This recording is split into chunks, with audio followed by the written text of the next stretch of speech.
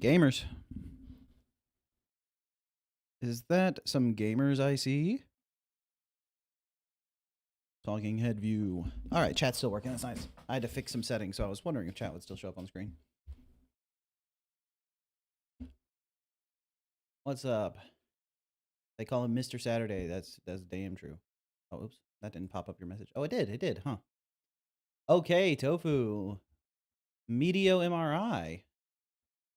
IDT had to refresh my page to get the stream starting page. Congrats on 200K subs. Thank you so much. 200K. Yeah, it's huge. It's huge. It's way more than I ever anticipated being possible, so that's awesome. Elijah, Avila, John Watson. Hey, Rocky Mullet in chat. What's up, Rocky Mullet? Caleb Graham, C. Melga. Your cam looks so clear. New setup. Yeah. I've been using the same camera, but I didn't have a capture card for it, so I was just using it in like webcam mode, so it was not very high quality. So I got that set up. But yeah, Insandio in chat. What's up? How you doing? 200K. 100K of those are you? Dang. The stream elements is here. 6-7. True. 200K is awesome. Congrats. Hey, thank you. By the way, you mentioned your audio setup on Discord a while ago. I think it's very good. Hey, thanks. I put a shocking amount of effort into trying to get the audio to sound good. Way too much. Yeah. So if you were curious, if you were wondering, I wonder, did Shovel go to bed at a recent time so that he would be bright and clear-eyed for playing other people's games on stream? Nope. Instead, I stayed up extremely late playing. Hold on. This could load a little bit faster. That'd be ideal.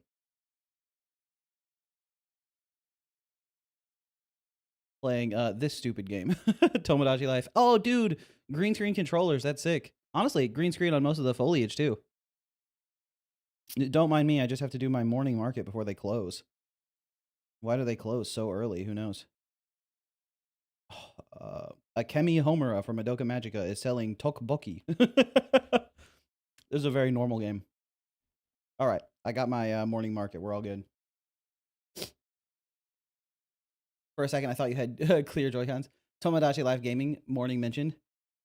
Nice, morning mentioned, yeah. Dude, I gotta put Morning Starter in here as a character somehow. Dude, my island is a hot mess right now. Monica from Doki Doki Literature Club fell in love with Danny Sexbang from Ninja Sex Party at first sight. Harry Mack, the rapper, is in love with Gothitelle, the Pokemon. And then there's a whole love triangle going on with Hornet and Faker are both in love with Lae'zel from Baldur's Gate 3, so what a disaster. Although Faker, despite falling in love with Lae'zel at first sight, just sits in his room having fantasies about her. I don't think he even ever talks to her. So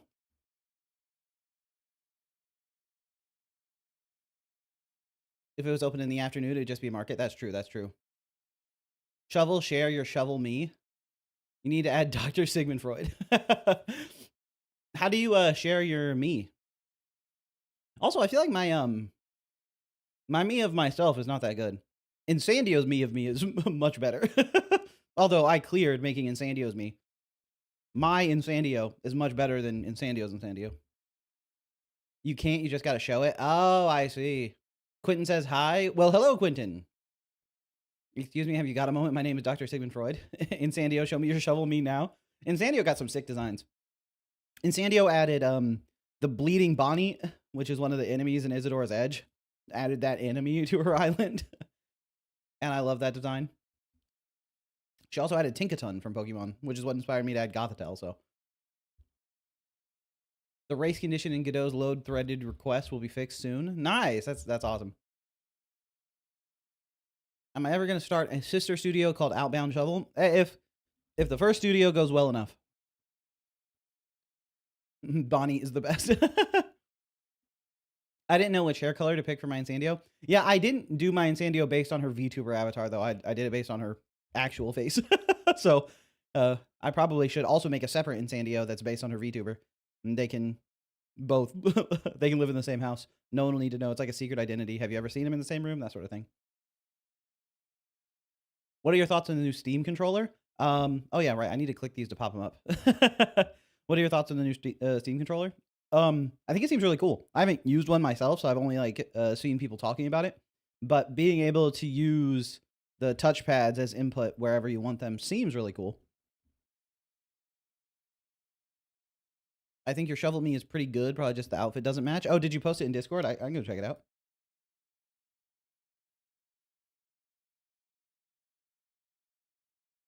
I don't see it. So, maybe if you still have it, you can repost it in Gaming General or something. Damn, I'm right there. Oops. How do you think the art forms you practice affect you as a person? Wow, that's a big question. Game design, art programming. Interesting. I think they're all very different. I think getting better at programming helps me think more like critically, help me think more logically, break stuff down into steps. It helps you with that sort of, step by step thinking, like logical induction type stuff, type shit or whatever. Game design, I think, helps you understand people's like behavior more, because that's essentially what game design is in a lot of ways, right? Is figuring out how to set the expectations for your player, how to guide their behavior in the way you want. And the better you are able to expect what your players are going to do, the better you can design your game. And so I think trying to get better at game design is mostly about trying to get better at understanding people. And then for art, I think art made me more emotionally well-rounded. If I have, I bought a Nintendo Switch 2 today so I can get Splatoon Raiders when it comes out, and the lady at the counter was shocked that I was paying and not my grandfather. Dude, I want to get a Switch 2 real bad. Monetary situation is not ideal for that, but eventually. That's why I just got Tomodachi Life for my Switch 1. I was like, it works. And Insandio did the research to find out that it runs basically the same. She was like, just don't use too much face paint and you can pretty much play. Vari is really into the excuse me, have you got a moment? My name is Dr. Sigmund Freud bit. Are you looking for more brand sponsorships? Yeah. I need to find some sponsors for the next couple videos that are coming out. Unfortunately, right now, the vast majority of the sponsors that reach out are, AI companies that I'm not interested in. So that's very frustrating to like have that flooding my inbox all the time. But oh, what did Hamlet say? I added Monarch as the main character of my island. Whenever he starts a sentence, he says "Holy balls." Nice. Praying for better sponsorships. That's what I'm saying. I'll get an email that's like, "Are you interested in a sponsorship?" And I open it, and it's like looks inside at AI 3D model generator. I'm like, "No, I'm good actually." As I hear they flood everyone's inboxes, yeah, it's nonstop. My Switch Lite's from like 2020 or something. That's not what I meant to click on. Except it ain't Twitch, so it doesn't do anything. Oh, exclamation mark alert. I see. And offering sponsorships to indie game developer and supporter. I mean, wow, this year bravery. I got a sponsorship from a company that they are like an AI game generator, not even just a model. It's supposed to be like you type in a game and it makes a game you can play, and it's obviously not good. I don't think that probably doesn't even need to be said that it's not good. But saying they misrepresented themselves is probably a little unfair. Maybe I just can't read. But anyway, it seemed to me that they were just a game platform. I didn't know about the AI thing until we got way into the process of like finalizing papers and stuff when they revealed. And what you'll be promoting in your videos is this AI game generation tool. And I was like, I thought this was just a gaming platform similar to Itch. That's like the whole thesis I was operating under. And they were like, no, that's not what we want to advertise. And I was like, well, I got to back out of this, and I'm not doing it. So, till date, I'm not so sure about AI game generators. I feel like AI still has a long way to go before it starts making decent games. Yeah, and I mean that's to assume it can ever make decent games. I feel like it's taken for granted that the technology will just continue to improve, which it might, but I don't know if that's certain, right? The particular AI tech that's being used for like all the generative stuff might just hit a wall and stop improving. Does it start with J? Oh, the company? I don't actually remember off the dome. It was actually hilariously, it was a sponsor for the video about the game jam.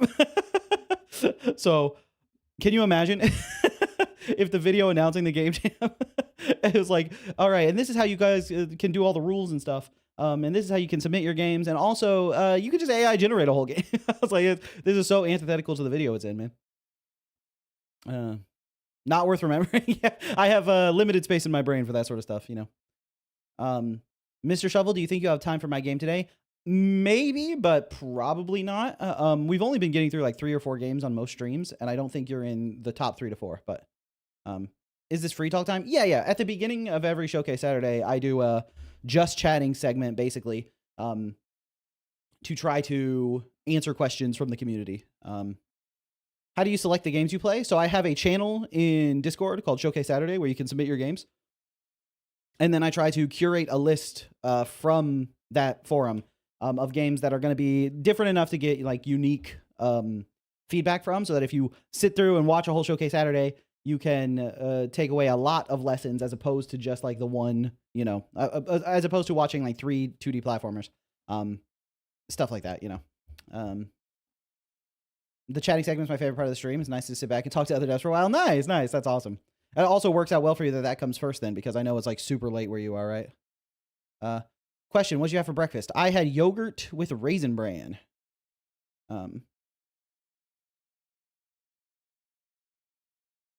I'm sorry for spamming, but I want to do a friend slop game because I like them, but I want to hear your thoughts about it. Yeah, I think like my thoughts about it is like if you know make a sick friend slop game, it can do numbers. People really like that genre right now. It's really about building something like that a group of friends can get in and have fun together, and facilitates them sort of doing their own thing, you know? So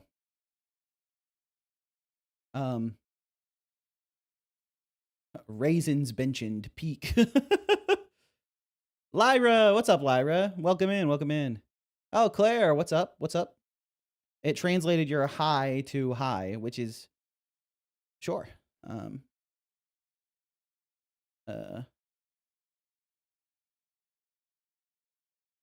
Hey Shovel, I've been watching your lives for a couple weeks. One thing I noticed is that your audio is roughly half of any other video, and when I increase the volume and forget and change, it always blows up my speakers on the TV. So I should have addressed that. Hopefully the volume is good now.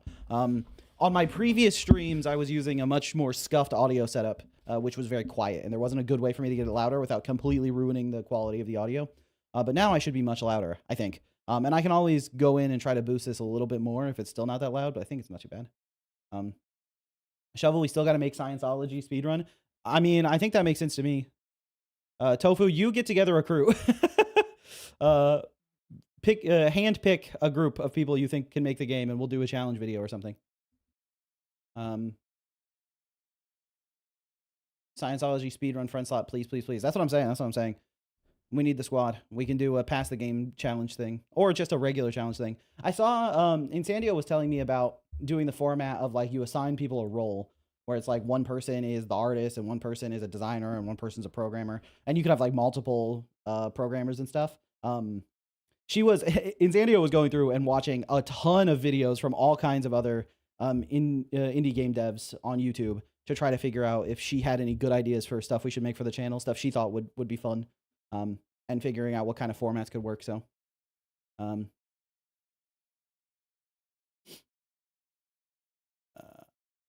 just found your channel via some shorts. For the person who wants to make a game, has all the abilities except drawing and not the funds to hire an artist, should be kept from making games. Oh, absolutely not. I think making a game with like a limited art is totally possible. And I think also people get the mistaken impression that the key to having good art in your game is like good drawing skills or having good assets. And certainly having good assets is like a good starting point, but there are tons of techniques you can use to improve the visuals of your game without needing to be good at like drawing or making the assets individually, right? In addition, if you're making a 3D game, you can find like 3D models that aren't like have simple textures or are very simply made. Like those kind of things are very abundant. And then you can use your own post-processing and texturing and visual effects to make those assets stand out. So it's not like a one-to-one of like creating good assets means having good art, because you can have good assets that are integrated poorly and won't look that good. And you can have you know, totally normal or beginner level assets that you know how to polish. It's like there's a whole field in game development called technical art, which, you know, there's a lot of pieces to technical art, but it's not just creating good assets. It's also about how do you implement them, How do you write the shaders that color those assets?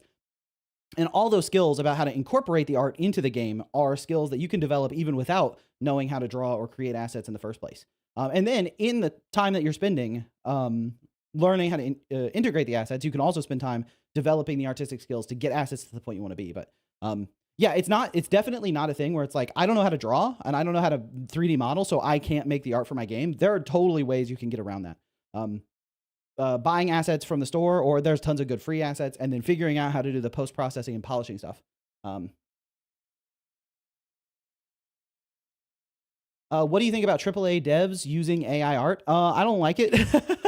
But I think there's like a big dichotomy too of like, are the AAA devs like kind of being forced to use AI art?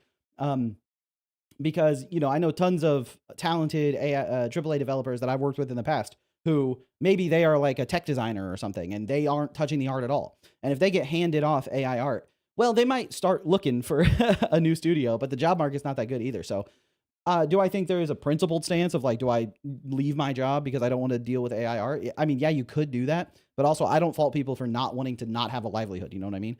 It's like, especially with the economy not being so good, leaving a job, especially a job that you like in the game industry that you worked hard to get, because all of a sudden they swap over to AI art on you is something that I wouldn't, I don't necessarily feel the need to condemn people for it. But yeah, I certainly have a lot less interest in playing a game using AI art, at least. So, speaking of technical art, I made another tile-related shenanigan in Godot that I posted in the Discord. Oh yeah, I was seeing that earlier. It looks really sick. It's like a shader for tile variation. I need to get some sauce on that. My new game is just basic shapes, and one of the reasons, and one of them are because I'm bad at art. Nice. Yeah, I think that's a good way to get started too, because if you learn how to do post-processing to make your basic shapes look good, that's going to help you in the long run, even for making, you know, polished assets look good. You know, it's like Thomas Was Alone is the classic example that every indie dev points to, and for good reason, because yeah, Thomas Was Alone is just shapes, but if you just look at those shapes, it's not just shapes. You know what I mean? If you want to look in what's all the stuff they did to make those just shapes look good, you know? Amateurish at code is a wild way to say made my own Godot fork. Did Monarch say he's amateurish at code? I'm amateurish at both code and art. That's spoken, what's it, Dunning-Kruger, right? Where it's like, as you get further on the graph, you start to underestimate your own skill because you can see how much there is to know. Monarch is well past amateurish level, but he doesn't see that because he sees the vast amount of skill left in front of him to acquire. So, oh, welcome new chatters. True. To anyone who's new to the stream or just hanging out, welcome. Good to see you. I'm not great at art, so I take photos in real life and rotoscope it. I hope my latest game looks good. Yeah, Jumpy Neb, you're bursting with creativity, so I know you got no issue making your vision come to life. Jumpy Neb got creativity in bounds. Wyvern Dev, what's up? Hey chat, how you doing? We're doing good. Wyvern Dev, you made it's Shell, right? Looking forward to more progress on that game. Don't forget to like the stream. Thank you. Okay, I got to remember that. If you're watching the stream and you're enjoying it, make sure you click that like button. It actually helps tremendously. You have no idea how much I don't know. I have no idea how to do even half the things I want to do in Godot. I'm bad at procgen and I'm bad at planning architecture. Right. But also, you are, I think, underestimating your own abilities, which is common. As people get more skilled, they underestimate their own abilities because you already know everything you do know. And once you have an idea, it's like, that's why the graph exists, right? Because when you don't know what you don't know, it feels like you're learning everything. Then you crest that and you can understand all the things you don't know. And then the things you do know feels like very small. And then as you start to acquire more skills, you realize, oh, actually you do have quite a vast skill set. So, is it bad that I'm addicted to my, okay. Wow, Monarch, I'm amazing at both of those. See, this is what I mean. Getting hit with imposter syndrome pretty hard. You're doing great. Yeah, that's true. I think it doesn't take much it doesn't take much eyeballs. Oof. English is not my strong suit, huh? It doesn't take great eyes to see that Monarch got skills, especially when it comes to polishing UI and stuff like that, which is its own branch. You know, UI UX developers exist that do what Monarch does.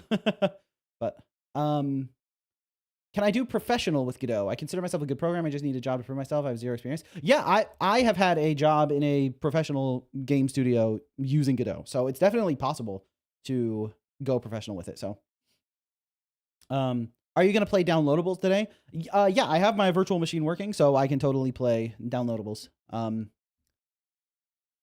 Do you have any tools or resources for planning out a dev timeline, especially as a solo dev? Yeah, so for planning out a dev timeline, one thing that you got to think about is definitely like, what is your runway? Like, how much time do you have to make the game, and how much time do you want to spend on the game? Because that really influences things. If essentially you just want to work on it till it's done and you're just gonna like keep trucking on it, then technically your dev timeline is whatever, and it's hard to plan around that. But if you're like, I want to finish this game in like a year or 6 months or whatever, you want to mark your feature complete date at, I like to think, around halfway. Where it's like at that point you have all the mechanics, everything's in, it's polished, not polished, it's in and it's fun, and you've tested it, you've play tested it, and you're like, okay, these are the features in the game, and then you spend the next half on polishing content so that you can build the rest of the stuff around it.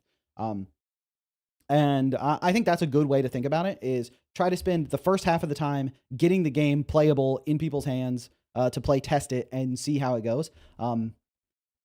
And so then that's also what I would recommend for when you're laying out your like milestones. What are the stuff you want to get done? Plan it around like, what do I need to do to get that first playtest into people's hands? What do I need to do to make it so that people can play the game and I can get feedback and see which direction I need to go? So, what's one idea for your channel you haven't tried yet, but you really want to? Yeah, that's a great question. I definitely like, well, it's not that I haven't tried it yet. It's like, I haven't done any game jams in a while. And so I thought it would be really fun to do a game jam with like a big team of people from the community, which I guess is something I haven't tried yet, but I really don't have time for that. I really want to do some challenge videos. I think, the developer, Blackthorn Prod, reached out to me to do a pass the game challenge, and I was really excited about it. But then I didn't hear from him again. And then there was like a big scandal around his pass the game challenges or something. Or I guess Blackthorn Prod is 2 people, right? And so doing those kind of challenges sounds fun, especially since I didn't get to do one, because I never heard back. So, more content. If you're passionate, then people will enjoy your game. I think that's really good advice. I think one of the keys to making a good game is having strong opinions about what makes the game good.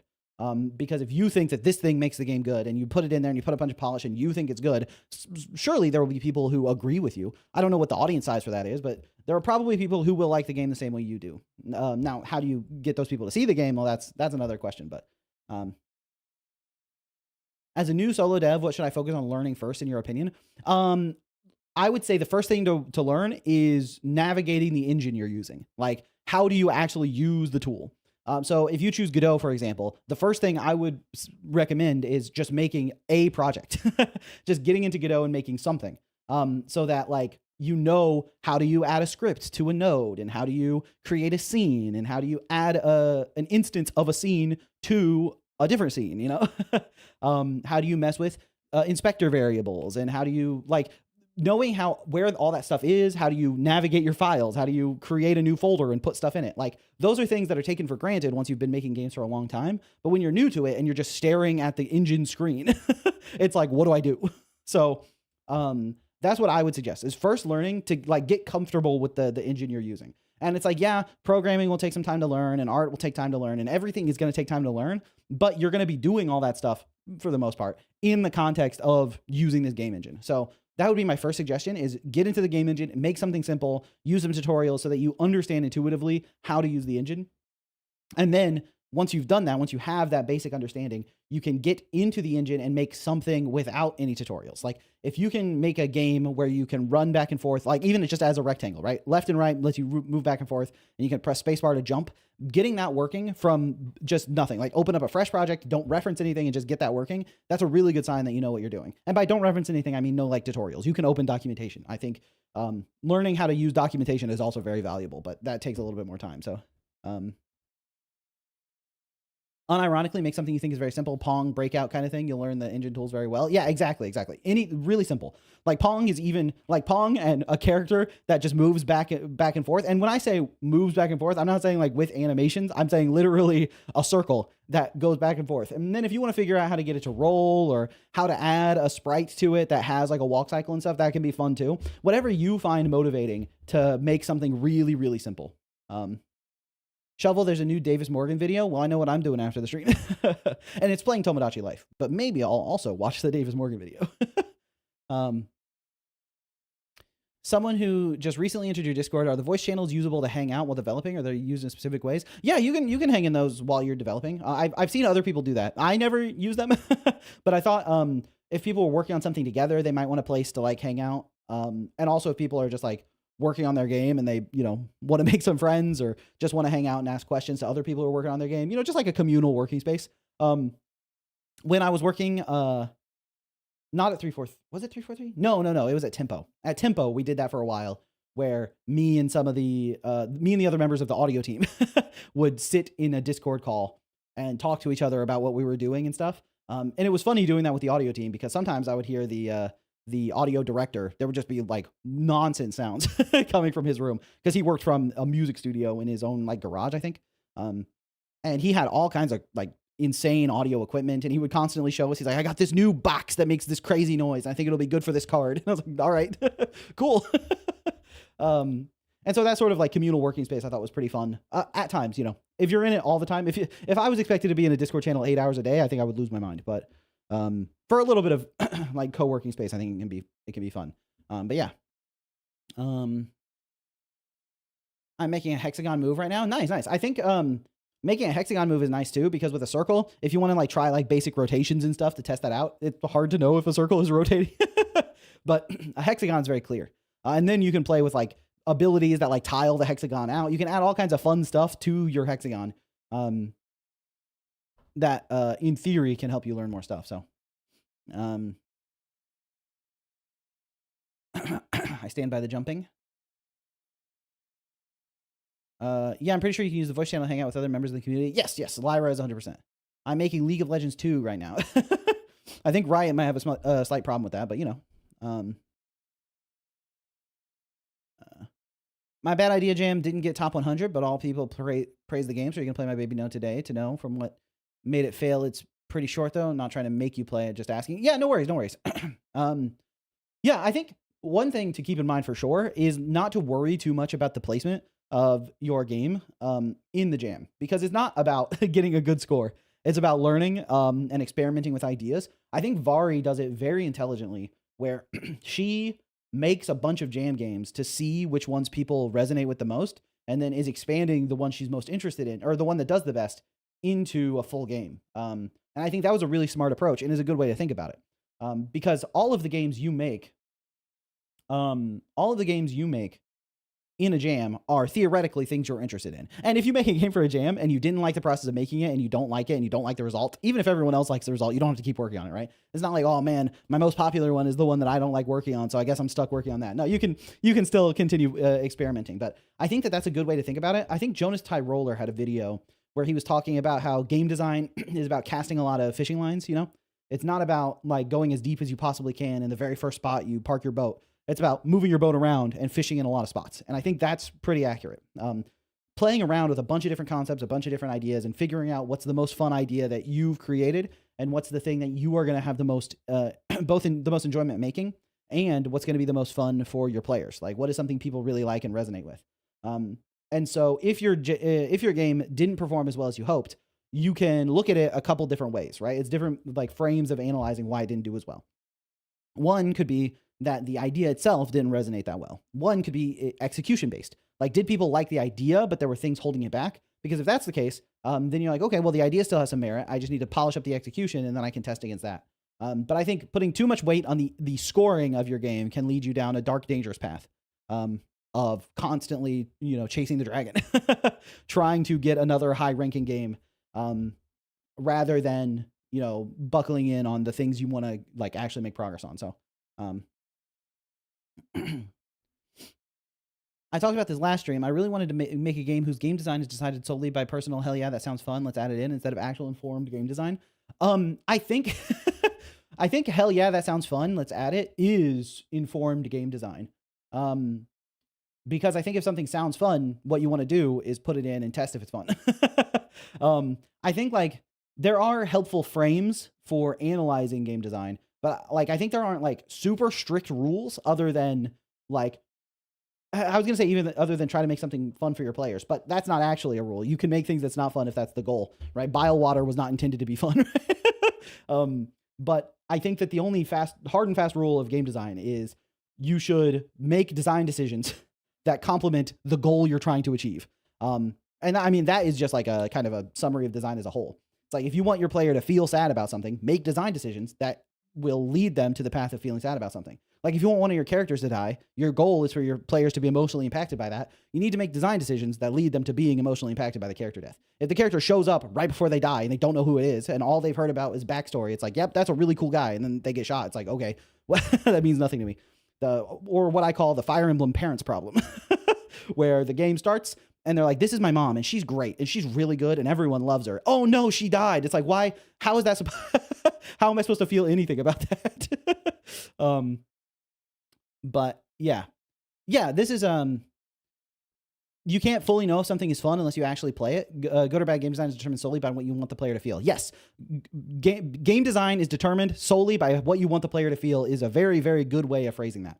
It's like if you want the player to feel scared, like in a horror game, you need to make design decisions that encourage them to feel scared. But those same design decisions that would be good in the context of a horror game would be really bad in like Animal Crossing. The bunny, for example, Zipper was terrifying to a lot of people. So you could argue that was a bad design decision for Animal Crossing. Now, it depends on what the goal was, though. If the goal of Zipper was to be provocative for people to have him show up on their island and have mixed reaction to it, then it achieved its goals perfectly. So, you know, the Shovel informed devs before playing their game on Showcase Saturday. So I don't go out of my way to do it. Insandio was doing it for a while, but I actually think in some ways not having the dev in chat can be beneficial. If the dev wants to be in chat, that's totally fine. But I think being able to go back and watch the VOD of me playing it is probably more like illustrating, more illustrative of what someone playing your game is going to be like. I know when the dev's in chat, if I'm making a mistake or struggling with something, there's a temptation to try to help. But you're not going to be able to sit in the chat of everyone playing the game and help them. So seeing the parts that I struggle with or the things that aren't working the way you intended them to, I think is very helpful. Additionally, I think watching a VOD is probably less stressful than watching it live, right? Because when it's happening live, if something's going wrong, you want to like fix it or whatever. But watching the VOD, it's like it's already happened. So you can just sit back and analyze what happened. You don't have to worry about like, well, I got to fix what went wrong. So yeah, so I think if the dev's in chat, that's totally fine. But I think going out of their way to make sure they're in chat might not be as helpful. The thing that might be helpful, though, is letting them know if it happened in a VOD. So, like, maybe I should start messaging devs and be like, by the way, your game got played in this VOD and linking it or something, so that once it happens, they can go check it. So I should watch Freya Holmer's Math for Game Dev course so I actually learn shaders now that there's inline shader previews in Godot. Dude, the inline shader previews in Godot... That is a mind-blowing feature. That is I am so excited for that. That's so great. Because, dude, even just thinking about like the work I did at the studio I was at, those inline shaders would have saved me probably days of effort. Like really, really wild. Not being in chat personally was really nice because I was able to see what I did well and what I did poorly. There's one block puzzle I was really nervous about and was pleasantly surprised when you got through the puzzle in like 5 minutes. Nice. Yeah, I think that's what I mean. It's like, I think it's really useful to be able to watch someone's playthrough of the game and see what happened. And then you can adjust your design based on like, did this moment land? I expected the player to do these things and to struggle with this and to make it through this. I didn't think this would be a challenge. I thought this would be a challenge. How did all that stuff go? So I think that like it's really useful to be able to just sit through, analyze it. You can even like take notes to figure out what you want to change about the experience that the player had. I tried to make a game without math once. Yeah, inline shader previews are so sick. It's so sick. Hey, what's up? Yami Kyogi 13. This is Digit. He's the editor for one of the editors for the channel. He's been doing all of the Game Dev Secret shorts since like the Steam one. So what's up? He also, Chim from Isadora's Edge on my island fell in love with Digit at first sight. So, and then also, so then when Chim confessed his love to Digit, Lae'zel from Baldur's Gate 3 also popped out to confess her love to Digit, and he turned them both down. And then Chim was depressed for a whole day. So Digit is just taking over the island with his startling good looks, apparently. It looks sick. It might make me less scared about learning shaders more. Yeah. I think it's really useful to be able to see what your different changes are doing as you're like making them, and see things line by line so you know exactly what's happening under the hood. I think that's super valuable. Additionally, it lets me avoid the debugging strategy of like, all right, is this line doing what I expect it to? Let me basically code the results of this line into the red channel and then code the results of this line into the blue channel, code the results of this line into the green channel, and then see what color everything is, and then use those colors to interpret what's going on. It's like, that is such an annoying debugging process. But as far as shaders go, it was like the best way I had to figure out what each line was doing. But the inline previews, wow, so sick. Chim is the sidekick of Isadora, just in case chat didn't know. No, true. I should probably, yeah. So Isadora is the main character. Chim is the like main like NPC, you know. Chim, similar to is it Sharma is her name? I'm blanking on the name of the character in Silksong that rings the bell. Which is shocking, frankly. I'd never turn down Lae'zel. That's a smart man right there. Digit's got it good. Digit knows what's going on. Does genuinely any other engine have this feature? This is a major Godot W. Right, I completely agree. I don't think I've seen anything this useful in any other engine. It's like, yeah, Sharma. Okay. Hey, if any mod can help me, I was wondering, how does Inbound Shovel choose the game each week? Does he take it randomly on the Discord? Does he actually do it by date? It's been in mine recently. Was curious. So it's a mix. The games that have been waiting longer, I try to prioritize getting them in there, but I also don't want to exclusively play games from, months ago. And also, we have the interesting issue, which is I couldn't get my virtual machine working for a long time, so the downloadable games were all like shelved. And so I have a lot of downloadable games to get to from the history of the forum. But I don't want people who submit now to feel like they're going to have to wait like 4 months or longer before they get their game played too. So I try to mix it up so that, at any point the game might show up. And then also balancing it by different genres and stuff. But Chim DLC that becomes its own game. That would be fun. Although imagining what Chim's game would be like, it would definitely have to be like a different genre. It's like Chim would need to be some kind of like factory-based management thing, because Chim is an engineer. So, and he is not a fighter. His his run cycle tells you that in spades. So, Shovel, I kind of want to make like a dopamine barrage card pack opening simulator just to taste out how ADHD I can make a game. A dopamine barrage card pack opening simulator. I mean, I think that there is... I wonder if there's like a roguelike-iness to it that could work, right? Where it's like you can get relics that improve your pulls. You can sell your cards for more based on like your reputation as a vendor. What I would do if I was trying to make a card pack opening simulator, trying to build a game loop around it, I would probably go look at, I think there are shorts that are really popular about like card vendors and videos that are very popular. Which of those vendors are the most which of those vendor videos are the most viewed and get the most engagement, and what makes them engaging for people? Because I've seen there are videos of like, POV of restocking my cards, and it shows them going around and like making deals to get cards to display in their table. And I think that there's something to that. There's something engaging about that. Especially it's like you want to have big ticket cool cards on your display so that people show up because they want to see the cool cards. And so you need to go buy cool cards from other vendors, and then you need to get a good deal on it so you can make a profit if you do sell it. But that's like a whole extra avenue of gameplay that isn't just opening the packs. And opening the packs, you could be trying to get pulls and then decide like, do you want it to be like one of your showcase items that like really brings people in? I think there's like a lot of stuff you could do in that game to scratch the itch of people who want to do rip open packs, get good pulls, and then sell the good pulls. But what the specific game loop would be, I think would take a lot of crafting and probably a lot of testing to see what's fun. So Why don't people just make their games playable in browser? It seems like the most convenient option for players. Yeah, I agree that it's very convenient for players to play in browser. There are also issues related to playing in browser. I know like Godot, specifically the web build for like audio management stuff, is like not as consistent. You can't really get the playback position accurately in browser. And so if you're trying to do some very specific audio stuff, it might be really hard to get it working in browser, especially if you didn't test it ahead of time. So you get it working in the executable and it's working perfectly and the game feels great. And then you pull it into browser and all of the audio features are totally bugged. And if you built the game around those audio features, then you have to go completely rebuild the systems to make it work. So in that case, there isn't really a way to put it in the browser. So stability is an issue in browser builds. Ugh. Yeah. I need everyone's opinions before I waste my time. Is Scratch worth it to make a pixel platformer game? Worth it is a phrase that's doing a lot of heavy lifting in this statement. Because yes, using Scratch to make a pixel platformer would be a good way to learn stuff. But if you already know Scratch, you could get experience with the other aspects of making a pixel platformer, right?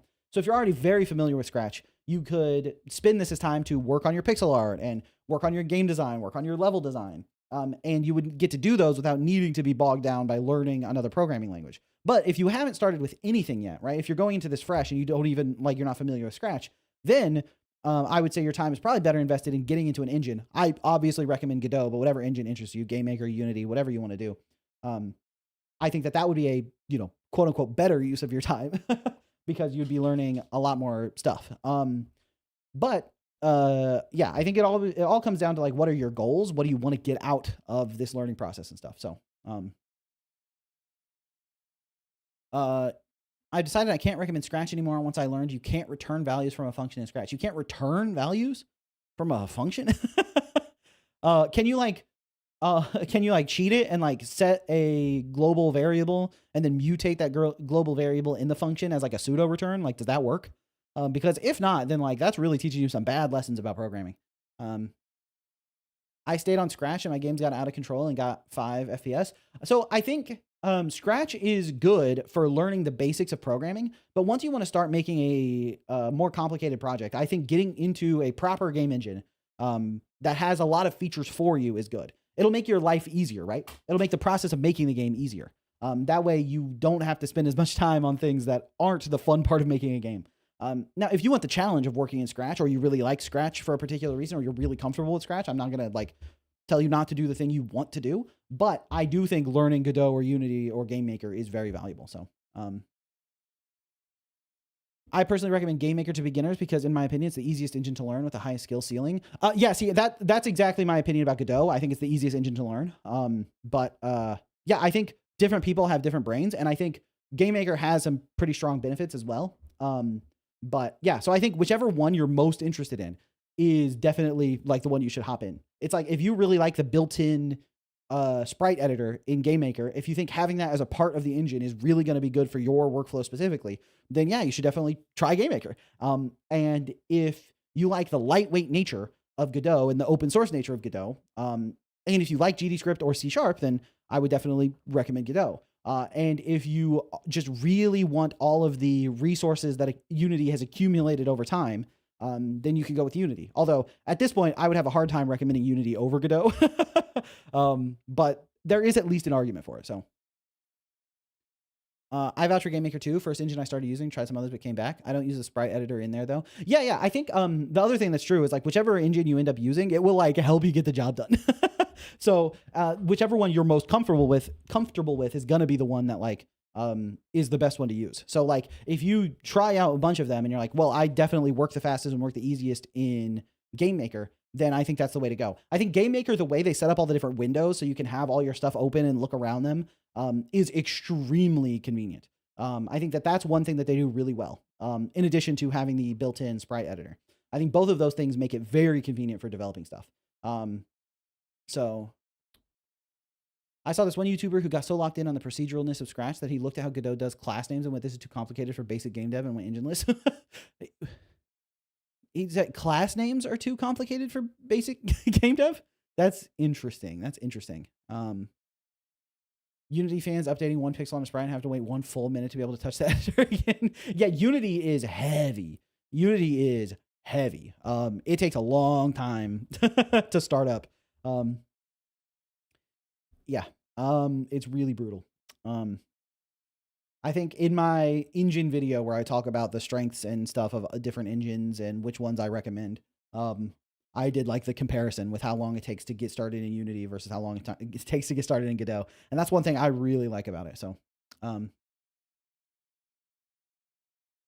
honestly, Godot's fine if you're willing to put up with a bit of studying at first, especially when doing a simple 2D game. I started an RPG Maker over 20 years ago for fun. None of that carried over. Ooh, yeah. I think RPG Maker is a good way to get started too. It's like I used one of the RPG Makers for like PlayStation 2 or something a long time ago. But yeah, I think the skills don't necessarily, the programming skills don't necessarily carry over, but any design stuff you learn or anything like that can carry over. It's mostly about like which tooling layout you're going to use. So,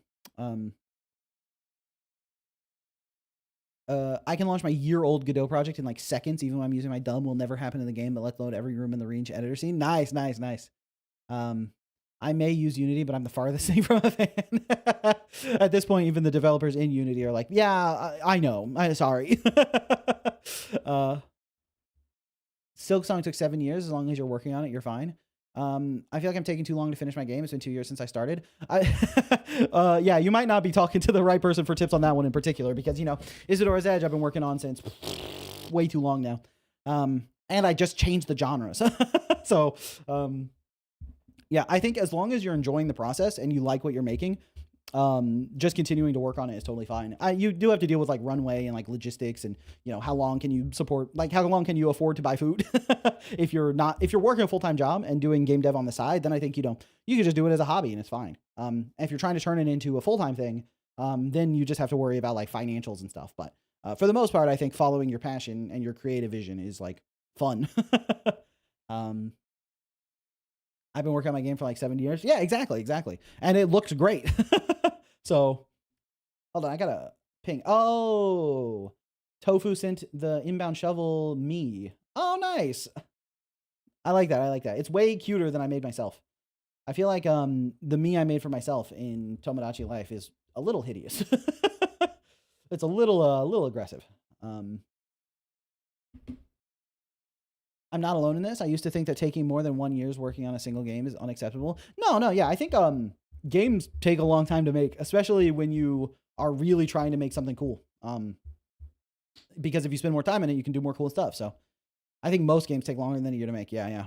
I'm probably an edge case. I'm using Unity for a commercial project, Godot for my little projects for my niece and nephew. Yeah, I think learning multiple engines is also really valuable. I think the fact that I have experience in several different engines is valuable to me, especially being able to figure out what I want from each of my engines and what I'm giving up on. And then also spending time learning about the proper way to like set up projects and the proper way to set up your like project's glue and the way to architect everything in different engines gives you a good sense of how architecture works in general.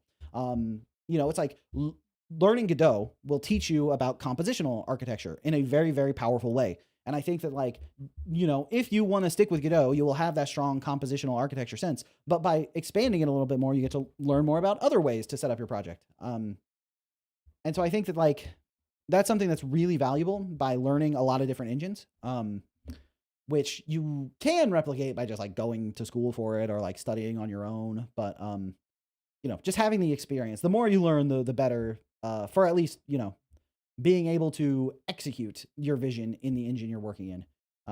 Now, if whether the vision is fun or how to play test it, all that's like a different skill set. But, you know, having written my own game engines in C and SDL and C++ and SFML was a very good learning experience that I'm never going to do again. Yeah.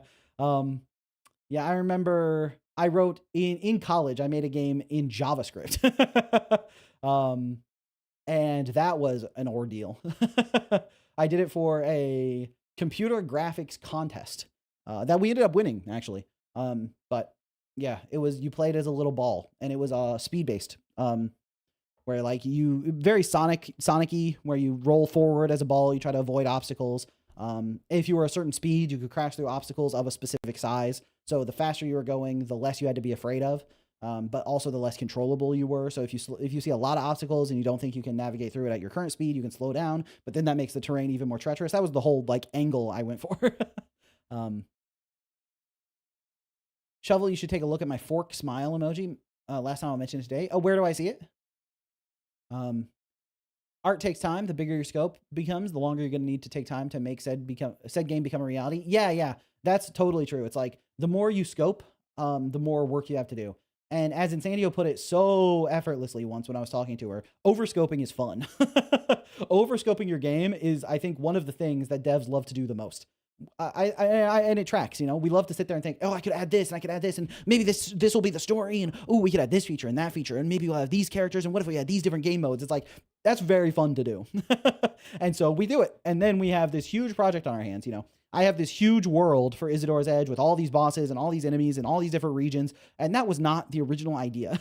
That was not what I intended to do. But I have left myself with a game that's incredibly large in scope, you know? So, did you make any other games before Isadora's Edge, like Game Jam games and such? Yeah. Before Isadora's Edge, I made Isadora's Edge, the Jam version, and then a bunch of other games before that. That was how I realized that what I really wanted to make was like a 2D action combat platformer. Now, I was trying to do that linearly because I thought a Metroidvania scope would be too big. But yeah, I made a bunch of different kinds of games. I made some tower defense thing. I made like a shop management game. I made a dating sim. And all of those were like very simple ideas, and my execution was lacking on some of them, just because of the scope of making it for a game jam. But none of them, especially the tower defense game, for some reason, I hated making the tower defense game. Out of all the games I worked on for the game jam, the tower defense game made me want to pull my hair out, and I don't even have that much hair to begin with. So I got to be very careful with those. I really, really did not like working on the tower defense game, and I don't know why. Something about it just like made my brain itchy. So yeah, but then I made a game called Lamb Land Adventure. And I was really happy with that game. And it was a 2D platformer. And the combat was super limited. It was like very Mega Man-y. You press a button to shoot. But like there weren't like enemy attack patterns because it was a short game jam. So I didn't have that much time to do it. It was mostly about platforming. And then it was really about finding the secrets. And so I was like, oh, a 2D platformer where you find a lot of secrets. And then I made Isadora's Edge, the Jam version, which had like a sword and had combat and had this like really telegraphed boss fight, like very cinematic, like big moves where the boss fades into the parallaxing background and launches attacks and does all kinds of stuff.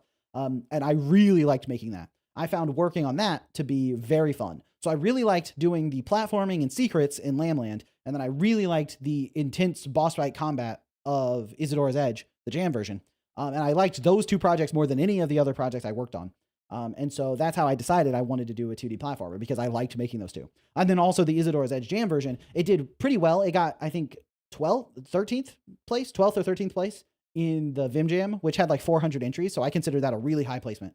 I think there's like a variance, right, on your placement where it's like, you're going to be like 10 to 20 points away from the score you would normally get. So for a 400 entry jam, if you're like 20th place, you could have been first, you could have been 50th, you're going to be somewhere in there. And I think like variance will account for a lot of that. So being 13th place or 12th place, whichever it was, I think it was 13th.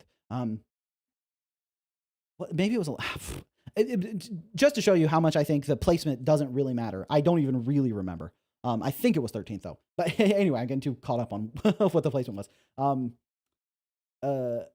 I considered that like extremely positive feedback in terms of like people resonated with it. And then I watched some people play the game, and one of the people who played the game was like, "Oh, this boss fight reminds me of a Hollow Knight boss fight, of a boss fight in Hollow Knight." And I was like, that is very high praise. And it made me want to do the full version of it.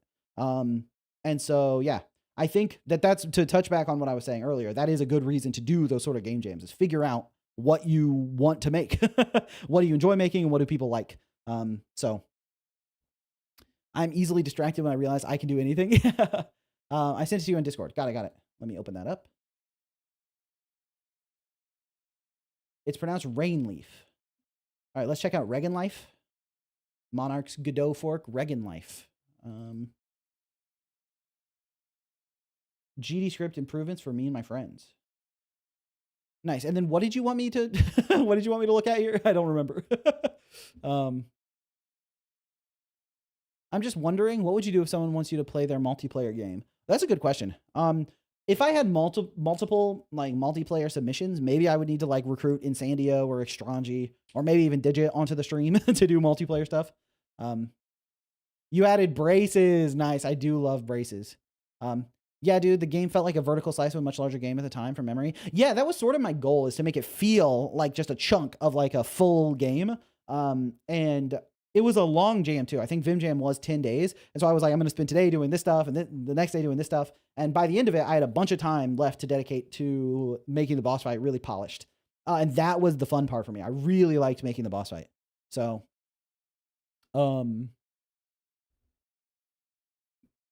best change aside from generics. Yeah, I think braces are really nice.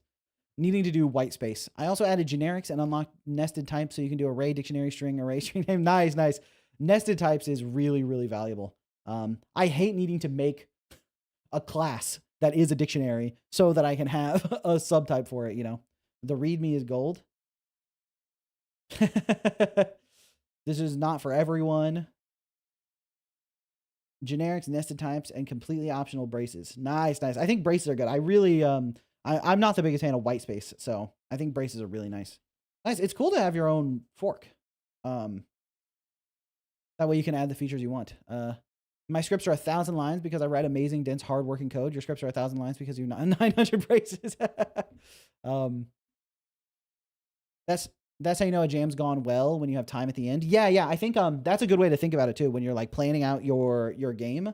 Like when you want to think about like, what am I going to do for the jam? It's like making sure you have time at the end to polish and play test and iterate on the stuff that you want to fix. For example, with the Isadora's Edge jam version, the one thing that I would have changed if I had playtested it more, because I playtested it some and people liked it, but if I had more time to playtest it, I would have realized that people did not like the plague attack because it felt like it was undodgeable. Which it wasn't undodgeable, but it was extremely hard to dodge and very luck dependent.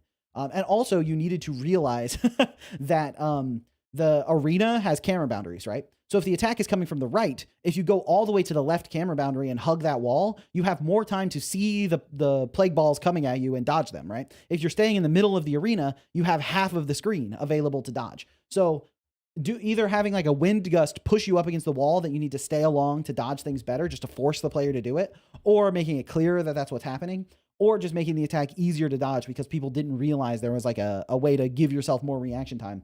Any of those changes would have really helped because people did not like that it felt undodgeable. And one thing I did was that I could dodge it, which I thought was important. Like if I couldn't beat the boss hit list, then I think it was not well designed. Because I know everything it's going to do, and I know all the tricks to dodge attacks. So I was able to beat the boss hit list. Not super consistently, but fairly consistently, I think.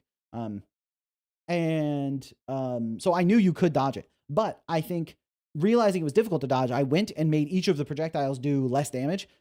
Originally, they did a lot of damage, and you needed to be pretty good at dodging. But I decreased the damage so that you could pretty much just survive through the plague storms, and then you would be fine at the end. But people really didn't like taking the damage that they felt was undodgeable, even though it didn't actually really hurt them in the long run. I could probably remake all of IDL in 2 weeks. I think that's really a good sign both for your skill and understanding where the tech of your game is at. Although I think you probably might be underselling the amount of work you've done if you can do it in 2 weeks. Unless you mean now that you have all the art in place, having all the art ready to go would certainly help things. If you need to remake all the art too, I think. What do you think about RevShare? I think RevShare is a really good way to build a team of people who have like the same creative vision and want to work together and fill multiple gaps, you know? It's like if an artist and a designer and a programmer, and obviously the smaller the team, the more hats everyone needs to wear, where it's like, you know, the artist probably wants to get an engine and do some design stuff too. And the programmer also probably should do some design work, and hopefully it can also contribute with like the incorporation of the assets using some post-processing and visual flair to get it all working. But I think it's a good way to structure a team that all are just working on a creative vision. But with that in mind, I think there is definitely when you're reaching out to people, to join your team, it can be hard to like artists want to eat because they feel hungry in their stomach. And so having money with which to buy food is very valuable. So if they're not on board with the creative vision or like on the team from the start, bringing them onto the project with a promise of rev share, I think, is dropping a lot of expectation on them in a way that I think isn't ideal. But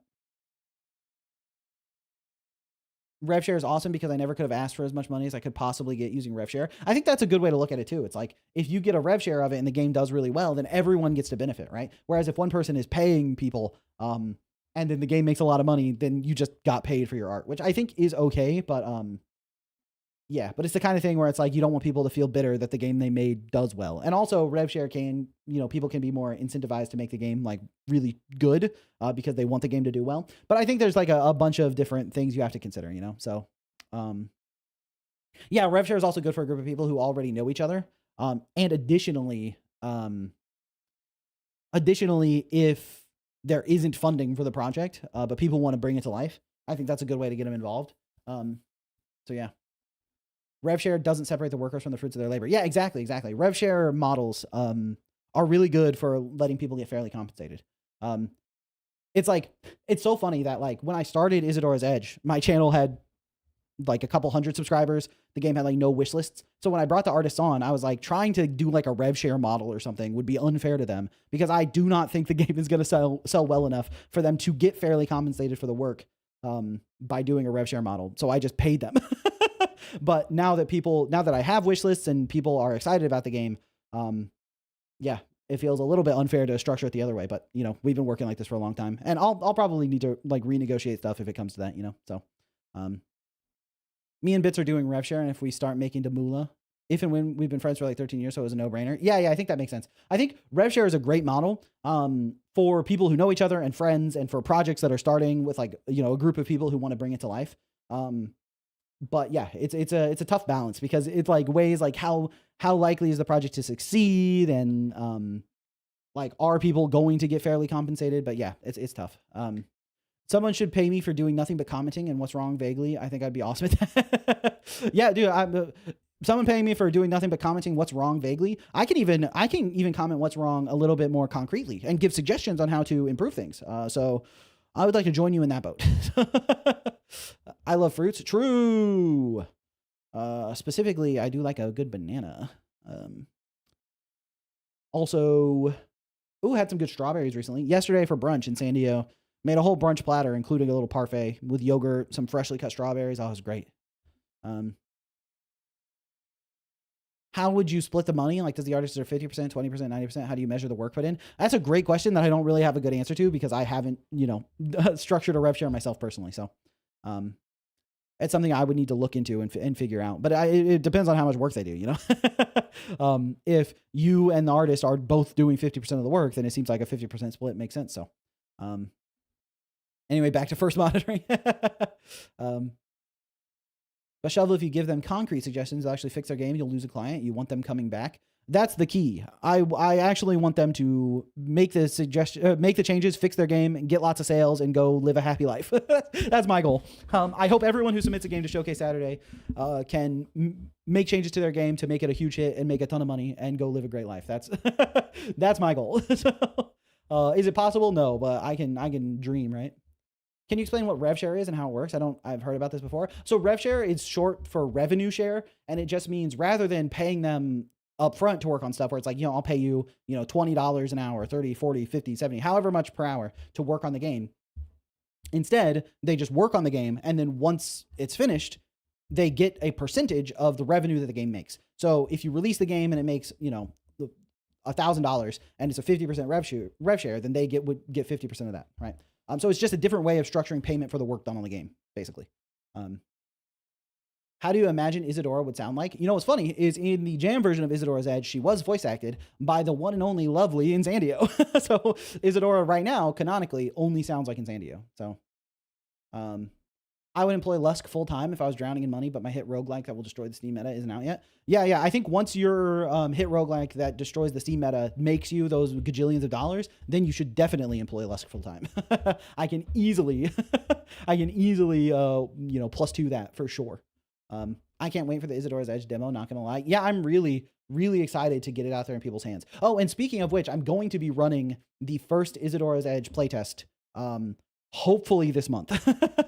My goal was to land it on like the weekend of the 23rd and 24th, but the more I work on stuff, the more I'm like, maybe I want more time. So, I'm going to be running a playtest either 23rd, 24th, 30th, 31st, maybe beginning of June. My goal is in May. We'll see.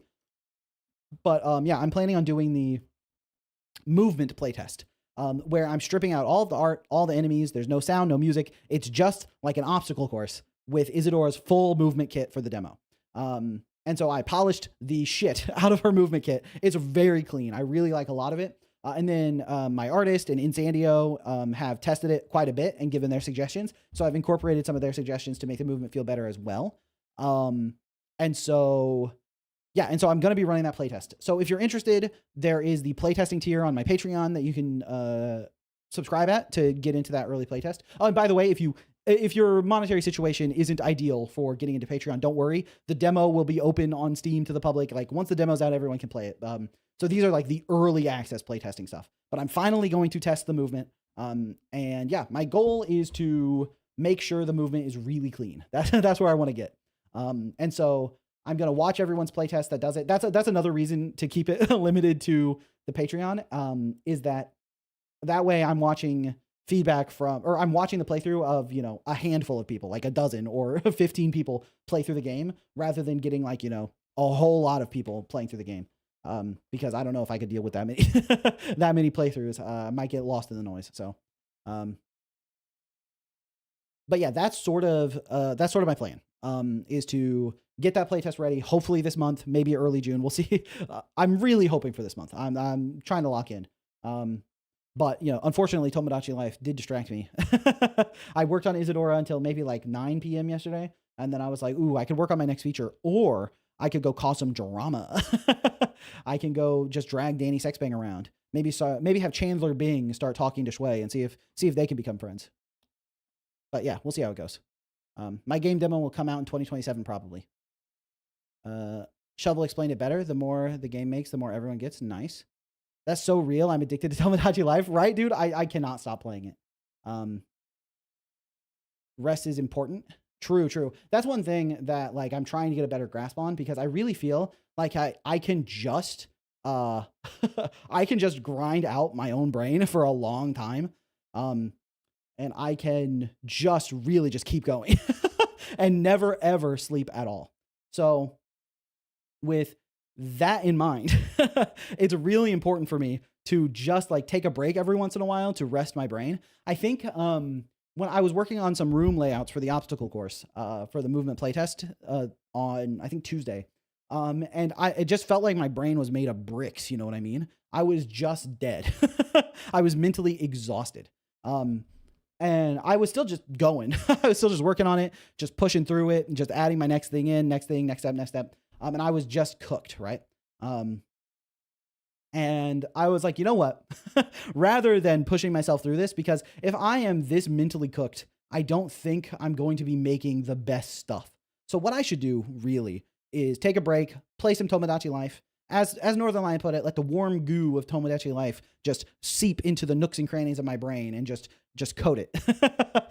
So yeah, I had a really nice rest, a really good break, playing that game. On Tuesday and Wednesday, basically, I didn't get that much work done and mostly just played Tomodachi Life. And that was a great break. And then I was able to come back and I got moving platforms working pretty well, pretty quickly. And then set up some basic obstacles using my moving platforms. And those were fun. And so I got some really good stuff. Monarch, is this true? Oh, what did Monarch say? Hold on. The burnout arc is just the absolute worst. Yeah. Trying to keep my mental in a good place so I don't burn out is very important. Because like the more I grind, the more I'm at risk of burning out, and I really need to not get to that point. So taking a break, taking some rest, I think was good for me. But then I also have to balance it, because I do need to get work done. So I can't fall into the habit of just playing more of an arc and more of a triangle. True. Did I just get parried? I don't see. Oh, last time I'll mention this, but to avoid spamming, I've heard the Shovel Jam's probably 2027. Yeah, so originally what I wanted to do was run the next Shovel Jam after I pushed out the demo. But I planned that before I decided to do the genre change, right? I decided to change Isadora to a Metroidvania after the jam, right? So with that in mind, I have a lot more work to do to get the demo ready that I wasn't originally planning on doing. And the more I thought about it and talked over the plans with Insandio, the more I can't really, I don't want to delay Isadora even further. And I did spend a lot of time and effort on the jam, both playing all the games on stream, planning everything out. I remember on the last day of the jam, I was up until like really late in the morning, just doing all the late submission requests, getting the video together. Like I barely slept that week, so that I could get the video out as soon as possible so people would get the results. And yeah, and then like I wanted the results and the video to come out at the same time, so it wasn't like a 1-2 punch. Because I remember when I was doing jams, it felt horrible to like get the results and see that I didn't do as well as I had hoped, but I was still in the contention for making it into the video about it. So, you know, my fingers crossed, like hopefully, you know, even though I didn't place that well, maybe they played my game and liked it, and then not showing up in the video too. Not even my game's like B-roll showing up in the video was brutal. And so I really wanted to avoid that. So I was like, I want these to come out at the same time, but I think I don't want people to have to wait forever to get the results. So I really ground out that video. And then after the jam, I was exhausted mentally from running the jam. And so, yeah, it really just sucked away so much time. And I was like, I don't think I can afford to spend that much time on the jam right now when I still want to get the demo out. I feel like I owe it to everyone who has wishlisted, everyone who's excited for the game, everyone who watches my devlogs, everyone who watches the shorts.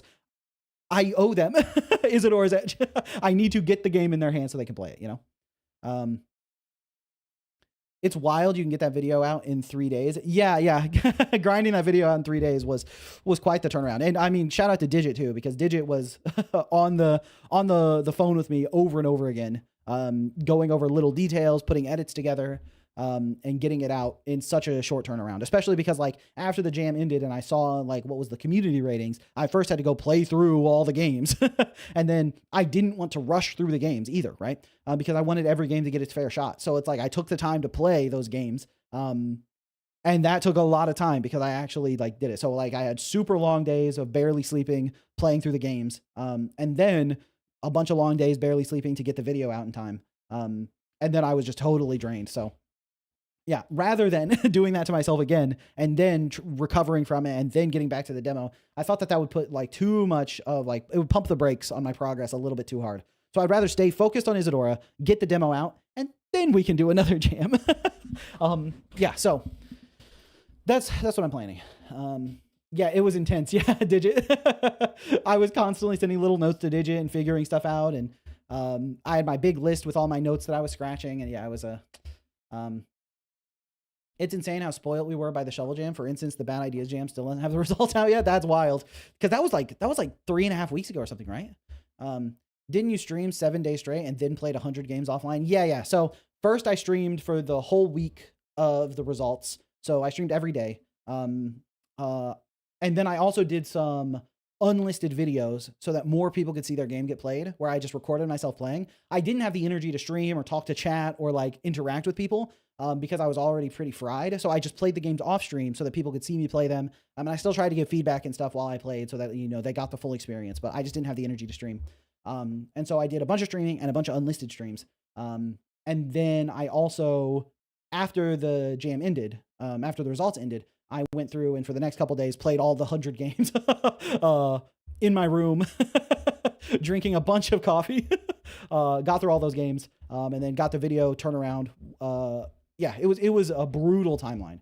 And so definitely the next jam, I will give myself a little bit more time. I think, you know, 1 week to get the video out after the jam ends is not enough time. And I think you all will understand if I don't absolutely destroy myself physically to get that video out. Maybe 2 weeks is reasonable, especially with other jams like I didn't realize the Bad Ideas Jam video wasn't even out yet. So yeah, I'm sure you all would understand if I need to take a little bit more time on that. A lot of quality over quantity. I'll be waiting patiently to make Zeal 2 Electric Boogaloo. Let's go. Hey, sir, I sent you an email on your official business email offering help with translating a game. I would love to translate it for free. I want more games to be translated into Arabic. Oh, that's awesome. That's awesome. Yeah, I'm not at the stage where I need translation right now, but yeah, I'll definitely need to think about how to do localization when it comes to it. So yeah, but thank you for offering. It's very kind of you. A lot of jams don't accept late submissions, I heard. Yeah. But I think for the next Shovel Jam, I will probably just make it so that you can edit your submission after the timeline ends. So as long as you submit a page, even if it doesn't have the game on it, you can edit it later. Because one thing that made me very sad was the amount of people who they worked for like, you know, their 10 days or whatever on the game, and then they submitted the wrong build that was missing some features, or there was one bug that really like hurt the middle of the game. And so having the page editable so that when that bug gets discovered, they can just go fix it, I think would be really nice. Now, there are some things that we have to like address with that being the case, which is that we want people to actually go and start playing other games and rating them rather than focusing on their own development. So I would probably need to have easy J Cat. Thank you so much. Thank you so much, Cat, for the membership. Happy birthday, Shovel. Thank you. Oh, I need to turn on desktop audio so you can hear the speech to the voice to text. Okay. I think the voice to text got missed on that one, but it was like a British voice. It's like, happy birthday, Shovel. Is that British? Vari, I think that was British, right? You can back me up on that. And if you say anything but yes, that was a super great impression. You're so unbelievably dead to me. They just crossed the halfway mark through the games. The bad idea people. Holy smokes. They're, I mean, makes sense. True. I still have this too. Like the stream. Thank you, Tofu. Like the stream. Nice. Thank you. I appreciate everyone who reminds me to ask people to like the stream. Why is the voice to text not working? Brutal. Do I have, maybe my headphones? Nope, my headphones are connected. Well, what are you gonna do? By the way, 3 cheers to 200K subs. Hey, thanks, Digit. Thank you, Digit. I think you meant to tag me and you accidentally tagged, you actually tagged IDT. IDT's like, I don't have 200K subs. What the? We no longer want to associate with your country. Hello, Shovel in chat. Hope all is well for everyone. Hey, Ghost Quest, how you doing? Hey, yep. At IDT, Isadora's edge win. IDT's on the hook all of a sudden. Man, I was late to the stream. No worries. We were just doing the just chatting section where I answer questions from chat. Nice. Oh, +4 to Tofu for sure. Yeah, thank you all for the memberships. I really appreciate that. And the new wallpaper for the members dropped yesterday, so you can check that out. Every month I do a wallpaper for anyone subscribed on Patreon and anyone who is a member. They get the Isadora's Edge wallpaper. And the new one is sick because it features the Allfather, who is one of the bosses for the game that you can see on the Steam page. You can see a screenshot of the Allfather. I haven't talked about him very much, but he is a sick boss. He's very fun. And so it's the first wallpaper featuring a boss, I think. Oh, no, that's not true. There was a previous wallpaper that had the Plague Doctor and the Allfather in it, I think so. Yeah. I love the new wallpaper. I might make it my laptop wallpaper. Nice. That's awesome. Oh, Luna Oyo, I hadn't seen the new one yet. Nice. Yeah, it's a good one. I really like it. I think it came out sick. Yeah, very dynamic. Right. I think Nikigoma like cooked on it for sure. I love your burnout video, by the way. Oh, thank you. Is there any lore about Isadora that you can tell us about?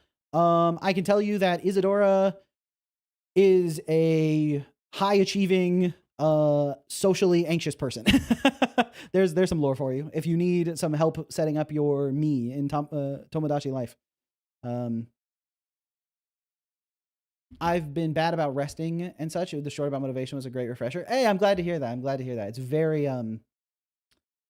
It's very good to know that that video is helpful for people. It's like, because I have a balance of like, I want the shorts to be as helpful as possible. And so sometimes I make a short that I think this isn't going to apply to a wide audience, but I think it'll be very helpful for the people that I'm making it for. And that was one of them that I was like, for devs who are in the trenches and burning out and really just feeling like they need to like keep locked in and keep the motivation going, I was hoping that that would be one for them. Similarly to how the new short for today is also not for a wide audience. The short for today is specifically because I had a lot of people really worried that they were accidentally doing multi-threading when they used the async keyword or used the await keyword. And so this short was specifically to all the devs out there who are worried that they're accidentally doing multi-threading stuff. You're totally fine. um, Isadora's favorite food is oranges. I don't think so, but I don't think I've given her an orange in Tomodachi Life yet. So, um, love your short form content. It's entertaining and educational in the best of ways. When did you start getting into game development, coding, and art? So I've always really liked game development. I've been interested in it since I was really young. I've tried to start like game development clubs. Like I tried to start one when I was a freshman in college, for example, many years ago. When I was in high school, I had a group of friends that we wanted to do like game development stuff. Digit and me talked about making games all the time together. Yeah, and then I learned programming. I started learning programming when I was in high school because I was like, you have to know how to program to make video games. And that's why I went to college for programming. And that's why how I ended up on my whole software engineering arc was because I thought you need to learn how to program to make video games. And then I started doing Unity stuff in my free time. And then eventually I was like, working at Amazon is sucking the soul out of my body. I feel like I am a corporate pawn and I don't like it. I need to go follow a creative fashion. And so I applied around at a couple game studios and I got into 343. Where I got the job because I really nailed the interview. And that's something that I've been thinking about making a video about. It's like how to prepare for game studio interviews. Which I don't know if the advice is still that valuable because it seems like it's impossible to even get an interview nowadays with the way people are applying to everything like in, huge waves. But if you get that interview, you really want to nail it. And I have interviewed at a lot of game studios. I've interviewed at a lot of game studios. And I have nailed a bunch of interviews and I have really shit the bed on a lot of interviews. So I think I know really like where the lines are. Await enjoyers when Tween Await Chad walks in. Dude, Tween Await is also sick. We make him promises now. We promise developers. Have you ever made a video about the lore of your game world? Are you saving that lore to be revealed when you play the game? It's sort of like a combination of both, where it's like, I want to talk about the lore some, but I don't want to spoil too much for the game. But I also don't know exactly how to structure a lore video to make it super interesting or anything. So, yeah.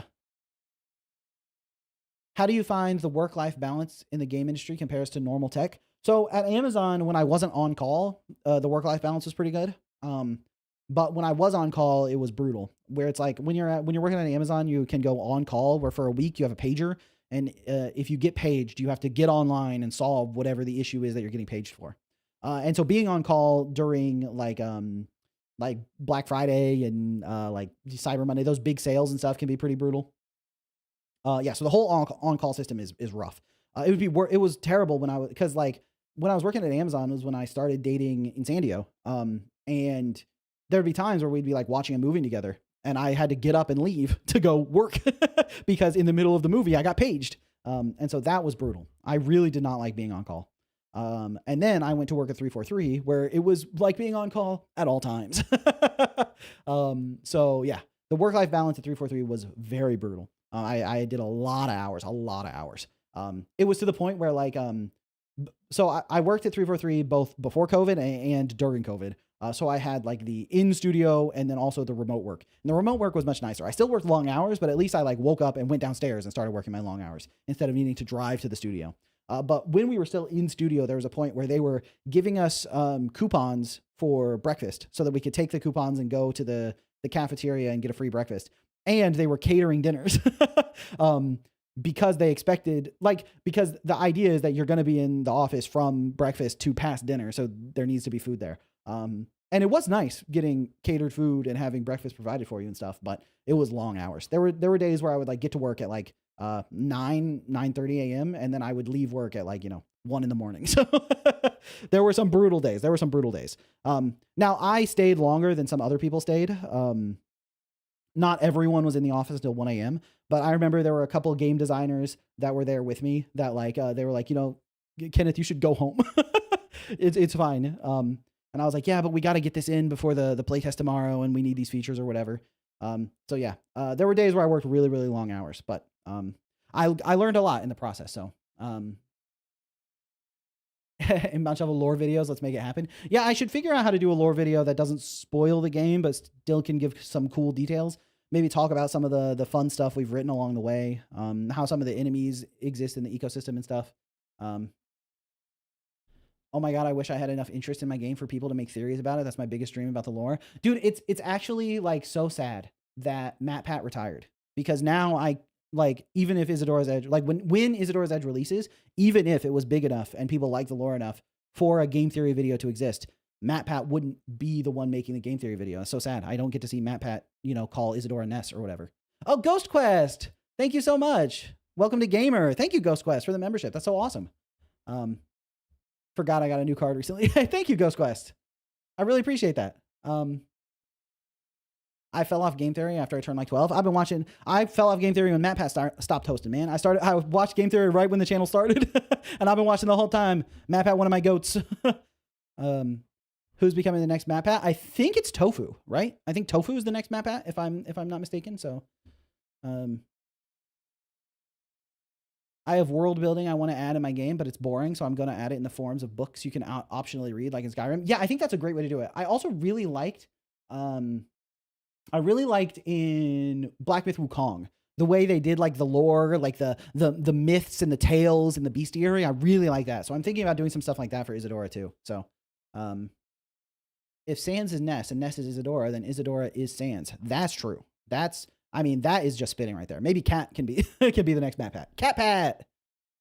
I got too excited about that.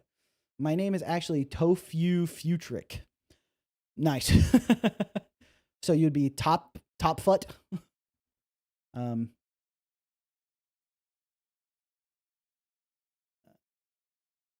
working on a short right now for gore in video games, but it takes so long to get a good recording of your voice. Yeah, that's true. It's like, that's something I've had to practice a lot, is how to get a good take into the mic. It used to be I would send Digit voice recordings that were like 5 minutes long, and I would restart over and over again. Nowadays I can basically one take it. I have like maybe a couple flubs in there, but for the most part I can get a pretty clean recording to Digit, but it does take practice. It's like most skills, the more you practice it, the better you get at it. So I can usually deliver my my short scripts in a one take, but it took a while to get there, Hello, Dr. C-Jack. Welcome in. Okay. Well, I've been yapping for about an hour and a half, so if we're going to play some games today, we got to get to it, I think so. Unironically, the shorter the voice line, the harder it is to get right. That's damn true. And sometimes I just want to deliver things a specific way. But I also write my scripts like with inflection implied. Like I'll put little like I'll put squigglies around things. I'll put, parentheses around things, just so I read it in the way that I think I want to say it, right? And that's the way I write my scripts too, is I talk out loud to myself. So, I do wonder how you balance a workload with creating content for the game and for the YouTube stuff though. Like, how do you take the time to capture and create YouTube stuff while working on the game too? That's the eternal struggle. And that's like why things were so hard. When I still had my full-time job before the studio collapsed, it was tough because, first you work your full-time job and then you do Isadora stuff and then you do YouTube stuff. And also I ran the jam during that period too. So I was really stretched then. Nowadays, I've been focusing primarily on just making progress on Isadora, which is why I think I've progressed so much in Isadora over the past couple of months. But with that in mind, it's like, YouTube is like important. I really want to keep doing shorts because they're really helping people. And I really want to do my devlogs because I think it's a good way for me to share the progress on Isadora. So I don't underestimate the amount of time I need to put into YouTube. But at this point, I'm just thinking, when I have something I want to share. So my next devlog will probably be about the movement playtest, because that way I can talk about all the movement tech I added, talk about how I got her feeling really good, and share the results of doing the playtest. So I can either do like a video that's, I finally playtested my game, it went horribly, or I finally playtested my game and they loved it. And either way, I think that video will be fun. So, which one is worse, generating AI assets or using the most commonly used pre-made assets? The AI ones, for sure. People get off-put by asset flips, but people get even more off-put by AI assets. So, I finally playtested for my game and it went horribly. Yeah. If you're primarily on the game, does your partner create most of the YouTube content, like the actual footage used? So Insandio does the editing for the videos. She's been putting together the Showcase Saturday videos. She edits the devlogs, but for the footage in the devlogs, I capture all of that. So I'll screen record the game to get the clips that I want. And if I have something specifically I want to show, I will make the in-game the in-game version of that. For example, for the map video, there were sections where I moved the map off screen to show the trigger and stuff, so you could see the trigger that existed off screen, and like the camera would scoot over to show the out of bounds area. So I made all of those pieces, and then I give all of that, including my I write the script, record it to camera, get all the footage for it, and send that to Insandio, and then she edits it all together. So. And then for the shorts, I write the script, I record the script, and then I get any necessary footage. Like if I'm talking about, parallaxing backgrounds, I get some recording of the parallaxing backgrounds, and then I send that all to Digit, and then Digit makes the short, puts it together. So, yeah, so I still do a lot of work on the video side of getting stuff together, but when it comes to editing, that's the thing that I always hand off, because they are both way better at editing than me, and I don't really love the video editing process that much. I find it hard to get all the way through, especially the rough cut. When you're going through the final video where it's like mostly finished, and you're like adding like flourishes and adding like little details and stuff like that. And editing the shorts is more fun too because it's not as long. But doing a rough cut of like a 20-minute devlog where I cut out all my stutters, and I get only the best take of each line, and I put all the footage in the place where it goes, I find that part to be very monotonous. And I can get through it because I do that monotonous part to get to the fun editing part. But Insandio and Digit, they are much better at video editing than me, and they like it more than me, so it works out well. I did a playtest, and now I'm just making a demo. Yeah, I mean, as long as you continue to playtest the steps along the way to that demo, I think you're in a great place. Her editing is golden. It's so good. Yeah, I agree. I think Insandio is really nice. I think Insandio is really, really improving, too, at her edits as well, because, like, she started learning editing to do her own playthroughs on her channel where she does her VTubing. And I think that she continued to grow her skill set because editing Let's Plays for her channel is very different than editing a devlog. And she also has been doing a ton of research of watching other indie devs to figure out like the way they structure things and how they show stuff. In addition to needing to learn about Godot so that like when I talk about the inspector window, she knows what to show on screen, like stuff like that. Stuff like that she does really well. Here, I can show, if I go to my desktop view, you can see this is Insandio's, her VTuber page, where she did a playthrough of AI Somnium Files. Then she did some Beacon Pines, played Peak with me. Yeah, look, it's me. I'm in the thumbnail. She did some Nikki stuff. She's made some shorts as well. And so she did all the editing for these herself as well. So, highly recommend if you're interested in VTubers or Let's Plays, you check out her content. She makes good stuff. Just shilling my wife real fast. Hope you don't mind if y'all fellas mind if I shill my wife real quick. Yeah, she's making great stuff. And it's so sad. You can see right around when she took over doing devlog stuff for me because I lost my job. I lost my job in my studio, and she was like, I can pivot to doing like devlog edits and stuff for you since I think it's more important to focus on that now. So it's like she was doing her own VTuber stuff. And then she got pulled onto my work, and then she was able to squeeze in a video for herself about Nikki. But Insandio's editing is really good and communicates clearly. True. I think Insandio does a great job with the devlogs too, and I think she's put a lot of effort into figuring out what we need to do. So, it's a pity her videos are so well edited, but they don't get as much views, but I really hope she enjoys making them regardless. Yeah, you are contractually obligated to support your wife's VTubing career. Yeah, I mean, I think I really like the videos. I like the playthroughs. I think it's fun to watch.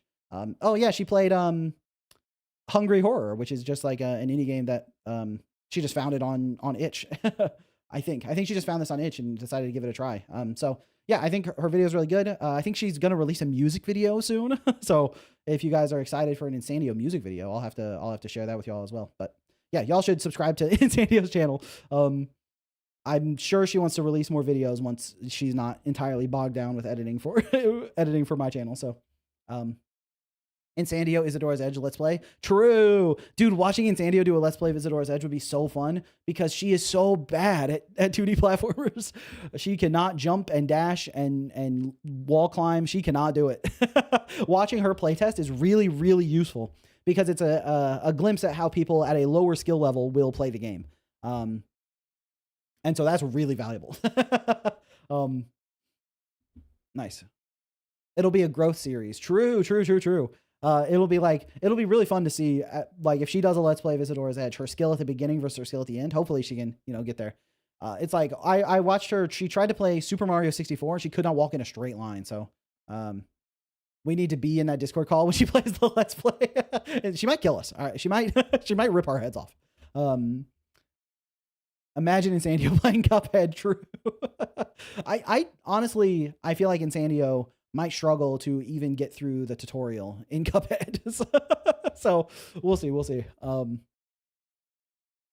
Nice. Okay. It's time to play some indie games and give some feedback, shall we? First up, we got Storm Settlers, which is by the wonderful Rocky Mullet, friend of the channel, been a friend of the channel for a long time. He was leaving comments on the Isadora's Edge devlogs when they had 100 viewers, so he's been a member of the community for a minute. And his game, Storm Settlers, he's been... Oh, it's a little bit loud. Let me turn it down a little bit in my own ears first. Then we can figure it out from there. Okay, that's more comfortable for me. Go back to you. So, Rocky Mullet! What's up, Rocky? A VTuber journalist. True. Right, the desert music has like a really good vibe. Is the music too loud? Let me know. Music's a bit loud? Okay. Let's go to like minus here. All right. Let me know if the music's still too loud. But yeah, he's been doing a devlog series about his game Storm Settlers. He's been working on it for a hot minute now. And it's always looked really good. So I'm super excited to finally test it out. Let's get in here with a new game. Disclaimer, while the snow biome is available, it is for now only a visual change. The desert biome is the intended way to experience the game. Okay, so I'll stick with desert. My settlement name, we'll call it Bingo Bongo Settlement. Settlement. Okay. Map seed is 30,041, sure. And let's get started. Left click is select, right click is cancel. I can do multiple placements with control or shift. Pause menu, I can change speed with plus, and spacebar toggles the pause. Okay. Okay, nice. What is the weird UI element behind his head? But is that his chair? Yeah, that's just my chair. Okay, so we got a little desert here. We got a stone. Just looking around. I can see time is passing, so that's... Go down here, town center. Let's build the town center. I'm not sure what the best placement is, but we can't put it next to this rock. So let's just put it on this nice little patch of grass here. Hua Schulz, Carlos Lopez, and Ingrid Tremblay have joined the Bingo Bongo settlement. I can build 3 roads and build a money building in range of another building connected with roads. Okay. So here, okay, I'm covering, okay, you can still see it a little bit to over my shoulder. I got some options. I got roads, I got destroy, and then I have a whole bar down here that you also can't really see. Unfortunately, I think there's not a great place for me to hide, so I might just have to cover part of the UI. So, why did the dev put my chair in the UI? True. Okay, got some roads. Let's just build a road down this way. About 16 gold. How much do I have? Oh, a lot. All right, let's build a road like that. And then we have destroy. Is this a money building? A money building, okay. So let's put the money building right next to the road over here. Oh, and this probably gains money for every building in range. Okay. So if we're going to build a whole settlement, let's start it here. Let's get it right next to the main town center. I think that'll help us out a lot. So. I'm the biggest fan of Ingrid Tremblay. The art style looks pretty clean. Yeah, the art style is so nice. I feel like it's getting exactly the vibe I want. For this game, the inability to scroll in and out to zoom feels a little bit strange, but because it's like a pixel-perfect game, I think, understandably, that'll be difficult to do. Okay, so I built a money building in range of another building and connected it with roads. Got it. Okay, give me my next objective so I can learn. I need to build a farm in range of grass. Oh. All right. Well, this is probably a farm. Okay, and we get... Oh, yeah. We want big... There we go. Right here? No, right here. There's the money-making spot for our farm. Okay, build a house. This is a mining camp. This is water. And this is a house. Okay. This symbol, you can't see because I'm in the way. Hold on, can I... Hold on. How do I scoop my body? I can't. I got it. This isn't working. Scoot out of the way. I'm scooting the wrong way, and I hit my green screen. All right, you know what? You don't get to see the icon. You don't get to see the icon, and you're gonna have to just be happy with that. You're just gonna have to be fine with that. Okay. It's not obvious to me why it's a house. Oh, I can see it now. It almost looks like a mushroom cap. So, I don't see any like range indicator on the house, so I'm not sure. But if I put it in range of the money, okay, let's just put it like right here, and we'll learn as we go. So, what a moment. Okay. Bro, move the webcam source. I'm not really sure where I could put myself that doesn't hide something, unless I just put myself in the center of the screen, you know? Or upside down in the corner. But although I guess maybe, hold on, maybe I could do. Let me see. Maybe I can move myself a little bit. Can I do? Put myself here. You can't see the worker button, but maybe it's better.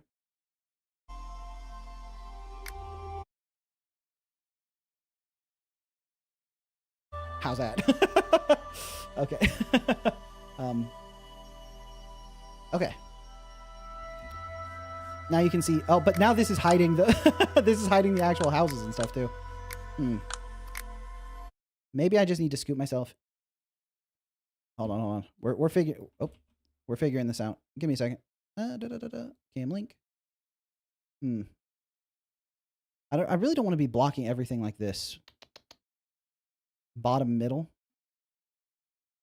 I hope my fam Ingrid Tremblay is pulling her weight. Might want to pause the game. If I die, that's fine. Okay. Okay, game's paused. We're figuring this out. Become small. Turn yourself 90 degrees. Just have to be really little. Okay, let me duplicate my camera because I don't want to. Can't really duplicate my camera very well. That's fine. Paste a reference. Now there are two of me. We hide one of them. Shrink myself way down. Okay. This feels like the best solution, maybe. All right. Okay. This is probably good enough. I'm a little shovel. Okay. Now I need to build a water collector in range of water. Okay. Which I think this is the water symbol. So we have a lot of water here. And it feels like it might continue on, so let's just put it here. And we need to build some roads to connect it. So let's do like this. Right there. Then let's also build a road there to connect the farm. Okay. Let's unpause. Alright, we got some good stuff going on. Check the caravan. The Newman family. They bring 50 food and 150 coins. Of course we welcome the settlers. Why not? There's a part in the bottom left that isn't green screened out. Yeah, the green screen's not super consistent. I got Fritz Newman. Oh, they're still building the water collector. Oh, because I also have to build the roads. Okay, let's let them take care of that. Carlos Lopez. People really want to see what Ingrid's up to. Hey. Just kind of wandering. Select the building the civilians assigned to. Oh, so we can assign them to work on specific stuff. I see. Fritz Newman. We got Carlos Lopez. We got who else? Scholes. Ernest Newman. Nice. Okay, that's the family that showed up in Adrian. Okay. We almost got the water collector, and then I'll get some new goals. Nice. Okay. Now we're in the green on water as well. We're in the green on food, water, and cash. We need a mining camp in range of stone. Okay. This is mining, right? Oh, what's this? That's a tech lab. Okay. Wow, there's a lot of stone down here. Well, this feels like the spot, huh? 95. And we can get it really close to the road as well. Let's also extend the road here. Boom. All right. Duplicate yourself 7 times. You must have a family. We will use the non-green screen part to dock shovel. We'll figure it out. All right. We got people working hard. And then we need to build a tech lab. Okay. What does tech lab need to be in range of? Okay, but if we put it in range of this... Let's just put it right here. Why not? Okay. Now we're running a little bit low on Dosh. We only got 354 bucks. Duplicate yourself and make the duplicates follow the little guys on the island. True. That is definitely one thing you can do for games like this, is connect it to Twitch chat or YouTube chat or whatever the streamer playing it is doing, and let the names be inherited from chatters. You know, if this Ernest was actually Monarch, you know, and over here was Cat, I think that's very fun for streamers, and I think making your game super appealing to streamers is very valuable. Okay, we can accept the deal. If we give them 50 food and 50 water, we'll get 300 bucks. Okay, why not?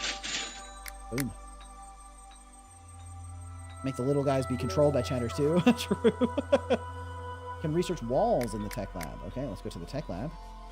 Research a new technology. Get some walls. Boom. And then we can start building walls to protect our buildings. Which way is the sandstorm going to come from? So I've seen, obviously I've watched the devlogs for this, so I know there's a big sandstorm. Also, it's called Storm Settler, so it seems pretty clear. I plan to allow to edit their names for the fun of it. Nice, nice. Yeah, I think like being able to edit names is huge, and then also like having some automation to it is nice too. I think, okay, it looks like the sandstorm might be coming from the top because of that wind effect. Yeah, you can see we're getting an indicator here.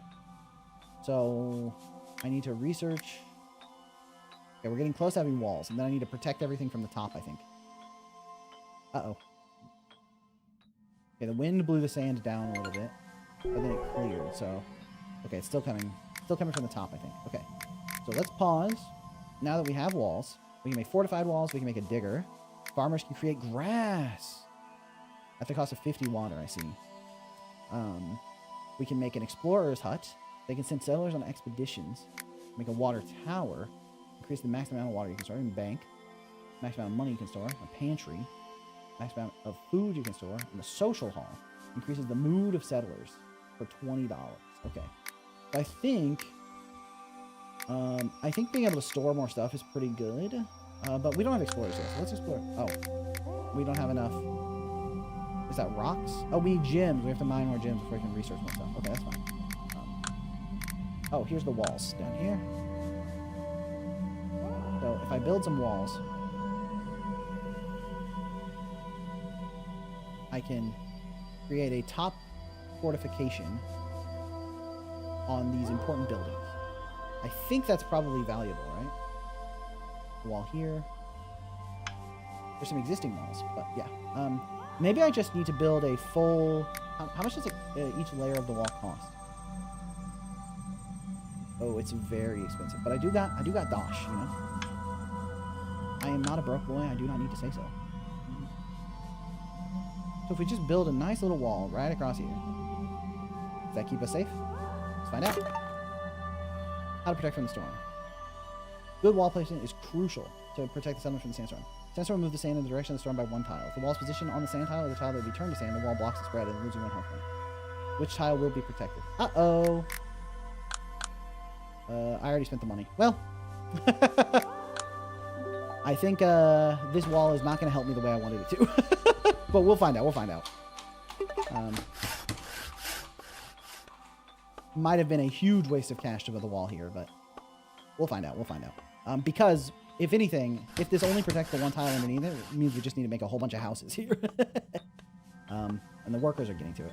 But we're still... Okay, our food production is fine. Okay, we're actually, like... doing totally fine on everything. Maybe that'll go badly once the sand hits. Shovel, I must randomly interrupt to tell you that Yu-Gi-Oh! Just released a card unironically named Gaming Gamer GG. Okay, well, I need to get that card. Because that's... they made a card inspired by me?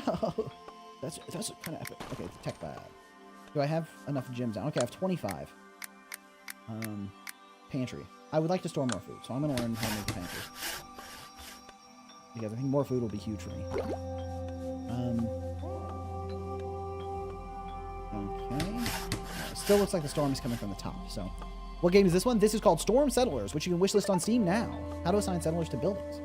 Settlers can be assigned to work on buildings and roads. Settlers first need to walk to the building to start working on it, enabling building production or allowing the settler to perform tasks by provided by the building. Non-working settlers will be automatically assigned to buildings in need of a worker. Buildings encumbered by sand can't be worked on will automatically unassign their working settler. You can manually assign them by right-clicking on a building or selecting it, clicking on the bottom info panel. Okay, that's fine. If I click on the building, I can assign people to work there. There's a settler assigned to work in this building. Or there isn't? There is a settler. Okay. So that's... Oh, caravan's passing through. They want a gossiper.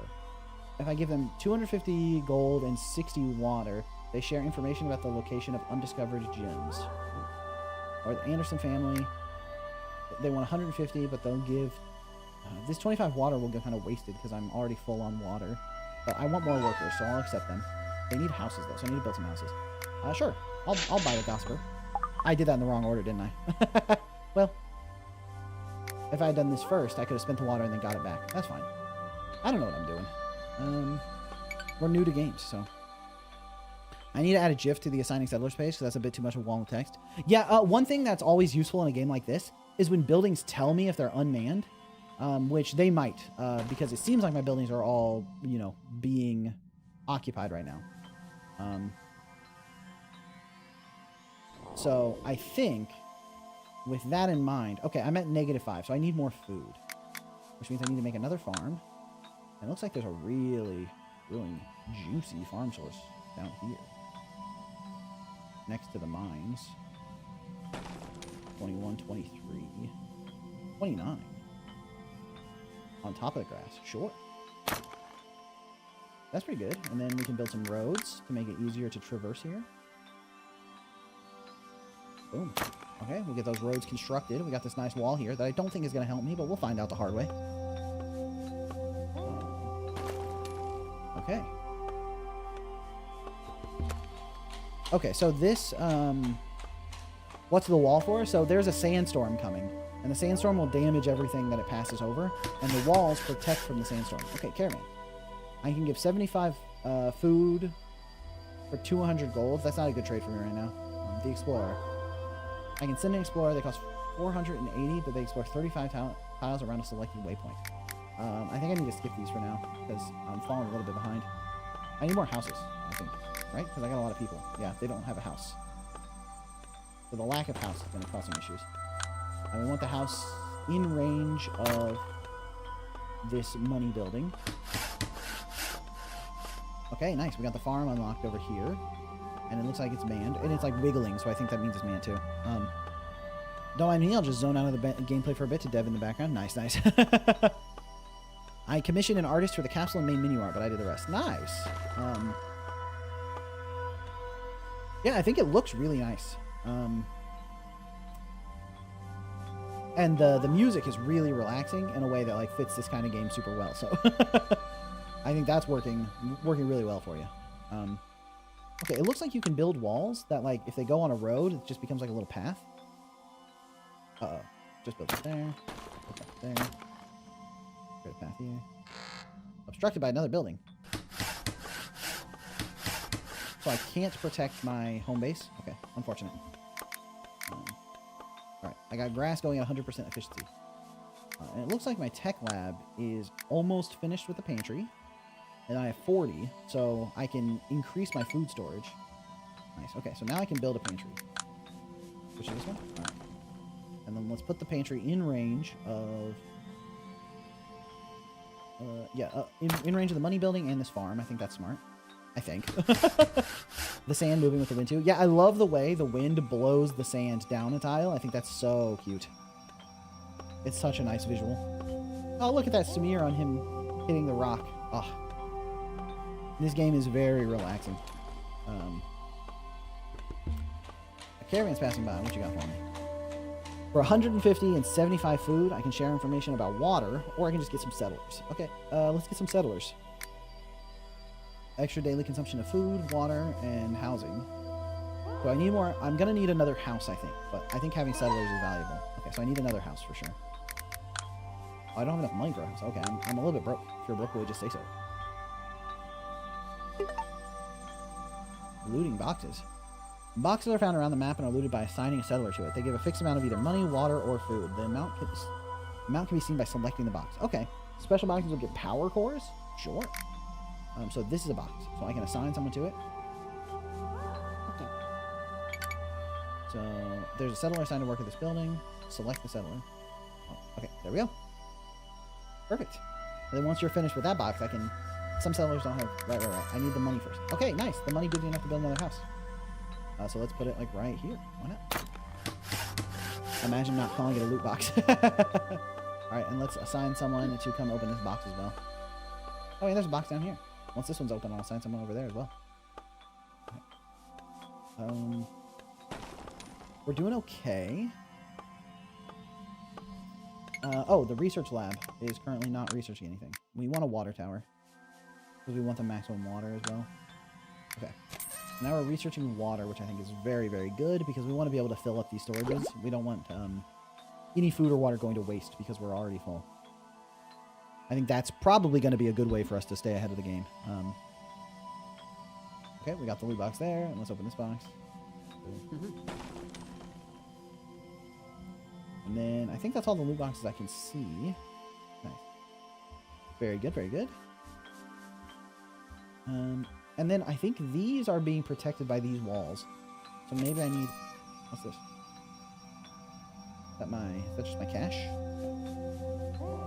Maybe I need to build another money house. Because I think that's... the money building, yeah. Because if we get it in a good spot, we can get a lot of extra income from it. So 59, 63, 42, 59. Oh, there's a 76 right here. So we're getting 17 from that, 8 from that. Okay, so 76 is huge. Perfect. Right next to that house. Hopefully they can interact with that just fine. I might need to build like the road coming up along here.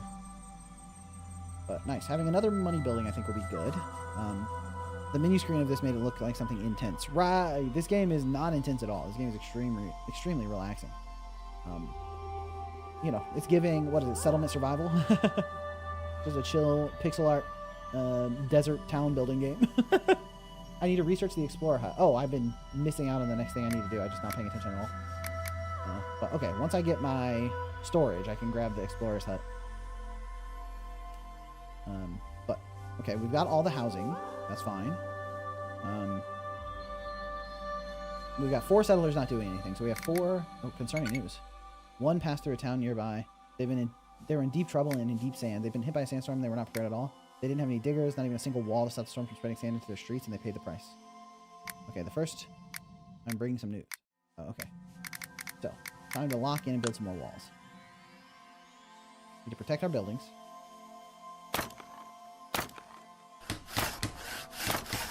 And build those walls there. Build a wall here. Oh, it's obstructed. Okay. Okay, so I can't protect those. Hopefully that doesn't hurt me in the long run. And these are all one big line of buildings, so it feels like they should all be blocked by this wall. The caravan's passing by. They want 75 food for 200 money. They're offering 10 gems for all that stuff. That seems costly. Okay, the sand might hurt our food storage pretty bad because it might destroy all this grass. And if that's the case, we really can't afford.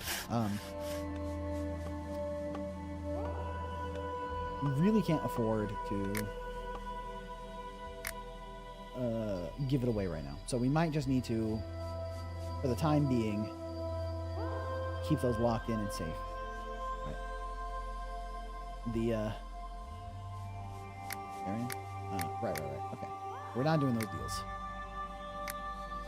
And I need to research the Explorer's Hut as soon as this is finished.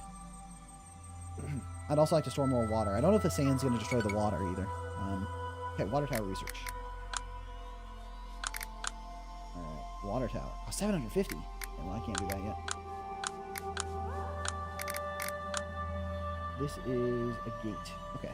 I don't know why I can't build the gates here, but maybe they're already protected by the walls because of the fact that it won't let me build here. Or maybe I need to build like right here or something. I don't know.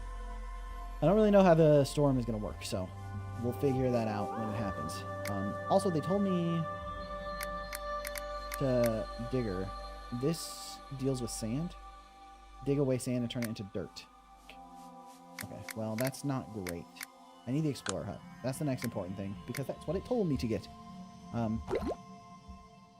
Shovel, every time I try to watch your stream, it starts to pause randomly. It's when I'm watching other streamers. Well, it's interesting. I did lower my bitrate recently because I thought maybe having a higher bitrate was causing it to not work on some people's devices as well. And I think I was able to lower the bitrate without really hurting the quality at all. But yeah, the bitrate shouldn't be too high now, so I don't know why it would pause. I'm not getting any dropped frames or anything, so could be something on YouTube's end. Not 100% sure. It's giving Timberborn. I'm not familiar with Timberborn.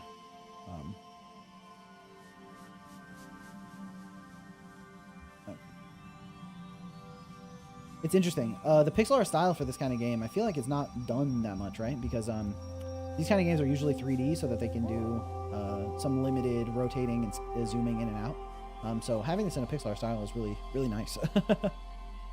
It cuts out for me too, but other pages are loading for me okay. Interesting. I wonder if maybe the bitrate is still too high. I could try lowering it, but...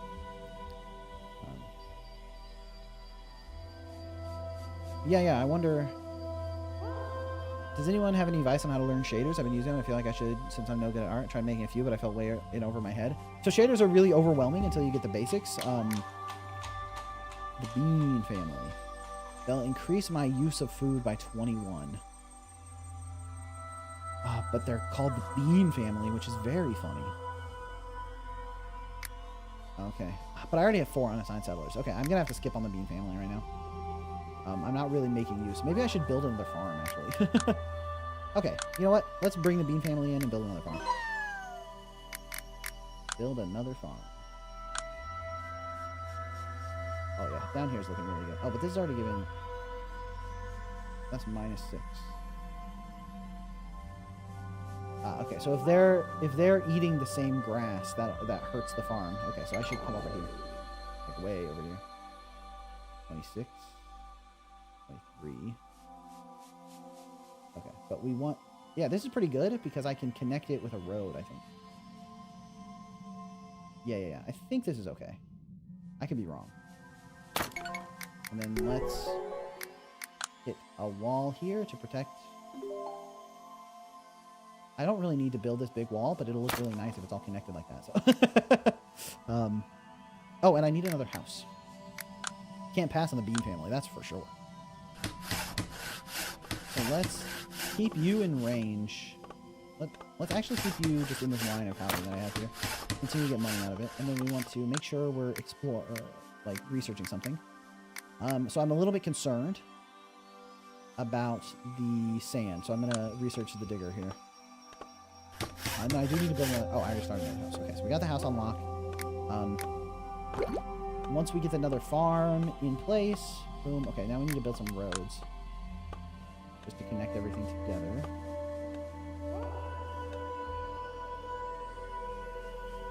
Is this going to destroy all that grass? Hopefully not. But if it does, whatever. I'll just live with that. I really didn't connect this together, but I guess I can make a road along the wall. Or something. Something like that could work. Right, the mood is going way down. That's not good. Maybe it's because they're hungry. Maybe it's because they don't have houses. Now that they have houses, it's going back up. Okay. I think not having houses is radicalism, right? Radicalism is win no house. All right, the research for our digger is complete. So, ooh, I really want digger buildings can be upgraded, faster exploration, explore waypoints, long journeys. Make a social hall. I really want farmers to be able to create grass, so I should wait for my next gyms so that the farmers can make their own grass. Shovelers for the shovel man, true. And then I need to make the exploration. Is this? Yeah, the explorer side. Yeah, we want to explore for sure. Oh, and that gets us +8, so we want to keep it in range, which is right here. Perfect. Build the explorer side. Caravan. The Chen family. Okay, well we don't need another family right now. We can spend 300 for 100 food. Perfect. So we get 200. Wait. So if we spend 75 and get 200, then spend 300 and get 100, then we would essentially be spending 100 on 25 food, right? Because, yeah, that'll be the differential. Because we get 200, spend 300, minus 100 gold plus 25 food. So do we want to spend 100 gold on 25 food? Sure. Boom. A deal. That's the kind of stuff we like to do around here. The Godot Shaders website is a good resource. Yeah. If you go to the Godot Shaders website, you can both see the way they do stuff, which is very valuable, but also a weak stranger reached Bingo Bongo Settlement. What's up, weak stranger? It's coming. Oh no! Did the weak stranger die? Poor guy. We had an empty house. We had food and water. We could have helped you out, bro. Unfortunate. Expand outwards and look for salvation. Oh, okay, okay. So we need to expand outwards so we can find a way to be safe. Ooh, dude, look at all the ore we can get from here. All right, let's expand out here way ahead of the time we like should be able to. Let's really aggressively expand. Oh yeah. This is what I'm talking about. Boom. And then obviously we need to build a wall. Put a wall right here. Boom. All right. And then we also want to build a road that extends over here. That's going to be an expensive road though, huh? 70? Oh, that's not that bad. Okay, we got a wall. The road is also going to get destroyed, I think. So maybe we should put a wall here as well. Let's build up a wall. Oh, and then we build a road through here to make it so they can walk faster. Okay, I think the wall might have destroyed the grass there, so I'm really hurting this farm. But bro still hasn't connected the money collector. Really? I thought the money connector was connected via this road. This generates money from buildings. Yeah, it's plus 107, and I'm getting 107. Uh-oh, the wind is picking up. The second one? Oh, this one? I made a second money connector? Uh-oh.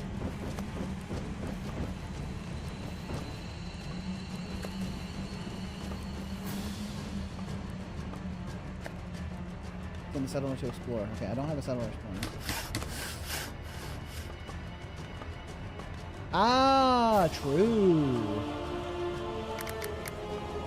And it has this symbol of like a broken path. Okay. That'll give me more gold in the long run. So, alright. I took a lot of damage. But I think the walls helped, right? I don't think I took as much damage as I would have otherwise. Okay, yeah, I think the walls helped. I think. Okay, so now I can build a road to connect this guy. Come through here. And let's go up like this. Then I can make another range of buildings here. Look at this. Look at this mining income. We're doing great. That was anticlimactic. Yeah, I thought it would do more damage. It felt cool though. It was very impactful. Caravan. The Tremblay family. Unfortunately, I just cannot. I don't have enough food for you, Tremblays. Oh, and my tech is asleep right now. Okay, I want farmers creating grass. I mean, it was the first storm.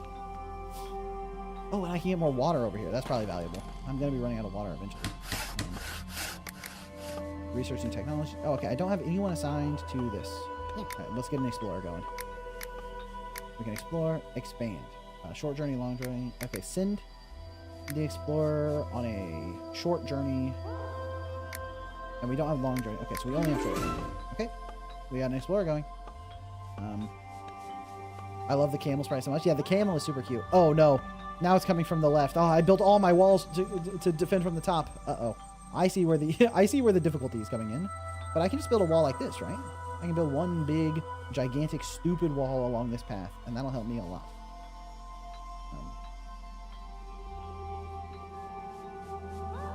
I think. I'm still not 100% clear on how the walls and stuff work. But... so we got someone exploring, and now we're getting a lot more money income, which is good. So now we can build this big wall all the way down here, spend all our money on it, but be absolutely protected. Let's go. Now that's going to be a sick wall. We're protected. Sounds good. And we got our spare workers all dealing with building that wall. And thanks to connecting this money house, we're actually getting a lot more income too. I wonder actually, should we just build another money house? Okay, our food situation is a little bit rough. But we have enough gems that we can make farmers create grass now. Okay. Once farmers can create grass, then our farm should do better. Is the lack of a road here making the farmer unable to collect grass? Because if so, we can simply build a road through here. Like this. I think that'll help us. Make sure you add a gate so the farmers can recess. Yeah. Understanding the storm damage and the wall placement is my forever UX challenge. True. Okay, yeah. So now we have a wall through here. That's helping. And then we got one farm over here. And we got a farm over here. I should probably build that digger. Is this the digger?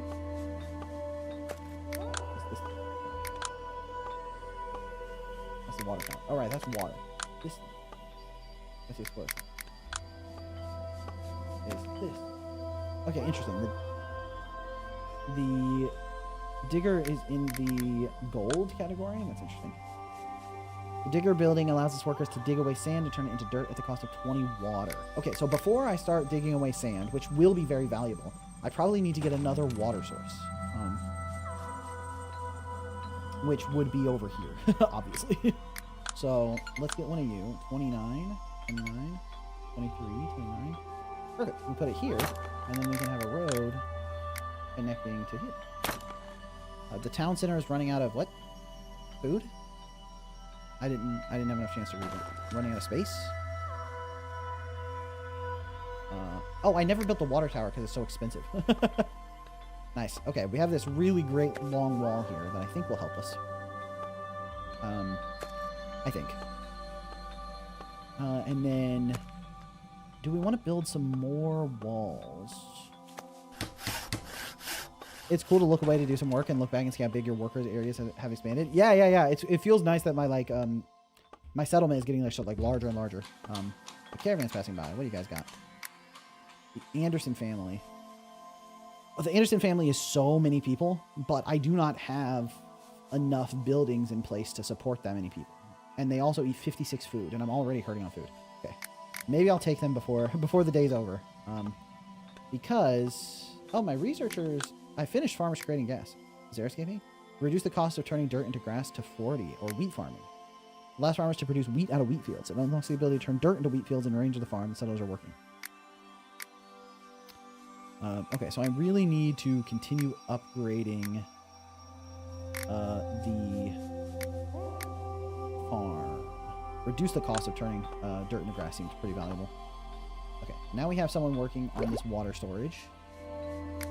And I think taking those settlers might want to bank. Yeah, I'm spending my money pretty effectively right now, so it's not the highest demand, but it should be. I should keep it in mind for sure.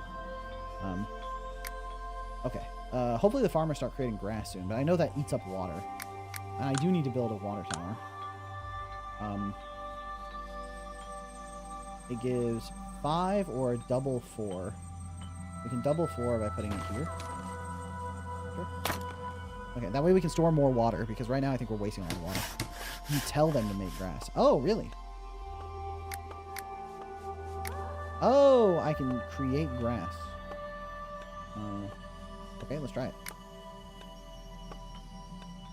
+1.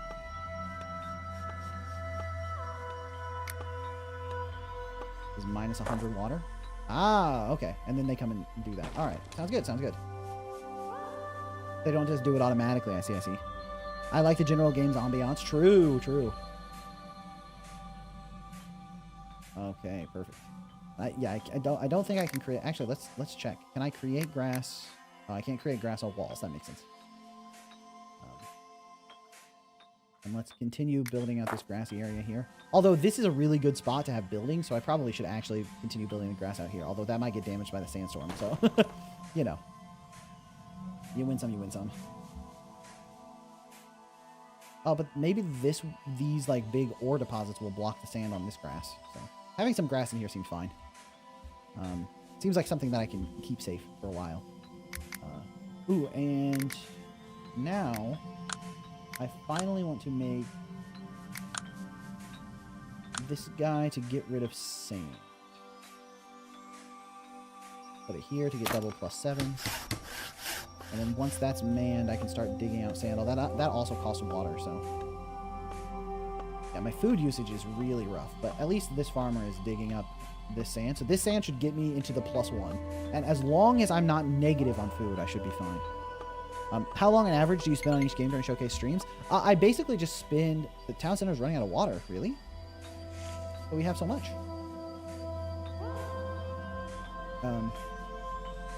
My Switch went flat, but I'll be staying the entire stream this time. Nice, nice. Okay, okay, okay. We're at least even on food usage now, so that's good. Okay, and this, we should assign someone to it.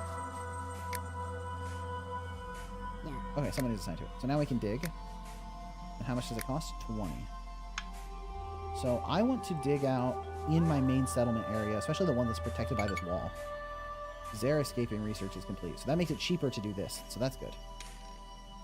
40 instead of 50. All right, and we're still so good on water, which means let's just do this. 220. Okay, let's do 140 first. Hey, shovel! Oh, I'm cameo in this game. The Herman family are going to cost 42 food. Sorry. I already got too many people. He usually plays until he gets enough info to give feedback. Yeah, I basically play based on how much I think the game needs. Oh, no. Do I have enough time to build a wall here? Probably not. All right, let's see what happens. The last one wasn't so bad. What's the worst that could happen, he says. Okay, took some damage. Took some damage on this building, too. Okay. It doesn't feel like that much happened, right? I feel like maybe I have... you know Shovel likes the game when you get halfway through and he answers questions. True. Shoe Bean refuses to work. Dude, I will dunk you into that lake.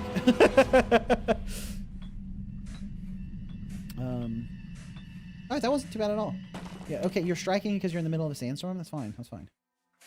Minus 23. Oh, did I lose? Oh, I think I lost some... Right, buildings can be by moving sand from sandstorms. Can be no longer worked by settlers by moving the sand away. Okay, so I need you to focus this guy.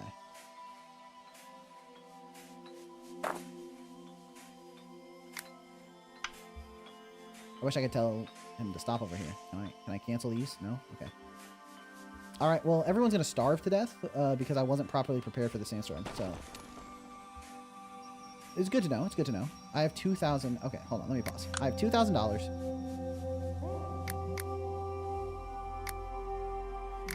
$2,000 and no food.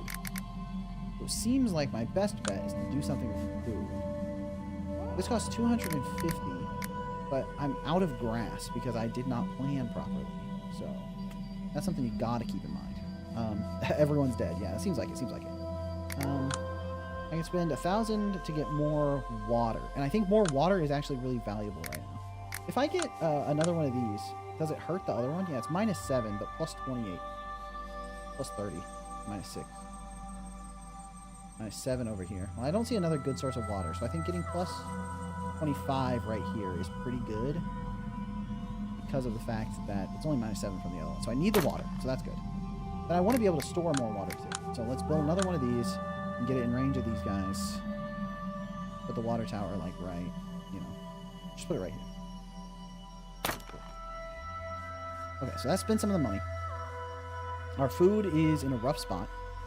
But if we can... Oh, so what we need to do, honestly, is get another digger as well. Let's put this guy in range here. And then you are my priority. And the person who's refusing to work is assigned to you. That seems like it might not be good. Okay, they're working now. They're working now. Their mood is bad, but I think we can recover. I think we can recover, hopefully. Starving. Yeah, I'm well aware. And might die if not fed properly. Honestly, if some of them die, that might not be the worst thing. Okay. All right. Now you... Oh, that's the Explorer. Okay, wait. I built an Explorer instead of a... Oh my gosh. I don't know how to read, man. Okay, the Digger being in the gold category really did mess me up there. Well, I don't need another Explorer. Can I delete this building? I can't. There's Destroy. So, this is the Explorer's hut that I just built. Let's destroy it. I don't want it here. And then, did that give me enough for here? Okay. Okay, now we need to build this soon.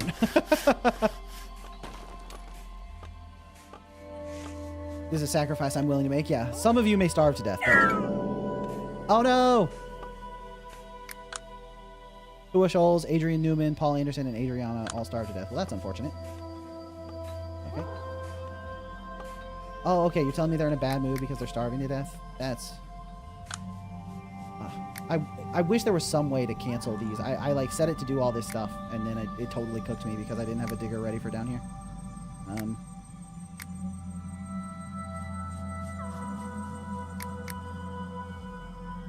Guess I...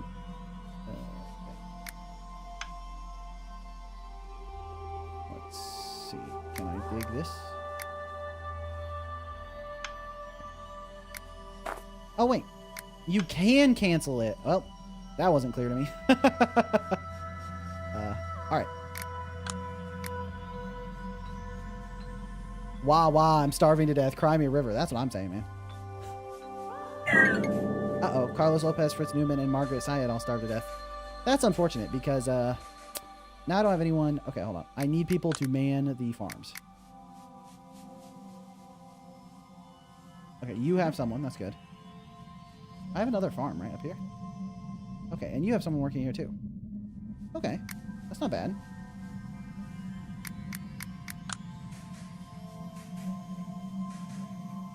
Unfortunately, it looks like my farms are going to get destroyed from the right this time. So I need to build some walls here. Okay, we're still starving, but... Oh, you know, I could have been creating grass up in this area the whole time. Well, you know. Live and learn. I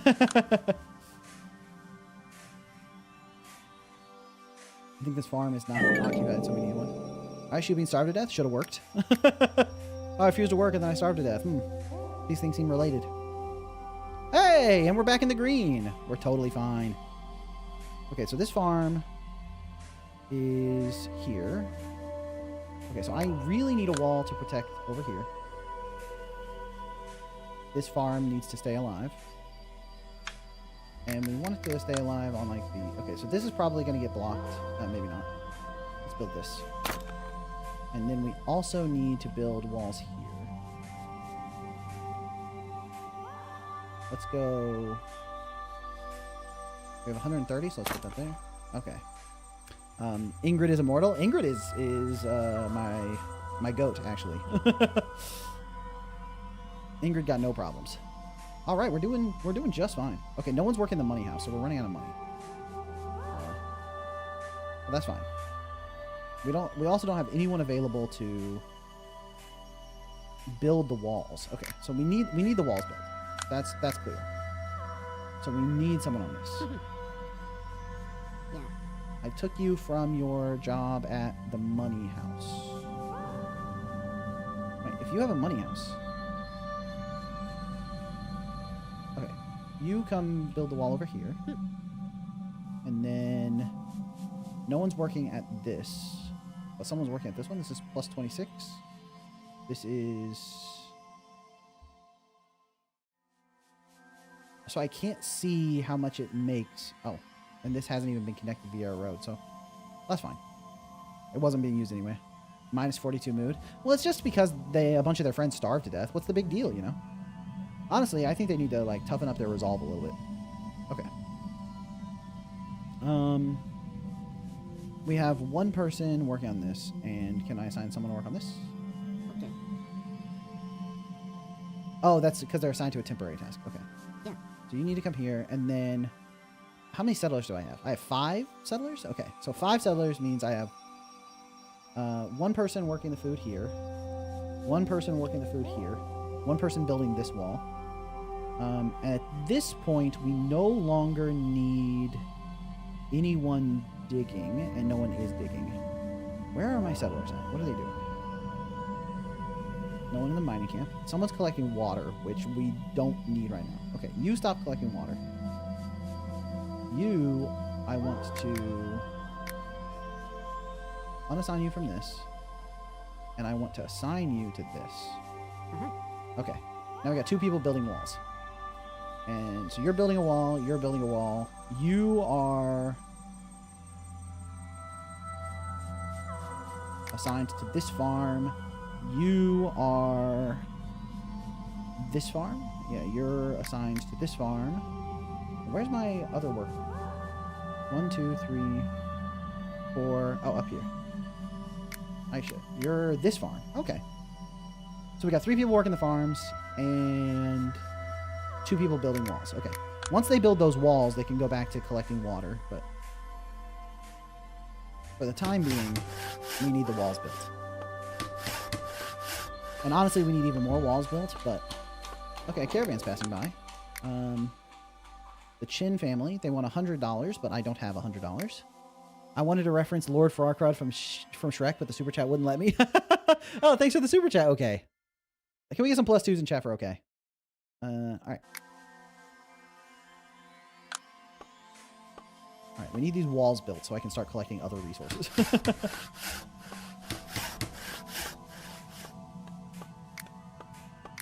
Okay, you are about to finish this. Once you finish this, I can spacebar to pause things. Okay. Where did you decide to go work? You decided to go work. Did you go work at the money house? Yes, perfect.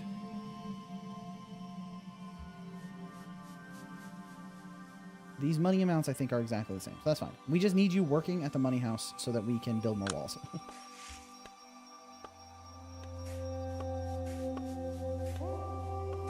You should sell the unused water collector to get the chins. Oh, that's a good idea. This water collector, since we're not using it right now. That's a good idea. That way we can get more workers. I like that idea. So let's destroy this water collector just for 250. And then that lets us buy the chins. And then we're going to go into food debt. But we have a little bit of storage. Okay, the food debt's not too bad. We need to... We have someone working at every single one of the farms, right? You're assigned, you're assigned, you're assigned. Okay, so we just need to get a couple more grass tiles out. Which means that's our top priority for...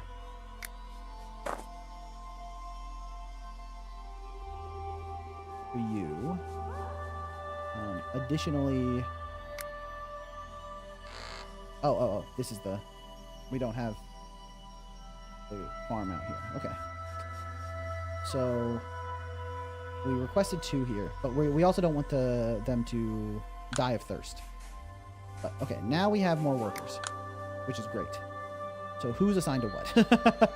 So we have you on this gold, and you're empty. We have you on the farm, you on the farm, you on the farm. You are mining. We do not need someone mining right now. You stop that. Is someone working... We need someone working at the water. Okay, we have someone working this water, so we need someone working this water as well. Mm-hmm. Otherwise, we're going to run out of water. And then we need our food situation. Okay, you stop mining. We have 75 gems. We're totally fine on mining. Should get rid of the mine with no stone near it, too. Where did I put that mine?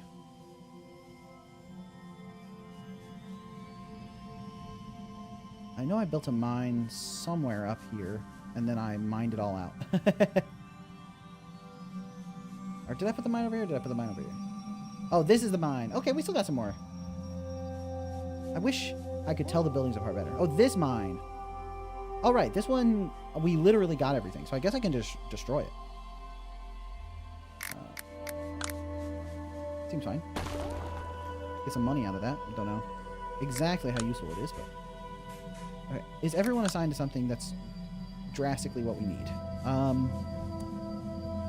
We got you producing food, and right now you're building more tiles, so that's good. We're only at -7, so we're doing okay. We need to build more walls here. That's absolutely obvious to me. And now we have some money to do that. So we need... Oh, actually, what we really need is some walls here, unfortunately. Oh, that's path. That's path.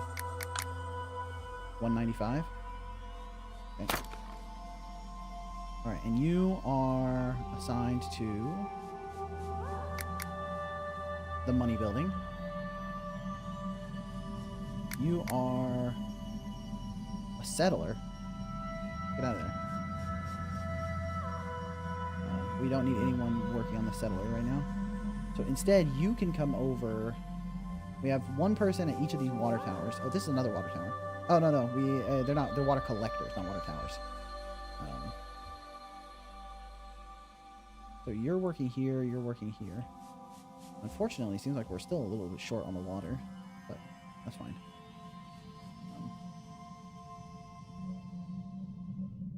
Because what we really need is more food, but we need water to get food. What are you? You're one of the diggers. We have one person building the wall. We have... okay, that's the temporary task. Okay, okay. Is there an end goal? It seems like there is. It's like look for salvation is up here in the corner, which makes me think there's something I can like work towards. Okay, we're at -1 food. And then once you finish here... okay, and we're at +50 water. Perfect, perfect, perfect. We're recovering. And we're making some money.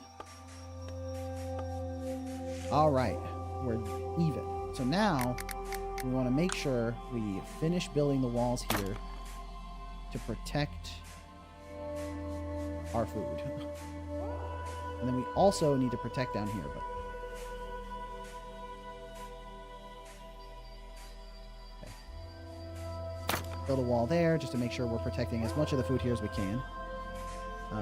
I think I'll let you struggle enough, so I'll tell you, you can right-click on a building to assign a settler directly. Oh, I see. Okay. Honestly, that's still not even the most useful for me. One thing I haven't checked, is there like is there like an assignment view where I can go see which buildings are active and which people are assigned to what? Because that would be something very valuable for me. Being able to see which buildings are active without needing to like parse all the different buildings. Okay, so we have you here. We need to get the walls fully settled. We need you here, and we need this here, and we need this here. Just trying to protect all of the grass, or as much of the grass as we can, because the grass is critically important. All right, we got one person in charge of building all the walls. And then I think this grass is getting protected by this building. So I think that's pretty good.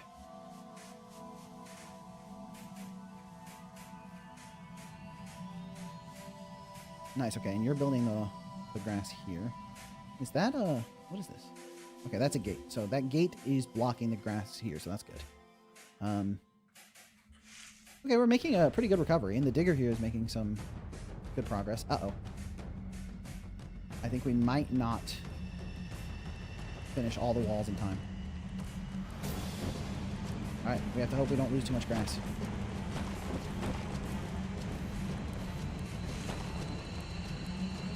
Okay, we didn't lose too much grass. We didn't lose too much grass.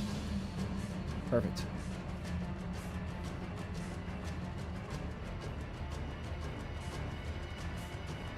We're a little negative, but that's fine. We got two buildings here that got... let's dig out those two buildings. And then you create grass around here. Perfect. We're doing okay. Not too bad. Not too bad. I've returned from my trance of doing math. Nice. Whoever just said, when's the next sandstorm? You jinxed us. So I'm guessing the next sandstorm is going to come from the bottom. I don't know if I can rebuild in time to survive that one. We'll see. Caravan's passing by. What you got for me? We can get another family. But they require an extra 35 food per day? No way, man. No way. I'd be dead in the water if that happened. I need to... I took so many losses from that one storm that I ain't got no chance. I still think there's something off here because there's no clear visual indicator that you blocked a sandstorm. Yeah, I think one of the big pieces of feedback that is currently brewing in my head is right now the sandstorm is just not that clear. Okay, so what I need to do is, it's extremely high priority to do like this. And extremely high priority to do this.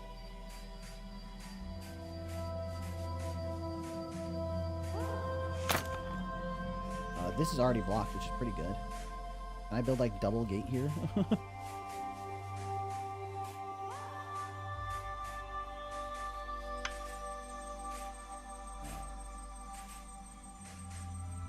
Yeah, I need to build out the walls that are protecting the food. Can I cancel this? No. Who is my wall builder right now? I've got someone on temporary tasks that should be running around building the walls. I'm looking for them. Oh, here they are. Okay, you stop doing that. No. You. Okay, well, unfortunately, I'm not good enough with the control scheme to figure out. No, don't stop it. I don't want to lock it. I just don't want to pull someone off of their current task. Okay, I don't. That's fine. All right, just be pulled off of your current task. So if the dying stranger isn't worrying about storms, then what warns about the storms or what the stranger's talking about? I think the stranger was warning about the storm. It's just like the first storm was what I was getting warned about. I wish there was a way to not lock them into doing something else. I accidentally locked this, so I'm just pulling someone off of their current task because I don't know how to unlock it without doing that. It seems like I don't see the difference in the state between having someone specifically assigned and telling them specifically don't mess with this, which is a little bit unfortunate. Okay. What are you doing? Oh, you're just collecting water? The people collecting water, their animation is not super clear to me on the fact that they are collecting water. Okay. We're building our farms back up slowly. And we got so much water. In fact, we have so much water, I need to dedicate some water to making more farm. Let's create grass.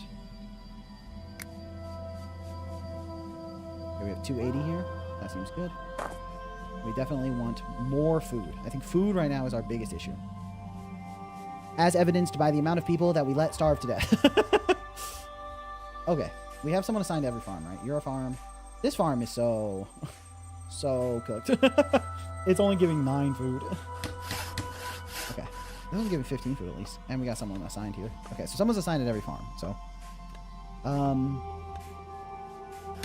we got Ernest over here collecting water. We got more water being collected here. Okay, we're doing all right on water. We're getting plus 50. So,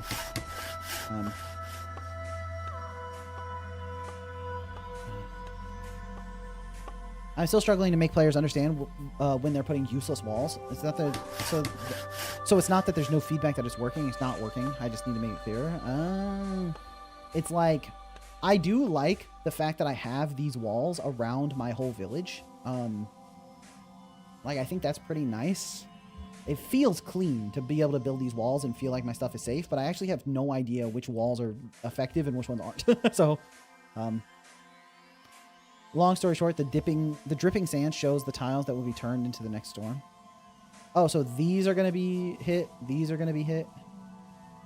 So I only need to worry about the ones that are like this. Oh, but I have walls here. Oh, and these are going to be hit.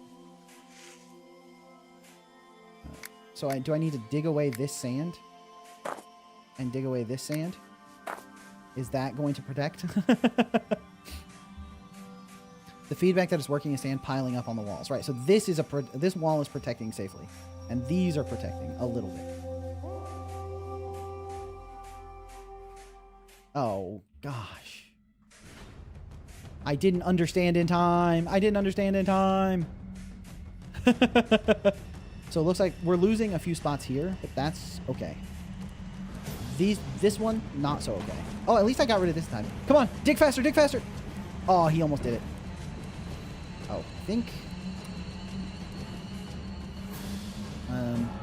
Rocky Chin refuses to work. We'll bump off Rocky Chin, okay?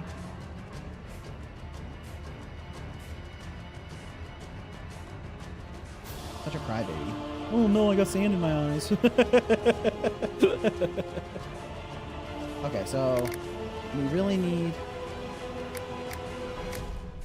Wait, can we not dig because our digger is in the sand? Okay, so come work at this one instead.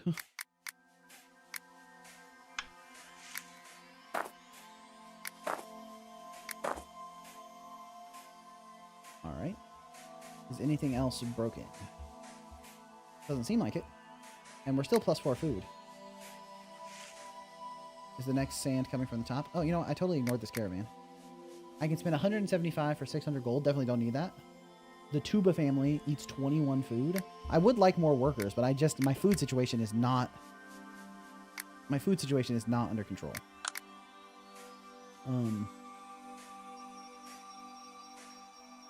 Okay, so it seems like I want to draw Licks or Levi, but not for anything particular. Got any ideas for poses, outfits, or activities to try out?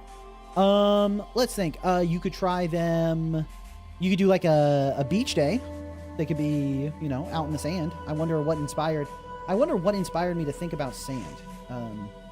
Sand and water, for some reason, just came to mind, and I don't really know why, but, you know. Uh-oh. I saw the sand on my grass here, and I don't like it, and I want to build a wall here. Okay. There's sand on this grass as well, and I don't like it, and I want to build a wall. Oh, I need to dig this sand out. Or I need to build the most annoying wall of all time.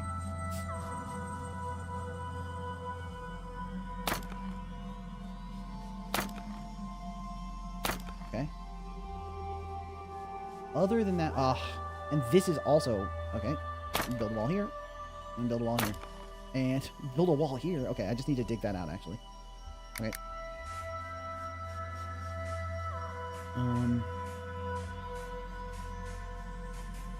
Is the meta for this game just like building a load of 5x5 squares with things in them?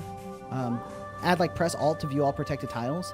Yeah, I think right now the thing that I find unsatisfying is like I have this, like, this feels like such a like protected spot, but there's sand here that's going to get blown onto this square, but there's a wall right here.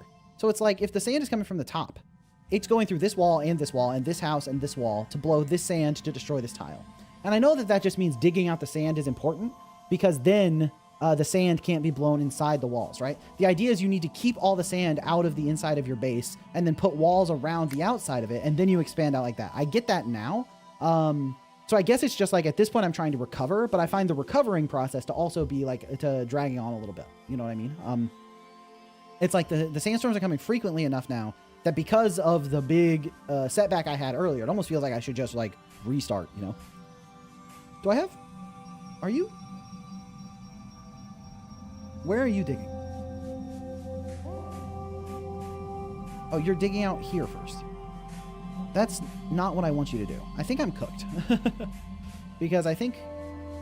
Is anyone even assigned to building stuff? No, no one's building stuff. Okay, we don't need this many people working water. You're plus 29. You're plus 37. Okay, plus 29 guy, get out of here. We want this right now. Yeah.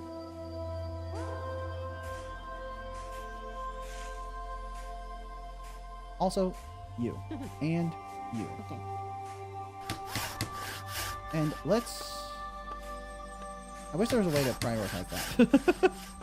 I'm going to lose this grass tile here as well, but I don't think that grass tile is that important. Mega Critical Vari is here today because the game looks like a Steam product. I tried to make losing Snowball a bit more, kind of why you were so close to losing earlier. Yeah, I think that makes sense. And, like, I definitely am feeling the impact of getting so close to losing. But then it just makes, like, because I didn't just fully die out, I feel like I've just been in this, like, really slow recovery process where I don't have the resources to get back on track. I'm like, barely staying alive, which can be fun, but it's just going, like, a little bit slow. You know what I mean? This game looks like a winner to me. Yeah, I think this has a lot of potential for sure. I think it definitely could get there. Okay, so we protected some of these. Unfortunately, these tiles I dug up are just getting sanded as well. Do I have someone assigned at this water tower? Oh, no, the water tower is just not working. Okay. Okay, so we protected this grass. This grass is still cooked. Okay, we need someone on these, like, right away. Go do that. Oh, this tile. Unfortunately, the person in charge of digging is letting me down. There's no one digging right now. Yeah. I would like you to dig the other dig tile, please. Okay, and now you build these walls. Okay, we've got a lot of food storage, so even if we lose some of the farms, it's not the end of the world. All right. Okay, we're protecting that stuff. We're gonna get some more sand spread here, but you know, one step at a time. Did I accidentally dig out? I dug out the wrong again. Okay, dig the other digging, please, please. Wait, when did you get here? We also want to dig this, and we also want to dig this, if possible, before the sand gets here. We'll see. But it looks like these walls are doing okay. And we have one unassigned, not currently assigned to a building. Why could you only modify sand? Yeah, okay. I have 3 dig tiles, but I don't even. Where's the person who's supposed to be digging? This person who's in charge of digging is dude. Come on, Rocky Chin. You know what? As long as you hit at least one of these farm tiles were golden. I really need to clear the sand. That's like definitely the top priority. It's like I'm getting way too cooked by the amount of sand I have. I just unassigned them? Really? What they're doing right now? Okay. Then the wind lines are stressing me, right? Yeah, the wind lines hit at the right time. Oh, I think he's going to clear that in time. Which means we're only going to lose this tile. But I think what's important is getting this undug first. I think we can lose 1 grass tile. And we got this wall in place. We're going to lose this tile here, but that's fine. And then the next one I think is coming from the left. So we need to start worrying about the tiles to the left. Which means this is in danger. These ones I think are fine right now. This tile will be in danger. I think these will be in danger because they're over sand. Okay, we definitely need 2 people. Not currently assigned to a building. Kind of silly to not have someone assigned. But once this is available, then we're going to start digging up a storm, that's for sure. Okay. As soon as this is clear. Perfect. We want this. If we can get it in time. We would love this if we can get it in time. I would love this if we could get it. But I don't think we're going to get any of that. All right. Here we go. The other digger is about to get buried. Oh, true. Wait. Oh, true. I couldn't see the little, like, marking.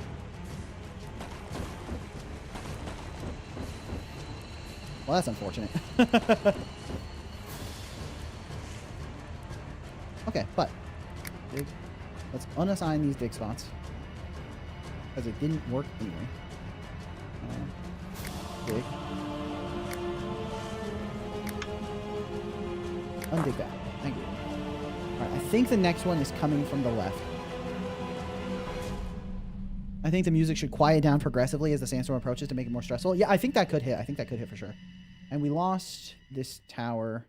Oh, that's been dead for a while. Okay, you're assigned, right? So you go undig this, and then we can assign 2 diggers, and then we just need to start clearing. We just need to start clearing out the sand.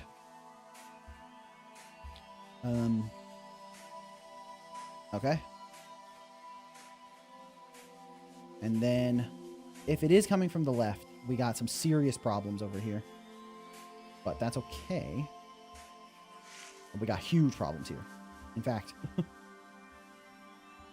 Let me just...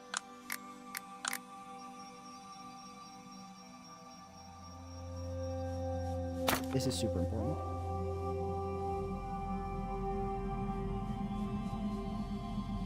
Oh, shit. Okay, so this is a problem. These are problems. This is all a problem. We're going to lose all of this farmland if we don't do something about it. Which means, now that this is clear, these are both assigned... We need to dig out all of this. This is super important. Also, we need to dig this. Okay. Caravan's passing by. What you got for me? We can get... For 700, we can get 200 food, but that's fine. 200 food, we get 650. We're like pretty stocked up on resources right now, so those caravans are super helpful. Okay. But... We've got them in the spot they need to be. We need someone building this wall, actually. So you know what? Let's just assign someone. It doesn't matter what we're taking you from. Just go do it. This farm has become the ultimate, like, battleground. I've been trying to reclaim this farmland for decades. My great-grandmother starved to death trying to keep this farm alive. I'm not going to give up now. Okay. Nice, nice. Okay, they're still going. All right. And we're protecting this grass thanks to digging out this sand here. This building is going to get cooked, so we need to dig this out too. Okay. What other buildings are going to get cooked? Look at the sand. Read the sand. Okay, honestly, it's not too bad. Oh, this building. Oh, but who cares about this building? It's stupid. All right. Okay, we're doing good. We're doing good. Stop this. All right, we might as well stop this video, this building from getting destroyed. Okay, and we also need to dig this out. And then honestly, building some walls along this path would be nice as we clear it. Okay. Now, we have this whole area in here that isn't walled in. I think, so, the strategy I've realized, right, that's clear to me, is that we need to keep the walls protecting the dirt. That way the dirt can slowly expand out. Because as the dirt gets, like, encroached on sand, we're just constantly battling against the sand, right? Unfortunately, this is easier said than done, and I have spread myself a little bit thin, but that's fine, okay? Because what we need to do is we just need to reclaim... Okay, reclaim this area here. Do we just want to call it... Yes, okay. Let's build this here. And then... That'll protect this, and then we'll have like a whole square here that's like pretty well protected. And then eventually we'll mine this stuff out. So, but I don't need to worry about it right now. And then we don't want to lose this here. What else do we not want to lose? This whole area is getting like sandied up a storm, but ideally we should just clear it out. We just need to dig that out. We need to dig this out here too. Okay. The digging is extremely important. Okay, let's assign someone to this. Yeah. The more sand we can clear out, the better of a time we're gonna have. Oh, we want this too. Assign someone to this right now. Okay, we have 2 people on temp tasks, but that's fine. Oh, okay. We really need to dig this out. We don't want to lose this water. Outside of that, we're kind of okay. All right. Digging out this water. That's good. Okay. Digging is asleep. With that in mind, we want to dig this out so it doesn't spread to this tile, right? Unless it's just, like, not going to. It's not doing the little, like, effect thing, right? Okay, but we're still asleep anyway. So with that in mind, let's continue trying to clear out the sand in this main town area here. If you couldn't use Godot, Unity, Unreal, or Game Maker, what would you use? I don't know. If I couldn't use any of those engines, I would need to do some research into what my other options are. Maybe Bevy. But yeah, I would need to do some serious research into my other choices. Okay. The sand is coming from the left. So...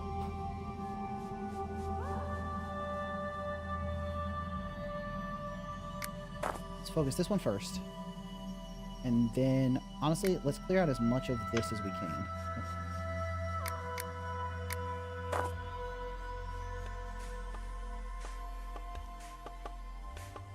Okay, this is gonna hit too. But luckily, we've got these protected. That's pretty good. The sand is piling up against these walls, so that's nice.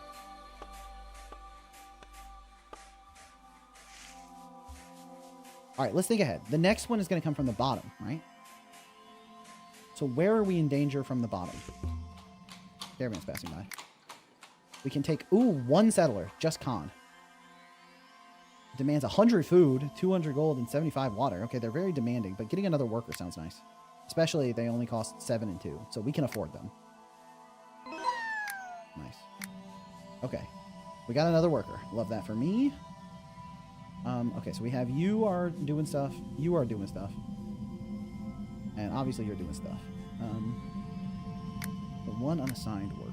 We got the 2. We don't need any more money. We don't have anyone assigned to this, so we can just get more water. That lets us do more digging.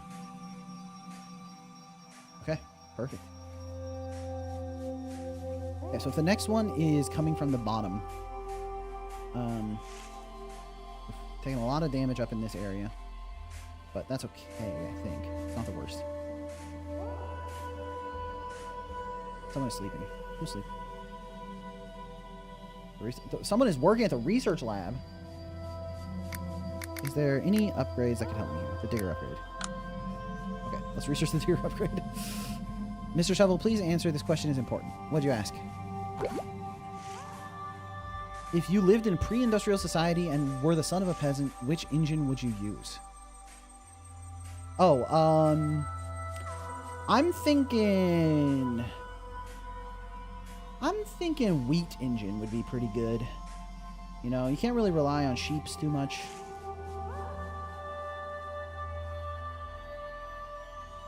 Okay. Sticks and mud engine, not bad. Rock engine could go crazy. Alright, the diggers are asleep, which is honestly crazy news. We want to clear out as much of the sand in our main hub as possible. That'll help us tremendously. We don't have 300 water. Okay. With that in mind, it costs 20 to clear, so let's just try to clear out this whole line. That's our top priority right now. Muddy water engine. Tulip engine. The tulip engine is a bubble, that's for sure. You think you can trust someone and then they hit you with tulip engine? Okay, we got a lot of cash too. Flush with cash. And we're getting a lot of water and a lot of food. Oh, we need to dig this out also. It's about to get destroyed anyway, but so let's put that in our plans as well. Try to protect that once we dig it out. And then I think the next one's from the bottom, so we can start dealing with that issue when it hits. Moon engine's pretty good, right? Sun engine. Uh-oh.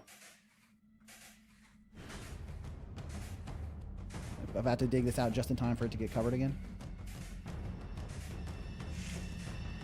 Come on, dig faster, dig faster. I believe in you. You can do this. Come on. Come on. Come on. Oh, bro, I'm a hater. -2. Where did I lose? Where did I lose grass?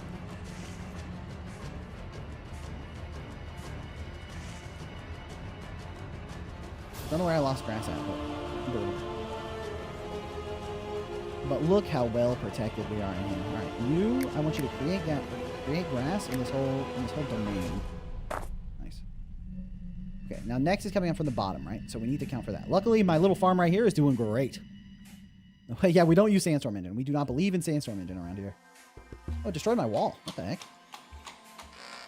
That's illegal. Okay, I think they're attacking from the bottom this time, so we need to rebuild this wall. Put it here.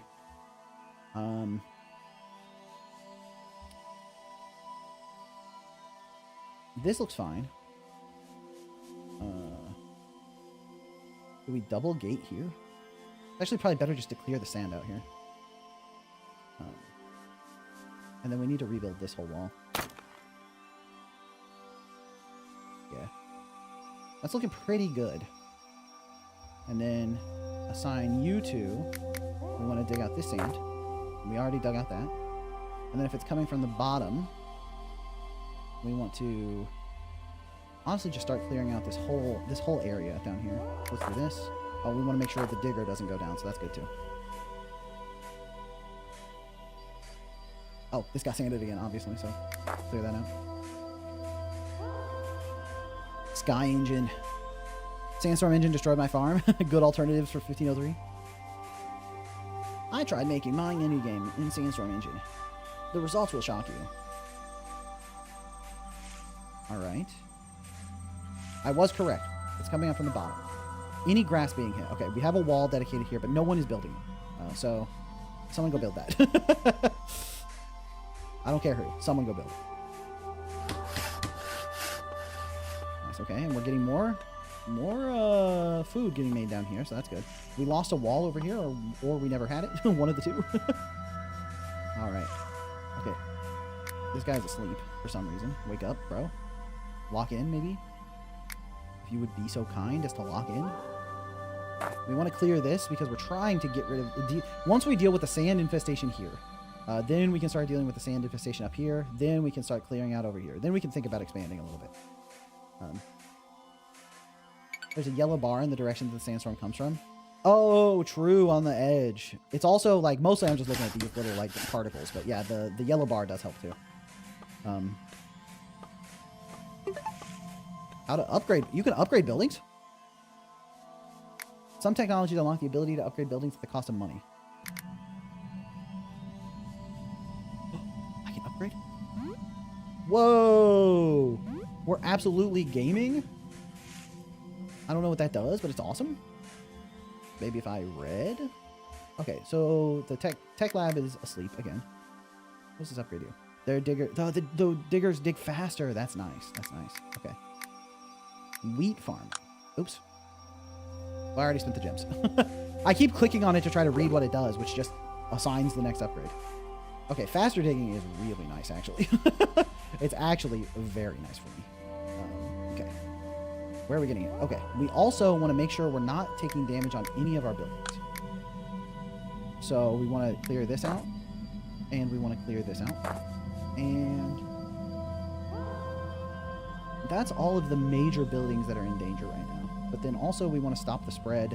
We need to stop the spread in, like, waves, right? Because if we stop the spread in waves, then, like, or in, like, lines and columns, because it's coming from the bottom, so we need to clear the column so that nothing gets blown. And I think clearing the column here is pretty good. Okay. We have no one assigned on this wall. I would like someone to be assigned to this wall. So someone do it. Okay. Dude, this farm, I can't believe we've recovered this farm down here. I thought we were so cooked. Stop the spread. Exactly, exactly. We got to keep the sand socially distanced. Yeah, clear out the sound near the diggers. Yeah, that's what I'm doing right now. Especially if we got faster digging, too. Okay, one of you are asleep. Dang, you guys are digging fast as hell, bro. We love that for us. Okay. Let's continue digging in lines.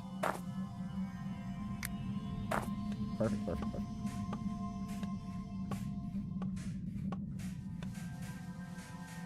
Alright, and you're building out these walls. Nice. Why is there a green cube in the sand? There's a green cube in the sand. Oh, over here? This is a loot box. Once I have some free workers, I can grab loot boxes. Oh. Gonna lose this, but is there even a farm on that one? I don't think so. That grass is dead to me. Although, I mean, grass is very valuable, but it's fine. We're not losing grass here. What's the caravan want? Shares information about the location of undiscovered gems. I'm not even close to that. The Lee family. They want to eat 21 food? I'm not even close to being able to support 21 food, bro. I'm not making that mistake again. I went too fast. They want to settle. No, no, no, no, no. Not me. Alright. Perfect. Okay. Now we got 2 sleeping shovel meisters. So let's clear that out and then clear that out. There's a cube. Yep, there's a cube right here. Totally grabbable once I assign someone to it. But I'm really trying to clear this. If I can clear this sand out. Oh, I need to clear this too. Okay. Ooh. And there's a spot over here that would be good. Honestly, it'd be good to clear this line as well. But I can see the wind particles picking up, so I know I'm not totally in the clear to just freely clean stuff out. Okay, okay. This game's problems are mostly in onboarding. Yeah, I think that once I got the flow, I'm kind of into it, and I kind of like rebuilding. I almost wonder if you need to start from like a destroyed civilization so that you get a sense of how to recover and how things are going to mess you up, rather than building out huge and then losing it all and then slowly recovering. I wonder if that would help out, you know? Lock this one in. I'll lock this one in.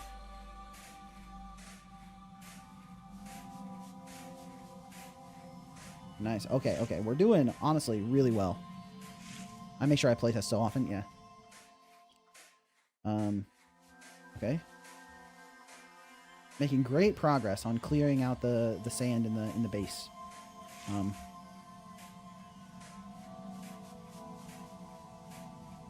Let's clear this to try to take less damage on this wall. And then let's set up to clear this line. I don't know if we'll get that line clear in time, but it feels like it could be nice. Wheat farming research is complete. Yeah. I can create wheat on grass tile to get 2 wheat instead of 2 food. Does wheat... Do they eat wheat? Are they capable of eating wheat? It seems like they should be able to. And then I can start getting grass up in this whole area too, because it's pretty safe. Moderately safe. Okay, it's not safe. I'm lying. Okay. Nice, they're doing a great job cleaning this out.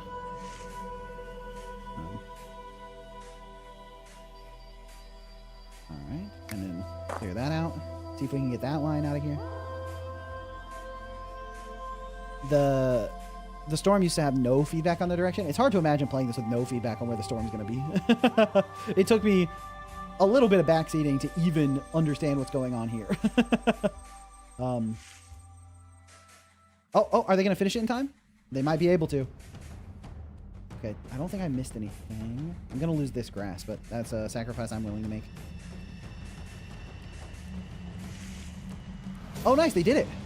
Let's go, gamers. Okay, we lost some walls. Oh, this building got sanded. That's my bad. Perfect. Nice, nice, nice, nice.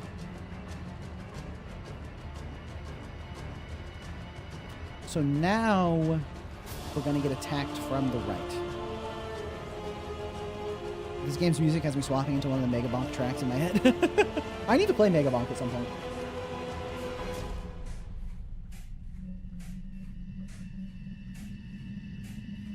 Okay, it's coming from the right next, right? It seems to just be going around in a circle. No, it's coming from the top next? What the hell? Right when I thought I was safe. Okay, so it's coming from the top. This means this is in danger. So I need to do that. Outside of that, we're kind of chilling. All right, we don't got too much. Okay, we can build this here, try to protect that a little bit. And then we can expand this to here. Clean that up a little bit. And then, obviously, this is going to start blowing down. But as long as we start clearing out the sand from here. And because it's coming from the top, we can kind of clear down. So then let's also assign some shovelers to clear out this. Oh, we don't have that much water. Clear out this. Nice. Oh, we don't have anyone unassigned, so let's just get someone to come build these walls. I think I need an intro level that's more guided, but skippable. Caravan. We can get the Lopez family. They only eat 14. Okay, if they only eat 14, we can get them. Because we can start planting some grass here. Oh, we're out of water. Okay, well.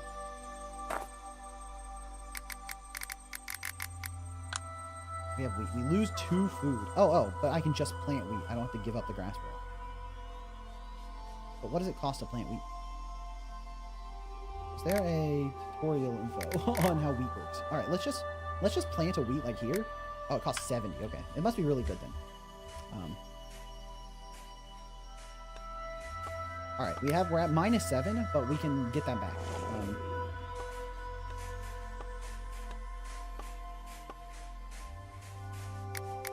We want to continue getting more grass built up. That's going to be huge, and we need to do it soon. All right, and we got people building the wall. Okay, you're asleep because we're low on water. With that in mind, since we're low on water, what can you do? Is there someone assigned to this? Yes. And there's someone assigned to this as well. Correct. Is it time to bring back another... Yeah, at this point, we really need water so we can plant more grass. But we don't really have a great place for the water until we start digging this out. I guess we could put it here.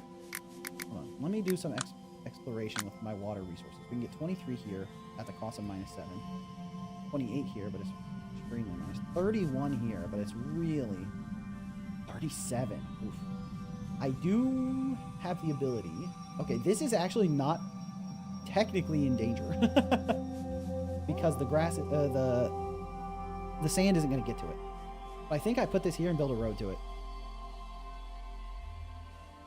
Because we need the water. We need the water income pretty bad.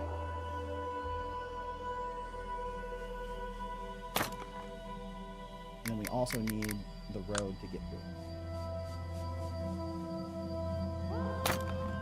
Okay. And we have people working on temporary tasks, so they should build that out. And then, meanwhile... Okay, you're still building... maybe I should also start expanding... the grass up here. It's not the safe... Oh, okay. It's pretty safe right here. So, get these people building out their grass. Inner Peaman's team.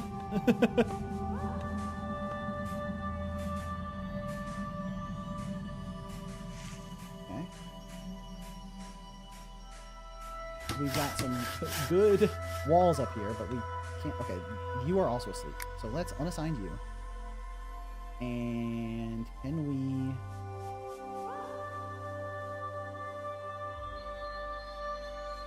We want to build the roads.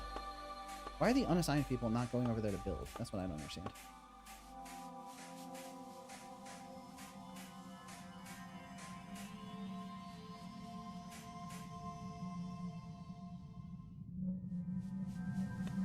Only one person can build this particular set of roads? Okay, well... That's fine, because we need to... let's bring one of the diggers back so that we can start cleaning out this sand. Then 40 here. Get another grass tile over here. I don't like that grass tile. I like this one. Okay. Slowly working our way back up on food.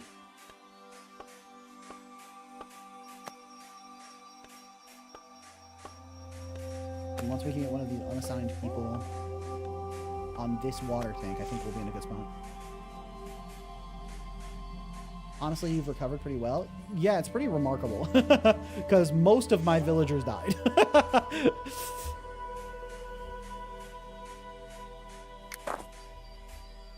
It was looking pretty bad. I guess this is a chance to build some walls if I have someone unassigned, right? Let's just, like, get ahead of the storm, shall we? Instead of constantly playing catch-up. Someone's coming from...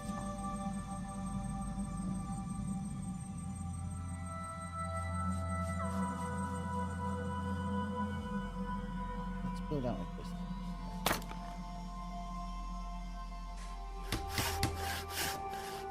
Oh, the researcher is asleep again, but that's because I spent everything. There's a barn. Here's the maximum amount of wheat you can store. A brewery can turn wheat into beer. A windmill can turn wheat into flour. Windmill keep producing flour from stored wheat. Okay, hold on, can I figure out what wheat does? Wheat. Produce wheat out of wheat fields. I don't think people can eat straight up wheat. So I think we would need one of these upgrades. I think we would need the windmill to get flour, and then we would need to make the bakery to make bread. But none of that's really ideal. Fortified walls. Allows walls to take 1 more damage before they are destroyed. That seems pretty good. Okay, you research that. And soon, you're not going to have a job, buddy.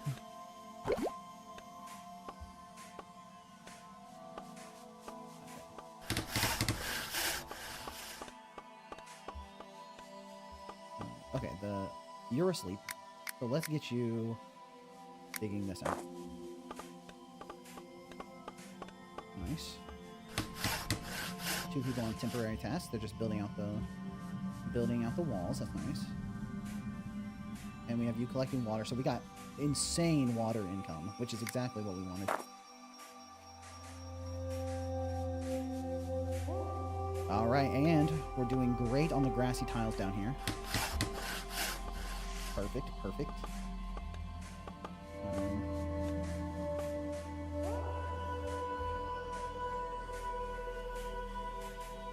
Now we need 2 more grassy tiles.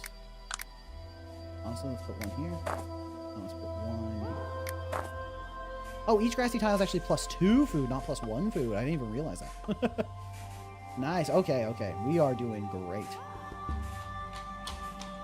And that means we can actually assign another person to dig up sand.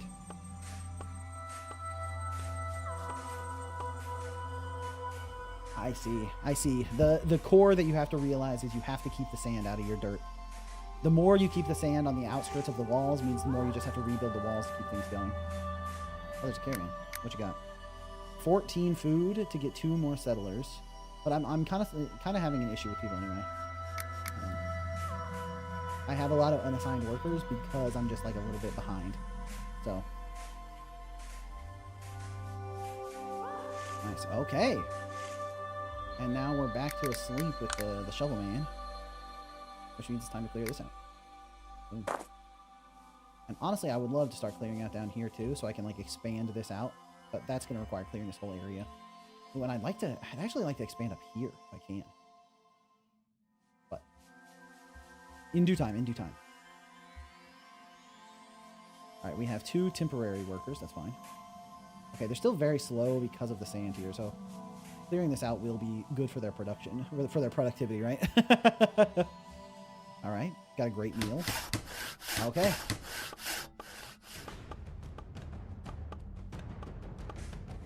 I think all things considered, this isn't going to be too tough. Worried about the amount of damage some of the walls might take. I'm just protecting this ore for no reason.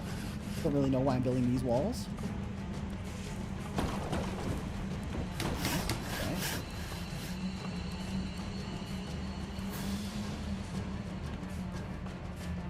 Did I lose any? I'm at -2 food, but I don't know why.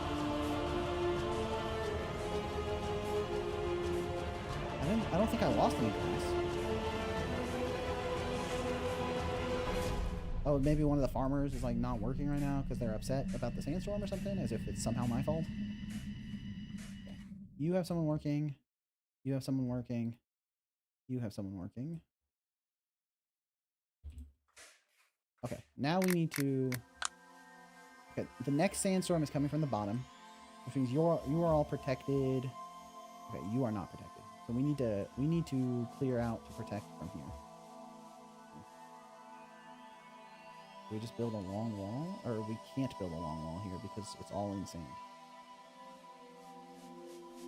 Okay. This seems like a bad spot to build a settlement, right? What were the forefathers thinking?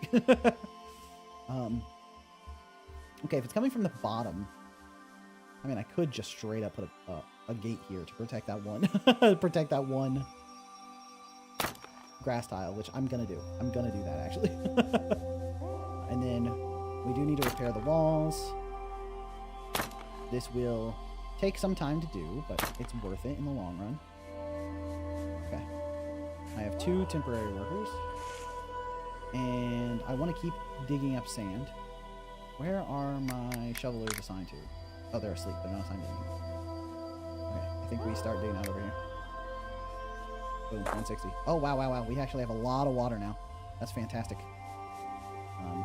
I want to, like, get this farm up to snuff.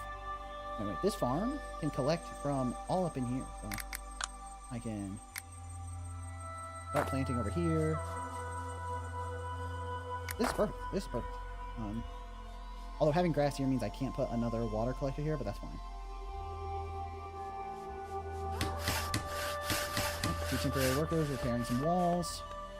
We're clearing out this sand over here, which is a big issue for us, but nice. Okay, okay. Hey, Inbound, I found your content more recently. I really love all the tips I'm seeing. Do you have any advice for starting larger, significant projects?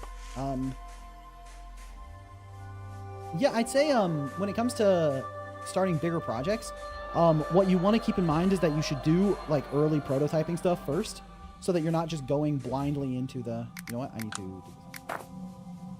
Let's just protect this with one. So that you're not just kind of like going into it blindly and hoping for the best. I think having a clear plan for how you want to tackle the bigger project is really, really valuable. Okay, someone is mutinying.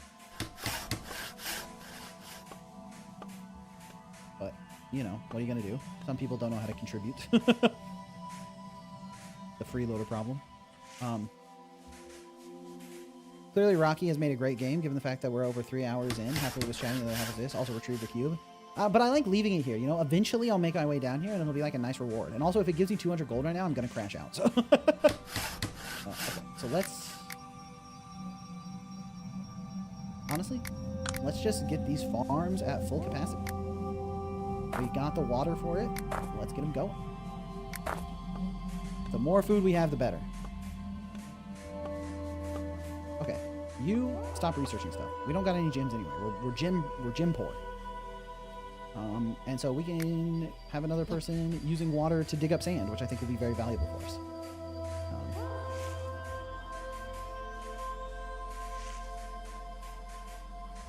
Okay.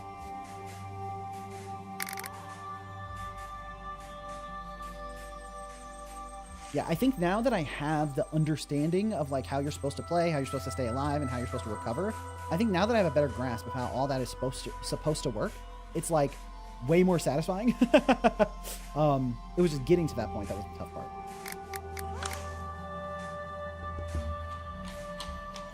Caravan's passing by. What's up, Caravan? The Miller family. I can spend 400 for 100 water. I can give an explorer spend 500 and 105 water to get 45 tiles around a selected waypoint. This is kind of cool. And I want to know what is 45 tiles around a waypoint. Well, so what if I put them like, you know, up here? Will he go do that? And then let's get the settlers.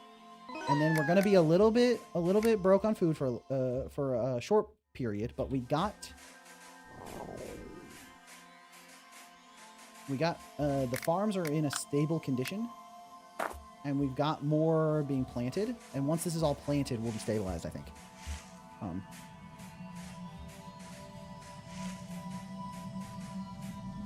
All right, yeah, we're stabilizing.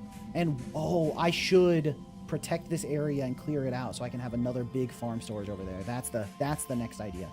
Okay, while I have some money for it. Oh, I need to clear the sand out first? That's tough. I would love to build the wall and then clear it out. Okay, the sand shovelers are asleep. This road is just getting destroyed every time. But I don't really want to just build one big wall along this. That feels a little bit silly. I think getting this in place is pretty good. Oh, right. Someone recommended I should build a road here to turn this into a gate so it's easier for them to, like, collect the food.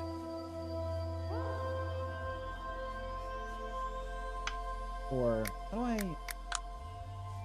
there a good way to just turn it into a gate? If I just put a gate here? Oh, yeah, I can. Nice. Okay.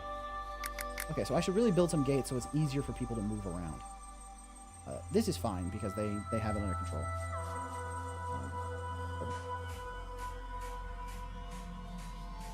Nice. Okay, you continue with this. Was that stomach rumble the game, or do I have a cartoony hunger?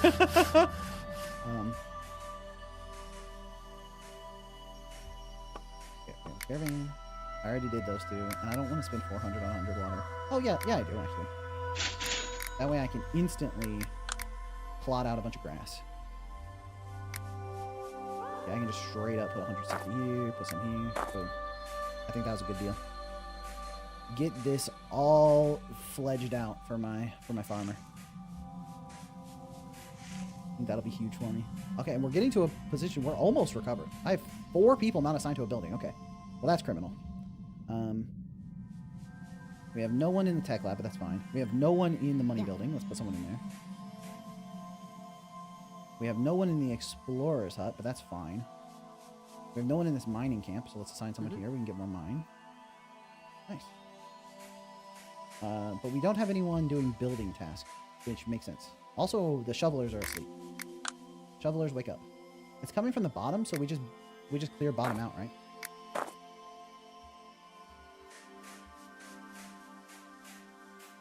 If we clear bottom out, it's not going to spread. Which is why clearing any of this out would be very silly. Once it's coming from the top, we can start clearing this out. Or we can clear it from the left. Okay, 2 people are unassigned. What can I do? What kind of buildings could I make? I don't need money right now. Honestly, what I need is food. But I would need to do a whole nother farm. And like this guy is eating up all this space. You know what? I could start expanding out this way with another farm. I could do more water. But I would need to go up there. Okay, yeah, we're... Alright. Testing my understanding. I think we're not missing anything critically important here. Oh, nice. We got... Oh, there's a bunch of mining stuff over there. Okay, we took some damage on those walls. We need to repair those. Okay, we lost a lot of good walls. We lost a lot of good walls.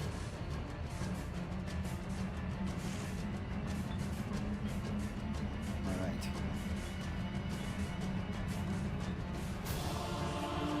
Yeah, I wonder if the way to communicate it that would make it a little clearer maybe is if you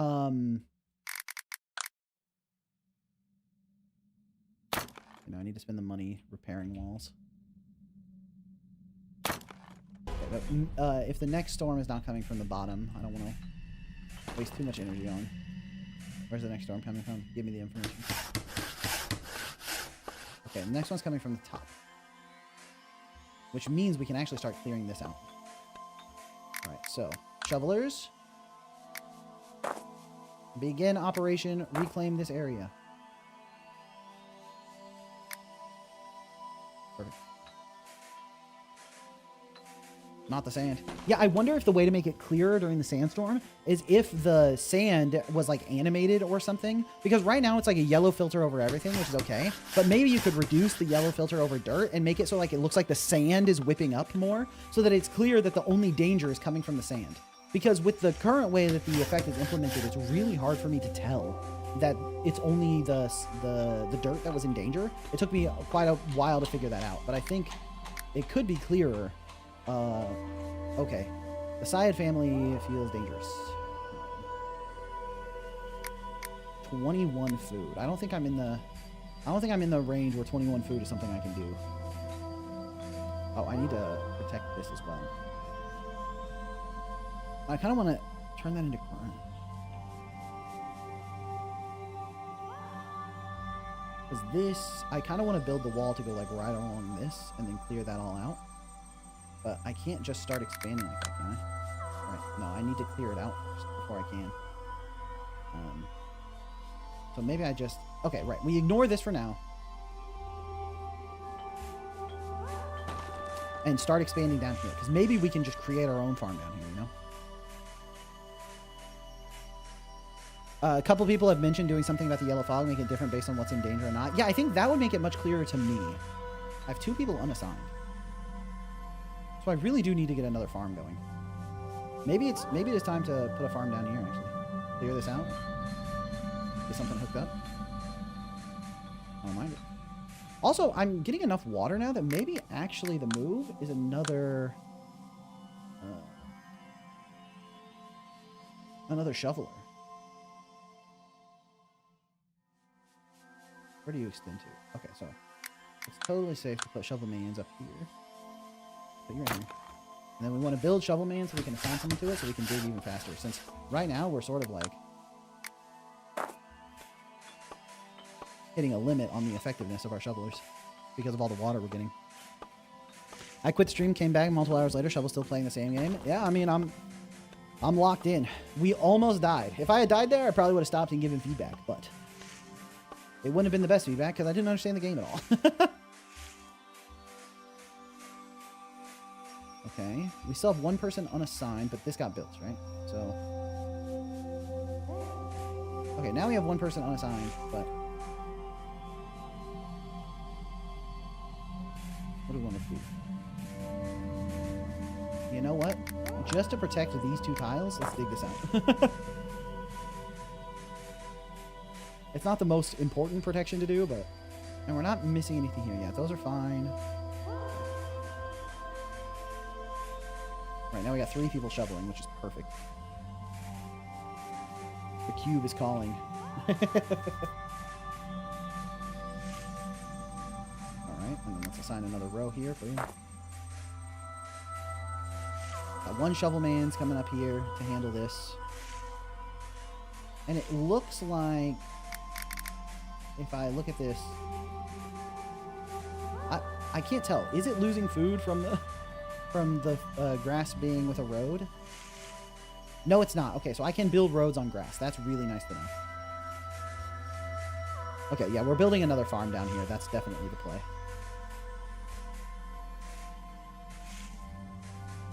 Which, if we're putting another farm down here, let's look at... We want it to be, like, right... here, maybe? Because this extends to right here. So if we want to build another farm, we want it protectable. We don't want it overlapping too much with the other stuff. So actually right here is kind of nice. Right here. Yeah. I want to keep it on the same row as the other farm. Which puts it like right here. So let's dig up this spot. And honestly, let's just keep digging this whole row. Gonna take a little bit of damage right here, but I'm fine with that. Okay, and let's start thinking about wall fortifications. Okay. You... Definitely, we just want to do, like... This. This here. And then we also want to clear out that sand, but that's not the highest priority. And then... We have 1 person building those walls. That's good. Where did I decide on this farm? Right here? Yeah, I like it. I like this placement a lot. Alright. And now, we're going to build the walls out here.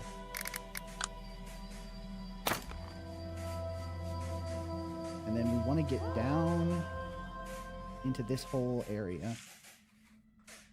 Alright. We could be in a big danger spot if the next one comes from the bottom. If the next one comes from the bottom, we got some issues to work out. Honestly, we're hoping the next one comes from the left. We're gonna get a little spread here, but other than that, we're kind of totally fine. Okay, a lot of our walls crumpled, so that's a little unfortunate. The shovels are inbound. That's true. Okay. We also do need to build a road to connect this. Alright. Oh, the mining camp. There's nothing more to mine, so we just destroy this, right? Goodbye, mining camp. You know what? After all that work to expand to this farm here, I could have just turned this into the farm. Okay, please don't say the next one's from the bottom. Please tell me the next one's from the left. Give me a left. Give me a left storm. Oh, it's bottom storm. Alright. Whew. Okay. Bottom storm is tough. So, what we need to do is clear this out.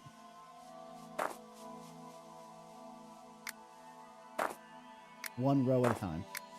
We need all 3 of the digging stations manned. And we also need to clear this out so it protects this grass. Okay. Okay, everything else is looking okay. Although we also want to make sure this doesn't get destroyed. Oh, I'm out of water. Okay. That's fine. What's the caravan got for us? We can take another family. We're doing great on food and we're about to have another farm. We can spend 100 food and 320 to get undiscovered water. I don't really want to do that. So let's just get some new settlers. Boom. Bottom storm is what happens when you eat too much Taco Bell. That's damn true. Okay, now I have enough water to do this. That's important. Alright. We do need to repair all that stuff up there. We have 3 buildings on the side. I gotta fix that up. Once this is here, we can... Honestly, I kind of want to make another dig site. Is that crazy?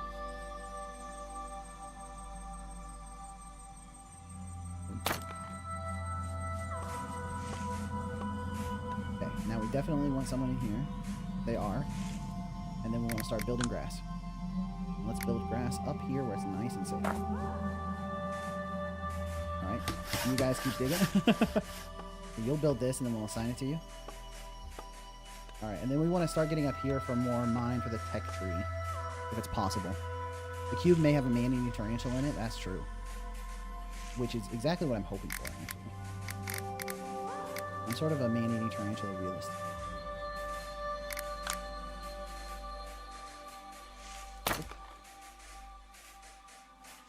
And so now do we have 4 people digging? We sure do. Oh, we can also upgrade the dig site. Okay. Upgrade. And this one also needs upgraded. Okay.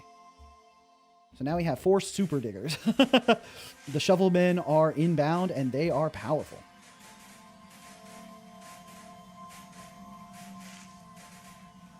Okay. We're expanding the compound. Very low production. Yeah, I'm well aware. Dickwad message. Do you know you're not doing so good? Thanks, thanks.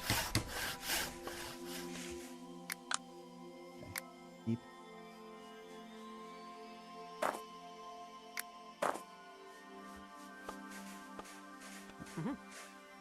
Someone go open that box now. We've been waiting for it. Okay, we're doing awesome here.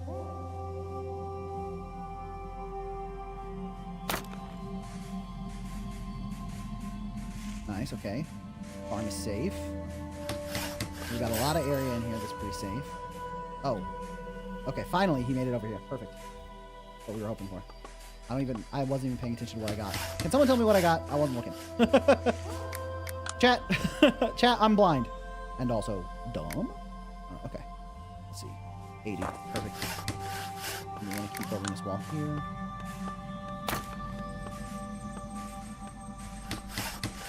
Got the cube. All right. Oh, look at this. Look at this well-guarded area. Oh, okay. No one's assigned to that. That's fine. No one's assigned here. Also totally chill. Nice. We are smurfing it on this one. Okay. Shovelmen.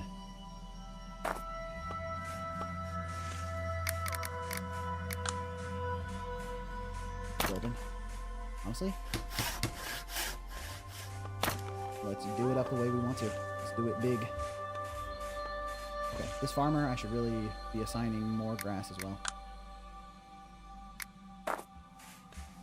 Oh, but I need to tell the shovelers to dig it up. So I actually need to dedicate my water right now mostly to digging. You get those. And let me just double check that I'm not missing anything huge that I need to like emergency dig. No, we're fine. Okay. And we're gonna dig this up. Now we want to dig this up. We want 20 more. Okay, I got some shovelmen that are asleep because we don't have enough water to support this many shovelers.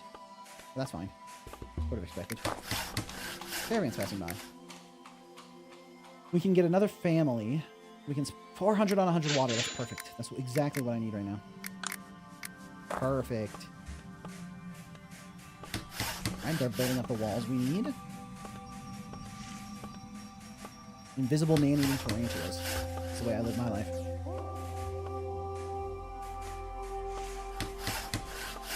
Nice.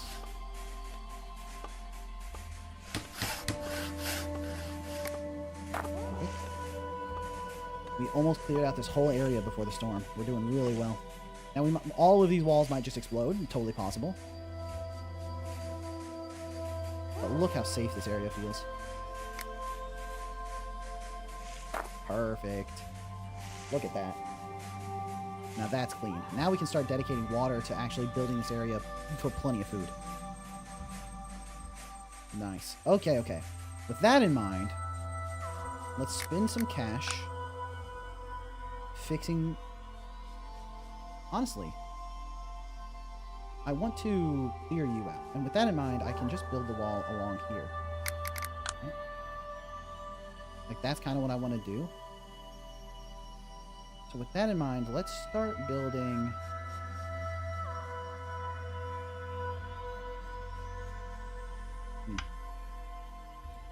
I have 2 people unassigned to stuff, which makes sense.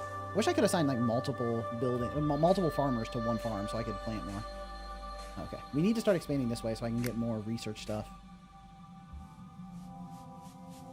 Okay, I have 25. What should I research next?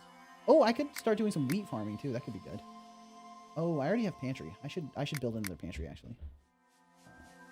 I can store more money. The social hall, fast exploration, long journey. I don't really care about any of that right now. Turn wheat into flour. I can turn wheat into beer. And get a barn to store more wheat. Okay. None of those are super appealing to me at the moment.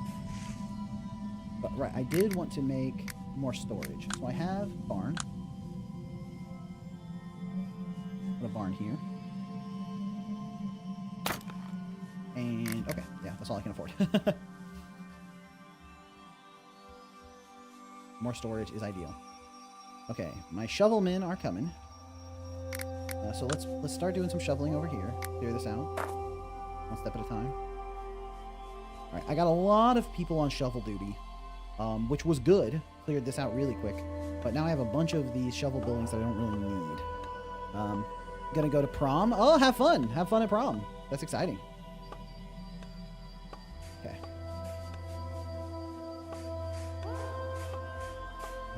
Right, and if I get up here, I can get like maybe another water source, which could be good.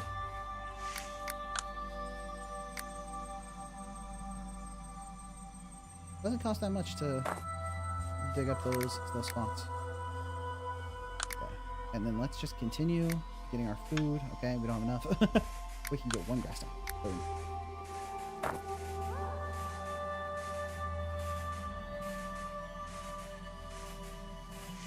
Alright. We're doing good, we're doing good. The recovery from all of our people starving to death has been very fun to see. It's going pretty well, all things considered. Alright, and we want to store more food and water if possible. Which, I mean, we don't really... Honestly, we just want more water. I kind of want to just keep expanding out over here to get another water station, because I think water is really holding us back right now. This will give us 30, but it's a -7. I actually can't see out here, so I actually should send someone on an adventure. Flora's hut. Oh. And how do I decide? How do I decide what kind of explore to do? Waypoint? Okay, I still can't pick waypoint. Cost me 75 and 50 water. All right, let's just explore. Okay, he's going on an adventure. Okay. Nice. Things are going well. Our shovelmen are sleeping. We're at -1 food during the storm for some reason. Nice, okay. Nice, all things considered. Not bad at all. Where's the next storm coming from? We got 200 water. So I can order up some big shoveling here soon.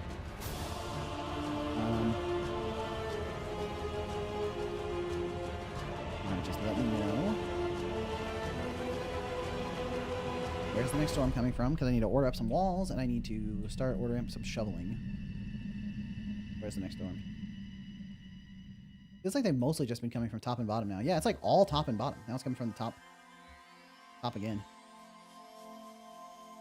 Top is the best time to expand downward. Which maybe means I should start digging out over here. But I don't have a good path. Like, oh, actually, I can just build a road. I'm stupid. Okay, but if it's coming from the top, first things first, we need to repair this wall. Here. And then... Huh. We're actually not that weak from the top right now. Oh, we need this wall here. And then I want to start expanding this outward. So let's take the shovelman. Take the shovelman. Alternatively, no. We need to get, even if we get this farm going, we already have someone assigned to it. We need to expand. So I think actually expansion is the way to go.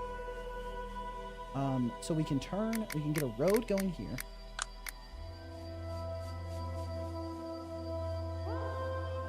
We need to turn this into a gate. And then get a road going through the gate. And we just want to come out this way and see what we can do. And then we want the shovelman out here just digging up this sand. Okay. Perfect.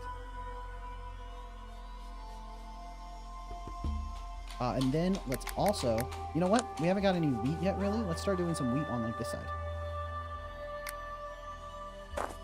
Start collecting some wheat. We got a caravan. What's up with the caravan? We can get a gossiper to show information about undiscovered water. That could be good. Costs 100 food and $325. I think that's fine. Oh my gosh.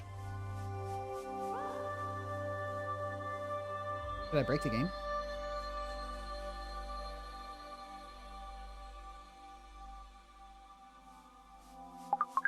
I lost my UI. Okay. Oh, it's over here. That was weird. Some kind of bug. Lyra, I think it's nice for the dev to see how addictive their game is. True, true. This game is very addictive. It's just fun to fun to recover. I actually think the amount I had so much enjoyment recovering from my like tragedy that I do think that there's something to there's something to that, you know. All right, we're expanding.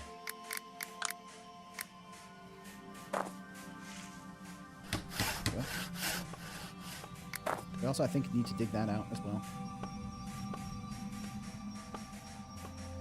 I'll be rewatching that later to see what happened. Yeah, that bug, I picked the gossiper and the screen went nuts. I was like, is this how it ends? After all this work to recover? Alright. The only safe way to expand is with shovels, which I approve of. Inbound Shovel approves this message.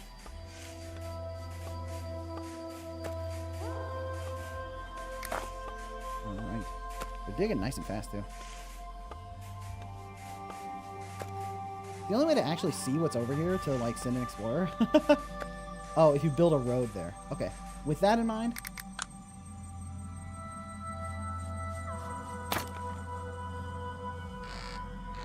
Oh, I can't go to unexplored tiles. That's unfortunate. Because I would really like to just keep going that way. Perfect. Now, I don't need this area to be as protected as the other areas, but we are blowing down, right? So if we're blowing down, why do I not have this protected? Let's get a little wall here, just for peace of mind. Oh, it's because I want to expand this out, but 2 sets of walls ain't bad. What's the worst could happen? Yeah, okay, so we're going to do a path up this way to get to another water and quarry source. Maybe that means I need to unlock waypoint traveling so I can just get that.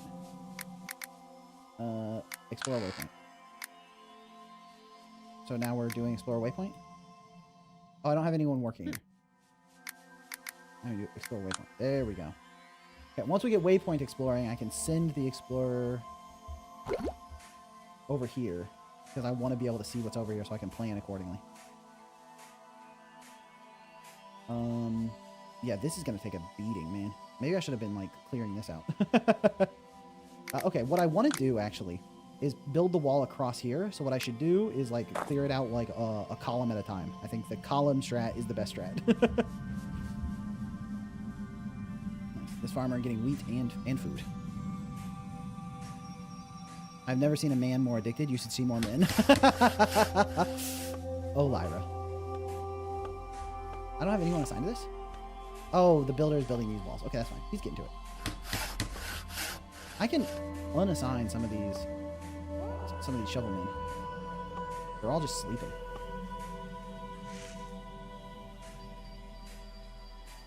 Okay, no more sleeping shovelers. Although we do have a lot of stuff up here that I wanna clear out. So having shovelers could be good, but having them unassigned means now they can come build this wall for me, which is what I want. And then we want to build a wall here, and we're going to keep shoveling this. Nice. Stay hydrated. True. Oh, right. I should go get water at some point. But I need to watch. My mood is so bad. What the hell? Hold on. You guys are deeply unhappy. So I probably need to get some more ore or whatever, so that I can so that I can research you something that makes you happier. Is that what beer is for? Oh, wait, what are you doing here? How did I miss this? Sand got spotted. It tried to sneak in there. It's like a secret agent Sand. Not today, not today. You can count me in because as far as I know, I'm not you. I haven't seen you. There's some interesting stuff going on in chat. Okay. Shovelly Joes, Shovelly Joes. Boom. Do some Shovelly Joe and some Shovelly Joe. And some walls. Boom, boom. Okay. Also, we're... Oh, I never unlocked the bank. Okay, Explorer Research. Nice. But, okay, at this point, I am actually running a little bit low on, on people. Uh-oh. Uh-oh. Quickly! Lock in.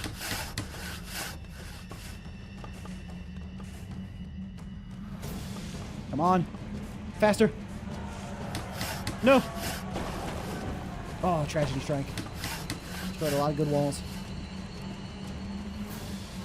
That's okay, that's okay. But they're still just working.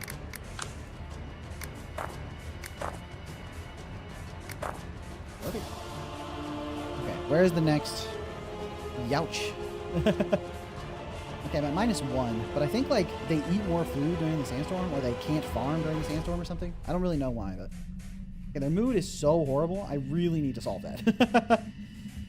They might just leave the settlement, which fair. Okay. We only have 2 shovelers now, but that's totally fine. Because what we need is a mining outpost. Oh, that's shovels. This is mining. This is 70 to 75. Okay, so we need you here, but no one can get to you if you're there. So we need you in a place where you get where people can actually reach you. I guess we could build a mining outpost here just to collect the 30 that's here. Yeah. Sure, why not? Oh, it's not connected via road. Oh, but that's fine. I can build roads through grass. And it doesn't hurt the grass, which is awesome. Alright. Where's the next sandstorm? Oh, it's coming from the right. Ooh. Okay, so we need to continue shoveling all of this so we can make my big wall here that I want. And then anything else from the right? You're blocked, you're all good. Okay, from the right, we're actually like in a great situation. Shows information about undiscovered water. I don't want to potentially break the game. I can get 100 food for 300 gold. I'll take that.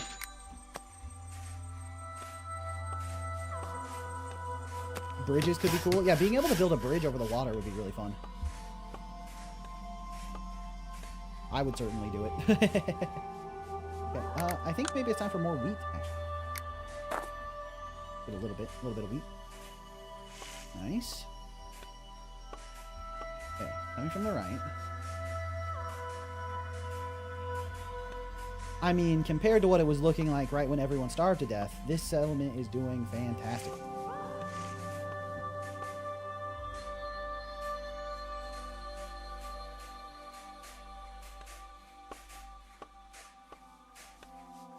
Did this never get planted? Is there no farmer working here? Why isn't... There's something weird going on with this grass. I don't know why it's not connected to the other grass next to it. A little strange. Obviously not like the end of the world or anything, but it is a little strange. Alright, we'll build like this, and we build across here. Oh, and then... Okay, they are digging that out, so we should also put the wall here. And we also want to dig this out. And then, yeah, and then we're not really taking any meaningful damage from the storm once that gets all handled. Let's put a couple more wheat tiles down. Maybe another grass tile. Perfect, perfect. Shovel the stream started 17 hours ago. Well, all I'm saying is you should definitely go wishlist Storm Settlers on Steam, because this game is very fun. It's very addictive.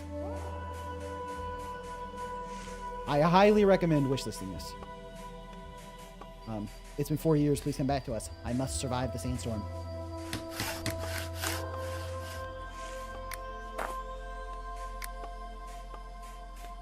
Come on.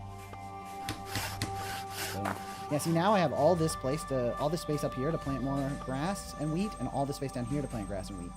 And if I can get over here... Oh. And you are collecting those. So I can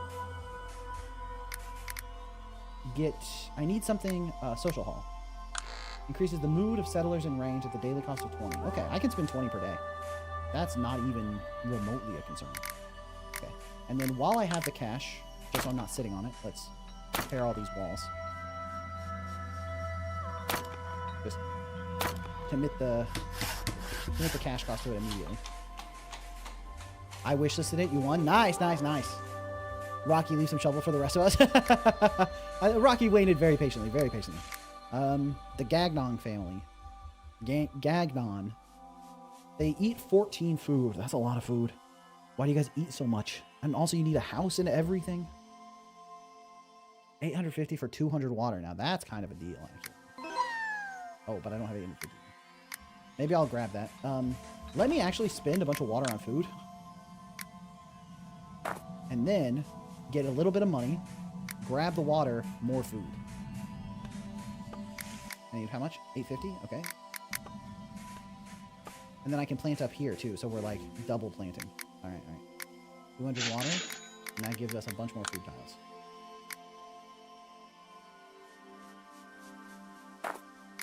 Perfect. Okay. Now, y'all plant your food. And that way, some settlers don't have shelter. Right. Okay. We also need to build a house. Oh, houses cost money. All right, well, you guys are going to be homeless for just a little bit. Just a little bit, and then we're gonna get you sorted. We're going to take good care of you, okay? Don't even worry about it. It's all great.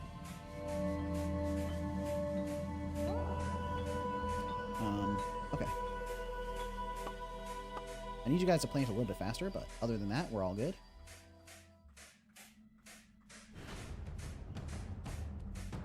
Okay. Dude, the way the wheat shakes in the storm is so cool. Okay, we have enough to build a house, actually. Let me just pause the sandstorm. I wonder if it would be impactful. Oh, interesting. The sandstorm, like, particles when I'm moving, when I pause it, are interesting. I wonder if it would be impactful if you couldn't pause the game during the sandstorm. I don't know how much that would affect the gameplay of it, but I feel like it's a little bit, kills the drama a little bit that I can just pause. Okay, we got a house there. I think a house can house 2 people, so I think that's fine. Nice. Okay, getting the... I should probably clear out the sand from underneath these walls so they're not taking damage for no reason. In fact, once you clear the sand from under these walls, there's no reason for the walls to even be there. Okay, and then we want you to also plant more food. And then we also want you to plant more food. So that we're expanding our food storage on every single farm at the same time. Alright, music is very dramatic, but we weathered the sandstorm pretty fine. This should probably be on note. The rest of my family got old and died during the stream. It'd be funny if the sandstorm clogged the buttons. Oh, that's an interesting thought. Yeah, if like you couldn't click buttons while the sandstorm was running, that would be... That's a brutal idea. Put some grass in here. Alright, and then we want the shovelers to deal with the sand. Oh no, we want... Where's the next sand? Okay, it's coming from the right again. Alright, trying to double down on the damage. Which means all of this sand is a problem. Okay, with that in mind... Let's dig in time. Okay.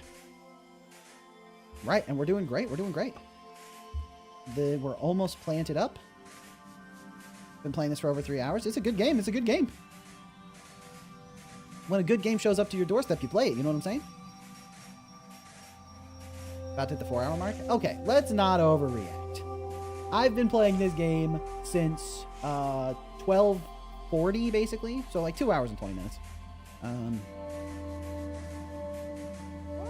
All right. Okay, we're clearing this out, which will be good for us. We're going to get another, like, push-in of the sand over here, but that's fine. What can you really do about it? Welcome back to episode 349 of Storm Settlers. In this episode, I'm going to let all my villagers starve to death.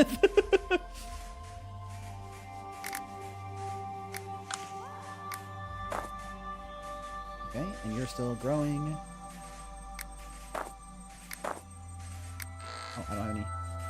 Nice. Okay. Dizzy from dehydration. Oh, sorry. I spent all of the water. That's my bad. I spent all of our water on plants. I would like to apologize for that. I've had 4 children in the time of playing this game. What are their names? Drop their names in chat right now. You have 10 seconds. 10, 9, 8, 7, 6. Spoiler, there's a sandstorm in every episode. I'm kind of hoping this episode we're not going to get any sandstorms, but let's see what's going to happen. Glimbus, Wimbus, Pimnus, and Glimbus 2. Those are good names. It could be better, but you know. Not everyone is a genius. Oh, hey, what are you doing? I don't like this sand. Oh, what are you doing trying to get my grass? Are you dumb, actually? Trying to get my grass, bro? That's my grass. What would you name your kid? Jetpack? Kind of a sick name.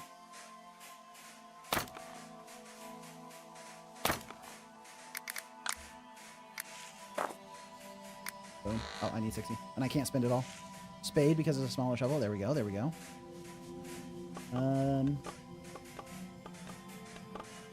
Dude, all of the people come to build this wall in a hurry, man. They were concerned. Okay. Nice. Oh, we are doing amazingly right now. I've always liked the name Catherine. I like the name Catherine.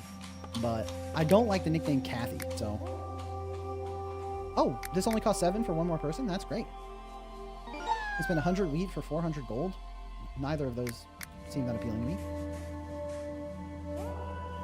Say something that's kind of smart about this game. The core game loop of getting stuff destroyed on one side and then needing to recover from that is very addictive. However, it definitely struggles from the fact that in the beginning you don't understand what's happening, and you don't really know where the threat is, and you don't have anything to get destroyed. So I think the core loop of building in preparation for the damage that's going to get to you is pretty fun. Why is this grass like dying? But it takes a while for the game to get there, and I would be afraid of losing people's interest before you get to that point. There's a free side all the time. Exactly, yeah. And that gives you the angle to attack for your next expansion, right? It's coming from the right, so expanding to the left right now is extremely free. So I could build here. This caravan's stuck. So I could build out here, but honestly, I need to make it to this mine. So I need to keep going to the right. So I'm really hoping for a left side sandstorm. That all being said, I think I'm totally safe here. I think everything's good. I might lose some walls, but... We're at -1 food. I don't know why. I don't know why I lose food production during the sandstorm. There's probably something going on, but... Okay, now that I have 5 people unemployed, I can do a waypoint exploration. I want to see what's going on over here. Short journey. In the explorer. Cost 75. You run out to the sandstorm, homie. I assigned someone to go exploring in the middle of a sandstorm from that direction. They're calling me the world's most benevolent gamer. I really care deeply for my people. No one post any clips about me complaining and letting them starve to death. I don't want to hear it. If they work harder or less hard during the storm. Oh, because of the mood. That's... Okay, so I need the social hall. Perfect. Okay. If I can get the social hall, maybe people will be a little bit happier. And if people are a little bit happier, that'd be good for me for some reason. Okay. There's no one assigned to this shovel house. Okay. There's no one assigned to this shovel house. Mm-hmm. So every building is assigned, and I have 3 people who are unemployed. That's perfect. So that means I can get over here. Right. Nice job, bud. Nice job. You're doing a good explorer. Good explorer. Let me just talk to that guy like he's 3 years old. Don't mind me. Can they pass through the houses? I don't think so. So this house is kind of a problem. Okay, we have 350 water. I need to use that immediately. Where's the next storm? It's coming from the bottom, which means I can expand bottom up totally free. With that in mind, it's time to start shoveling this out. Come on. Boom. Okay, you clear that out. Not used up all my water. Nice. Look at this guy. He's exploring up a storm. You could call him a storm settler. What am I even doing anymore, man? What's even going on at this point? Okay. So I want to get all this ore for sure. Ore for sure. That's a bar. Next step is exploring. Yep, yep, yep. I gotta get out there. I need this. Oh, there's a water source up here. Okay, so this is my next base. I need to get up here, get this water, get this ore. Maybe get another water. Well, not 100% sure. I could go for a bank, actually, but... my 4 shovelers going to work, man.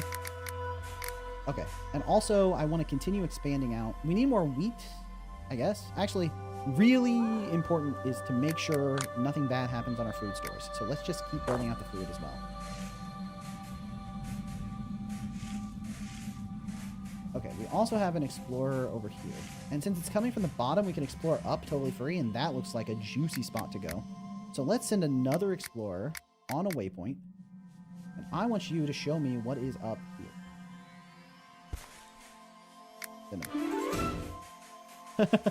Doodle-doodle-doo. Okay. Alright. No damage from the bottom here. No threat here. Okay, it's a little bit bothering me. These are, like, not complete, so I'm just gonna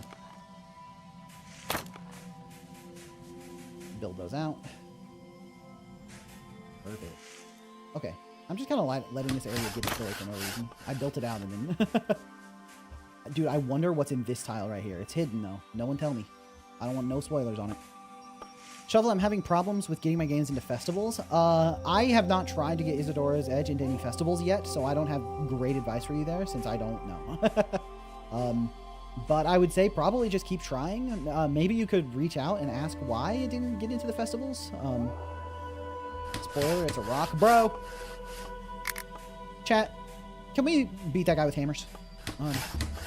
I'm also struggling to get my game into festivals. Festivals are just picky. I see. Okay. If even IGTAP is struggling to get into festivals, then it's not like not any clear issue with anything you're doing.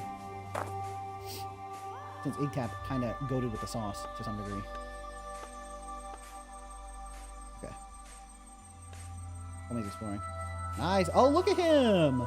Finding so much stuff. Okay, there's some boxes up here, but mostly it's just sand. I really want to find a good... Oh, there is a water source over here. Is it a good water source? Let's send out another caravan. Tell me what's going on with this water source. Alright, hopefully you don't die during the sandstorm.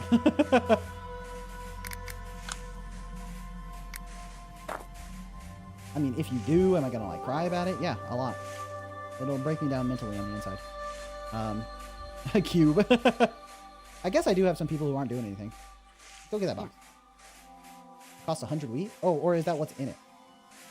Oh, there's 100 wheat in this box. Then no, I'm full on wheat. I don't need that right now. 200 water, though. I could go for that. Yeah. Yeah. My homie said, yeah. Shovel, I survived the hammers? Good, good, good.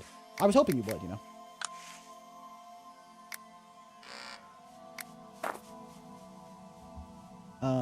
Email content creators, low-key, that's a big deal. Yeah, I think a power core box. What? What's a power core? Someone explain me. Ooh. Water. Okay, so I need to explore out this way. Build a drill. Oh, there's literally just wheat here. Yo?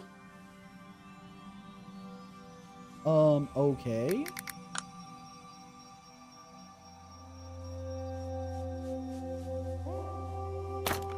I would like to get over here.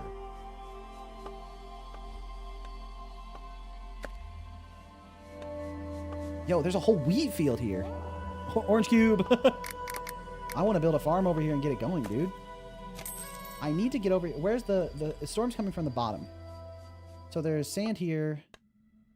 Yeah, come across this way so I can build the road. Okay, hopefully we don't lose too much good stuff because I can't make it over here in time, but... Come on. Give. Perfect. There's some damage on some walls that just happen to exist over here. That's fine. We're building our desert path. And then I think...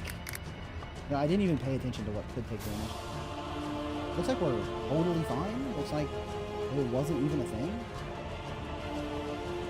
Got me like 800 wishlist.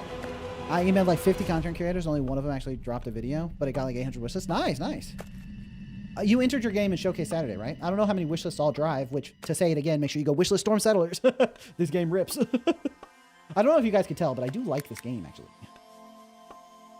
So I got to get a farm over here stat. Where's the next storm? It's coming from the right. Okay. Coming from the right is totally fine, actually. And then we just want to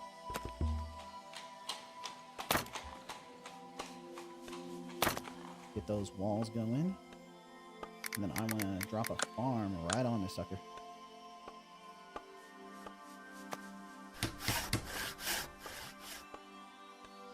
Let's get it going.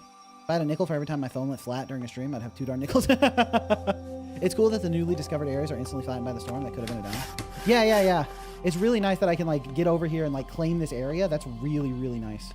It's like, if there weren't any areas like this to find, it would be pretty disappointing, because it's like, I never even had a chance, you know?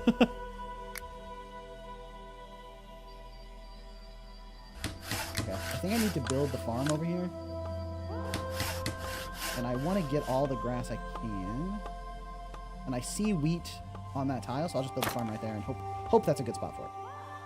And then I want to explore underneath it too. So let's do another explore, waypoint. You come over and tell me what's over here, bud. Waypoint, yes. All right, you go on the adventure. Oh, what's the caravan got for me? A gossiper can tell me where water is. I can get a family. Perfect, another person. Sure. Oh, I need a house. Okay, let's build a house. Okay, perfect. Some settlers don't have shelter. Oh, that's fine. That's fine. We're getting them shelter. Don't worry about it. Okay, and we're coming from the right, which means I can expand rightward here. Totally. I can do like this. And am I gonna build a wall to the top and bottom of this? Yeah, probably. And then I need to connect that with a road. Right. Okay. Make sure we connect this with a road. I can't build a road in the darkness. Okay. So did my guys walking through here to build this not see it? A little bit confusing. Oh, okay. I wasn't paying attention at all to my actual farm. Is there anything over here that's in danger? No, we're totally chill. My main campus is totally fine right now. Nice, he's expanding. Okay, let's get up into the farm. Perfect. And then we're building this wall to protect the area, which is what I want. And we can also build another water storage facility here. 21, 26. Okay. Yeah. And then we need the shovel bros to get over here and start shoveling it. No. The shovel bros are digging out here. Perfect. We got 3 people still not assigned anything. Once this is connected, though.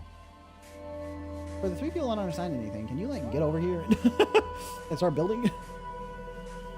I left before the first game started. I said we're still in the first game. Yeah. I saw a devlog at this game like 6 months ago. It looks cool. Yes, it's really fun. It's really addictive. I think there's like a hump of like learning what's happening and figuring out what's going on. And once you get over that hump, it's really fun. So I think from the dev's perspective, all Rocky has to figure out is how to get people over that hump. And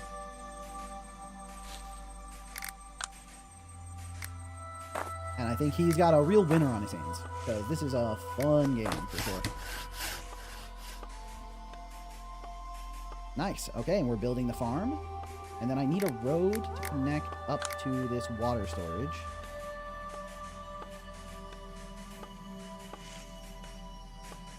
Which can go through here.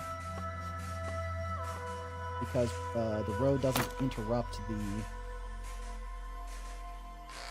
Must be next to road. Is it not next to road? Okay. Seems like something's getting a little bit broken on my like road connecting. Okay, there we go. Looks like there's another water source over here too. Okay, and the next one is still coming from the right, so we got that on lock. Let me just double check. Okay, we got some sand coming in here, but it's not too bad. I wouldn't mind shoveling this so that we're not having so much sand on the inner walls, but I don't think it's the biggest deal right now. And I think expanding this path to make it safe would be good. Sadly, Shovel managed to rebuild after his people nearly starved. Sadly. Unfortunately, Shovel didn't have his entire populace destroyed by one sandstorm. That's tough out there. Alright.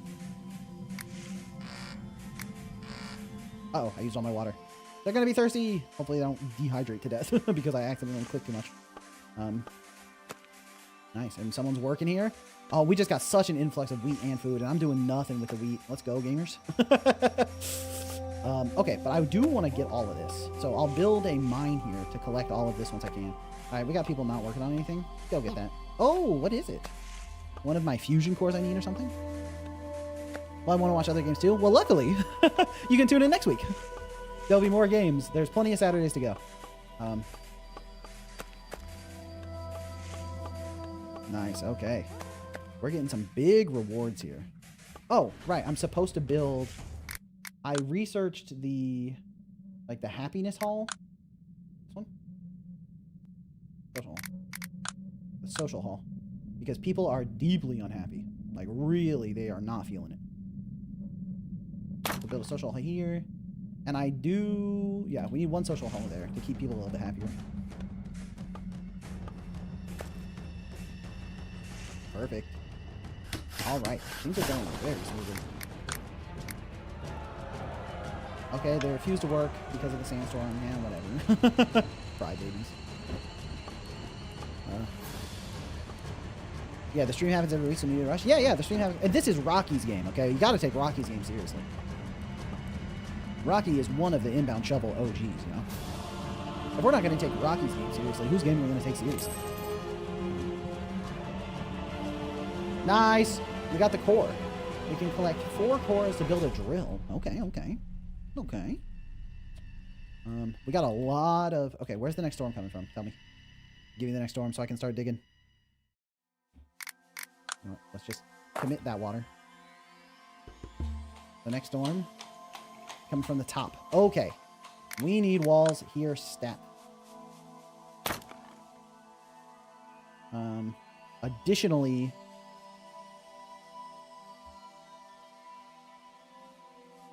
Okay, actually, the dirt situation up here is not that bad, but we do need to clear this out. Yeah. Okay, that's pretty good. Now let's go check over here. We're totally fine along the top. Oh, we need to rebuild this wall. Along the top. Yeah, we're chilling. These walls got destroyed, but we can just dig this sand out and be fine. We need 100 water. Okay, that's fine. People are really mad, but don't worry, we're getting a social hall soon, everybody. We're getting a social hall. Then you'll be happy, I think. I've been invested in the settlement. It says a lot about how good the game is. I'll have to wishlist. Yeah, totally. Yeah, still on the first game. Yeah, it's the type of game that does require a large time investment. So, you know, part of it is just this game is going to be a longer one, but also the game really is good. It's very addictive. It's totally possible for a game like this. Once I, you know, die the first time, it's just like, all right, and I'm done. I'm no longer interested. Okay, so I have some people digging, which is good. I don't have anyone to build. But the social hall is keeping people happier, I think. Because it is staffed. Yeah, okay. Maybe, do I need one less person digging so I can have someone building? Tough call. Do I have someone working like in a mine station that doesn't need to exist? Possible. We got... Social hall, I think, is important right now. Alright, let's... -1 shovelmans. So that we have one more person building. Because we need these walls to get built. Okay, and we need this cleared out first. That's a high priority. Sometimes a game just takes up the whole stream. There's no timer. We just chill and enjoy it. Yeah, similar to pre-rolled. Pre-rolled also took up like the whole stream, I think. Let's make beer. Yeah, I need to get more... I need to collect this ore so I can research it first. I have a lot of wheat that I've just been sitting on. Oh, there's a caravan here. Can I do anything with this caravan? I can get another family. I can trade wheat for money, but I don't really even need the money. I don't want to get rid of my water either. Let's just get the settlers. And then, since we got some settlers, we need to expand our food out a little bit. Let's spend some water there, spend some water there. Perfect. Get some more food built up as soon as we can. Make sure we're protecting our farm that we discovered. Nice. Look at him build. Look at him go. Look at the cleanse. Look at the moves. Faker. Give me a kiss. What? Who said that? That's so weird. Why would you say something like that? Okay. Alright. We're blocking, protecting our little path here, which I think is good. Did Did you finish this waypoint excursion, or are you just chilling, dog? Please do not kiss sand. True. It's rough and coarse and gets everywhere or something like that. And I already said no on these caravans, right? Yeah. Okay, we got the people. They're eating all my food. I can get some money for 100 wheat that I'm not using. So if I can spend 400 gold, is there anything I want to spend money on? I would love to be able to store more stuff, which mostly just costs... primarily just costs this one spot. So let's put it here. And then I can trade the wheat for money. That way I don't end up wasting the water. I'm going to get going. Have fun. Hey, thanks, Mr. Pokemon. Thanks for hanging out. Hope to see you next stream. We'll have more games. I think this is probably the only one I'm going to be able to play today because it kind of took up the whole stream. My stream normally would have ended about 20 minutes ago. And, like, the reason I don't want to go too, like, past my normal time is I realize the later I stream, the more tired my brain gets. Why did I not clear this out? What am I doing? We also need to clear this out. And we also need to build this wall here.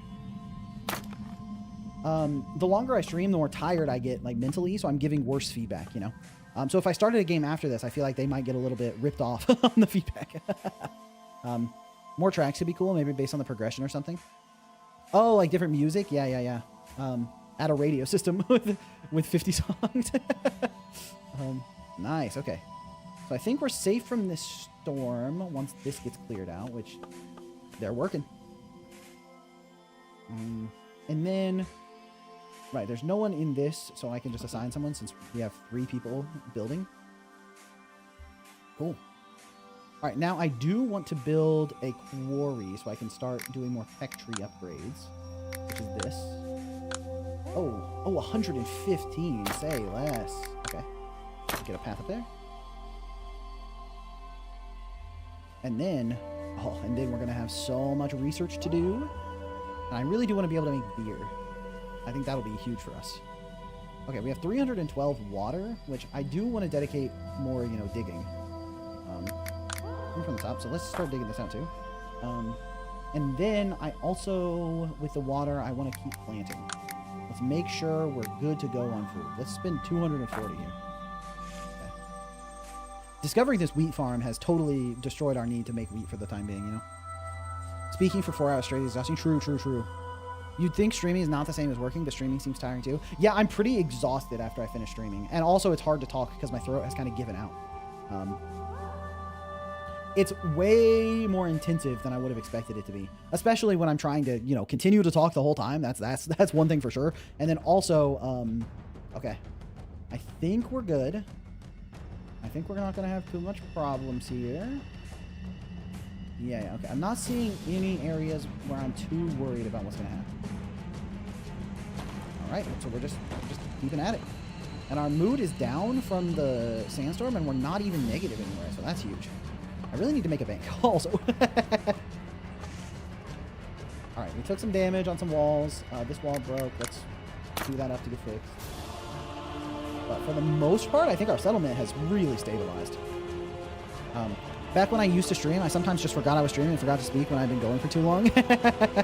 Yeah. It's like I definitely don't want to forget to stream, and then people are just like, you know, is he okay? Did I? What? I must have accidentally clicked that. Well, that's fine. We got a cool little wall here. Little wall situation. Okay, it's coming from the left. Well, let's do that. Okay, from the left. This is all gravy. This is all gravy. All right, we're good to go. And then we want to dig this up. Okay. Just build a wall there, protect my farm. Nice. All right, we have 450 water. So, more grass.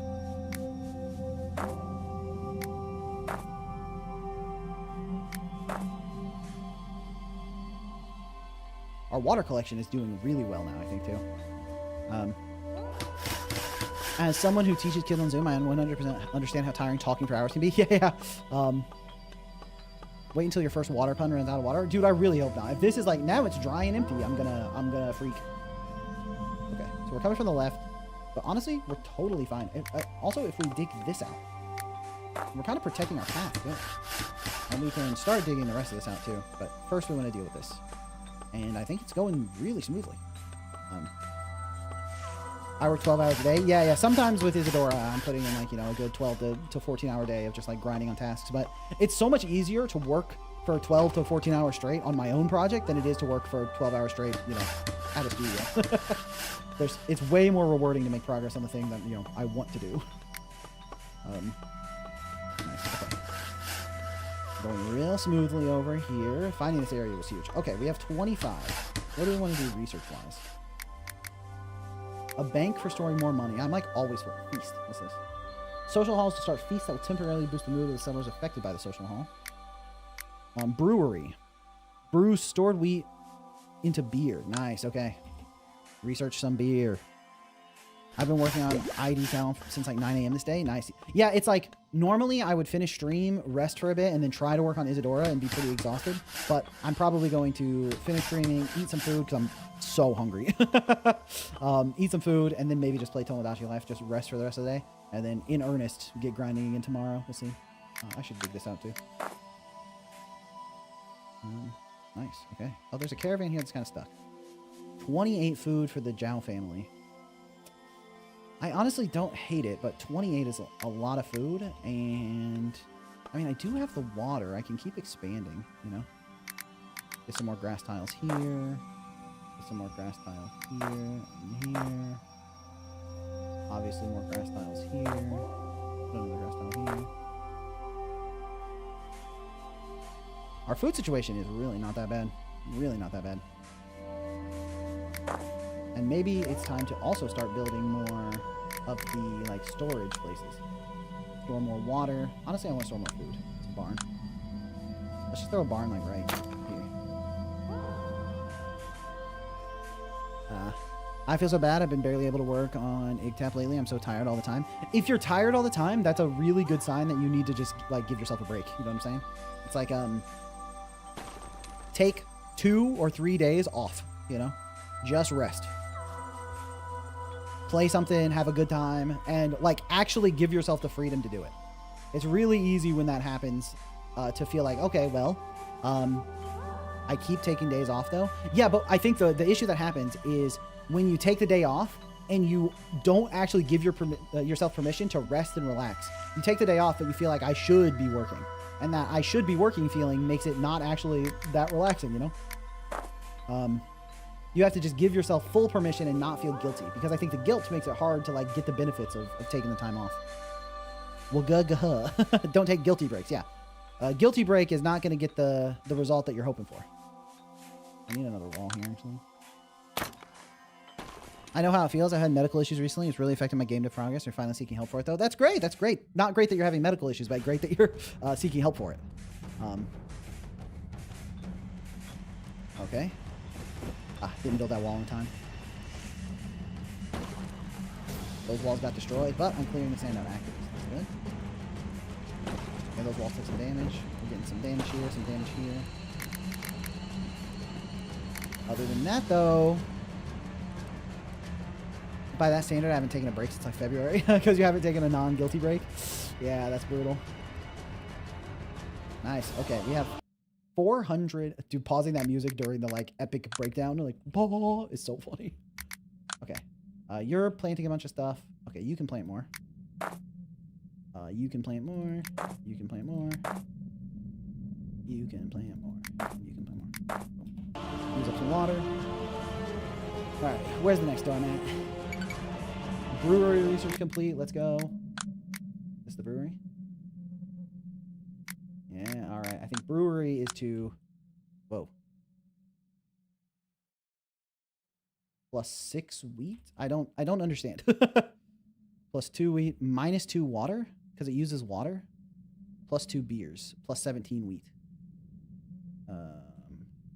Okay, I really should have read what that does, huh? Brew stored wheat gathered from the farms and barns in range. The storage is less efficient the farther they are from the brewery. The brewery transforms its stored wheat and water into beer once a day. Oh, okay.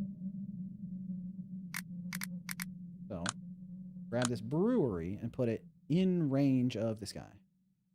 So we put it like... It's less effective the further it is. So if we put it like here, it's only 6. So it needs to be in range. Okay, got it. And where is your max? Okay, so we can put it safely. We can put the brewery safely like right here. And it's connected to the road and everything. Perfect. Okay. Making the pausing of the music slightly less abrupt could be nice, so I think it's fine it is. It does make me laugh. I wonder if the music should have a fade out effect. Maybe. Yeah, there could also be pause music so that it like kicks in the nice relaxing pause music. Oh, it's coming from the left again. Okay, coming from the left again is brutal, but that's fine. Rebuild this wall. Rebuild these walls. Totally chill. And yeah, let's... Yeah, we're totally fine.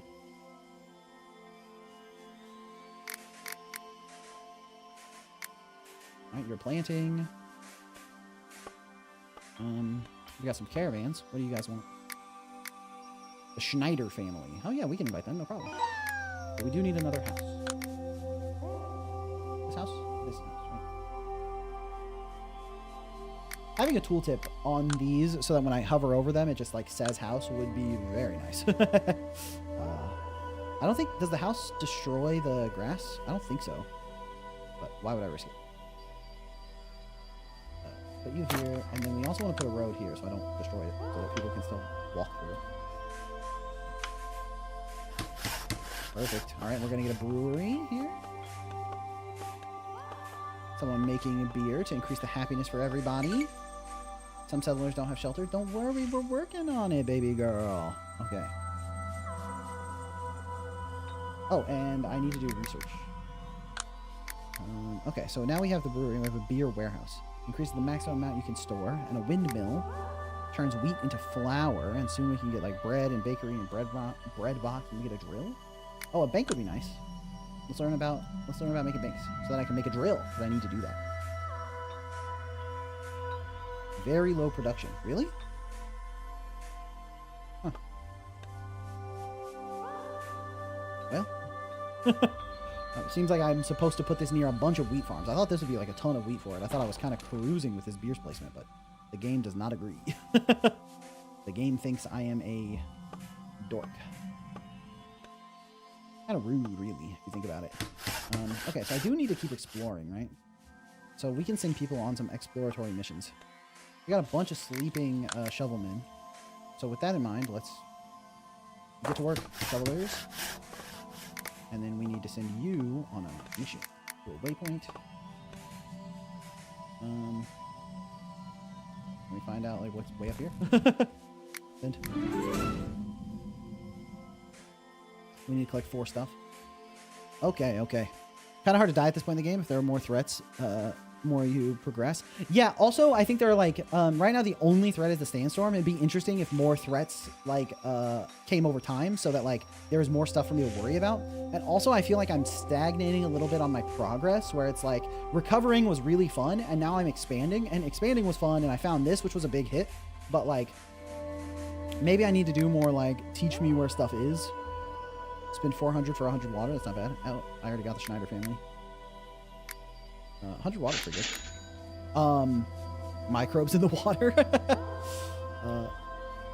Yeah, I think the main point is the sandstorms. I wonder if there could be like, you know, dust devils or something, like something that still fits the theme of sand, but you know, in a way that was a little bit more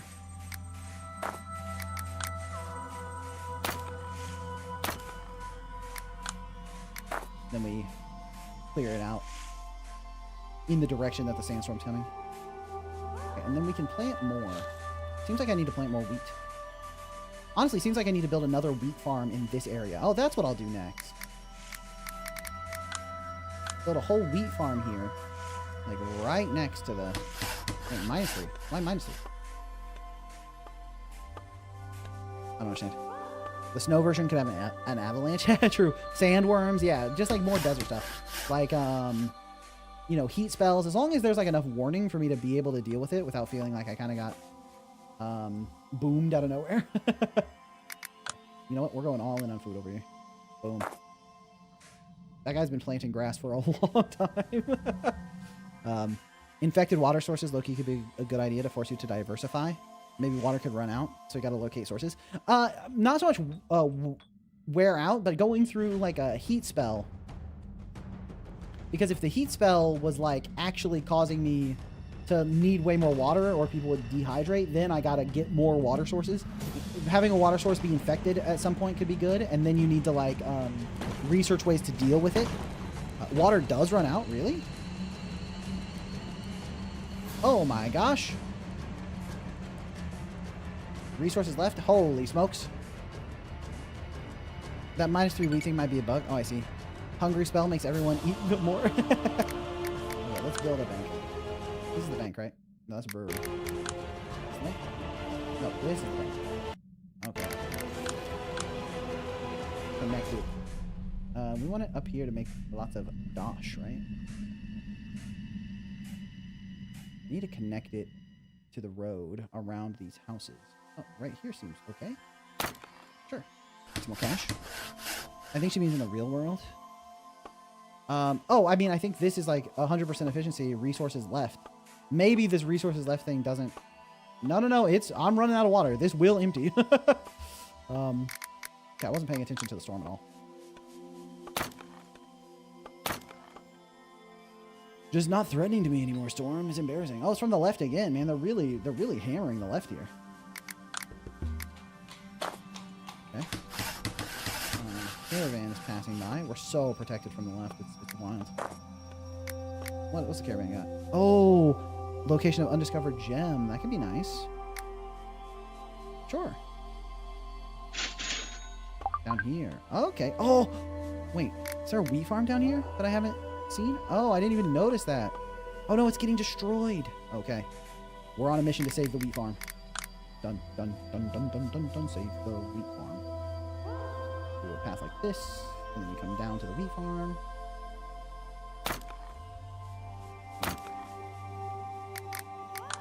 Shovelmen. It is time to protect.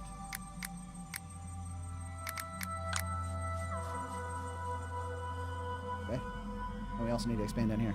Maybe storms could pollute the water sources. Right, you could have like the water is like infested with dust, like that clears after the next sandstorm or something, or clears over time, or you have to like research, you know, water purification systems.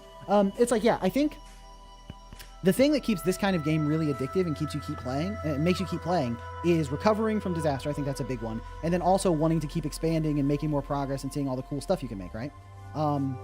And I think that this game is doing a really good job with like lots of the recovery stuff, and it has like a really good start of the game loop. And clearly there's like something I'm trying to achieve with the infested with dust. Yeah. Like dusty, I guess is the way you would say that. I plan to work on the art stuff, waving the wind. Cactus can make for a good environment edition. Yeah. I think honestly this game probably at this point just requires more content. Hate to be the one who says it, but more ability to... Oh, I should send another researcher out. Waypoint.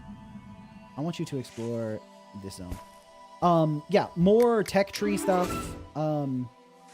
More buildings. Just more stuff to do, basically, you know?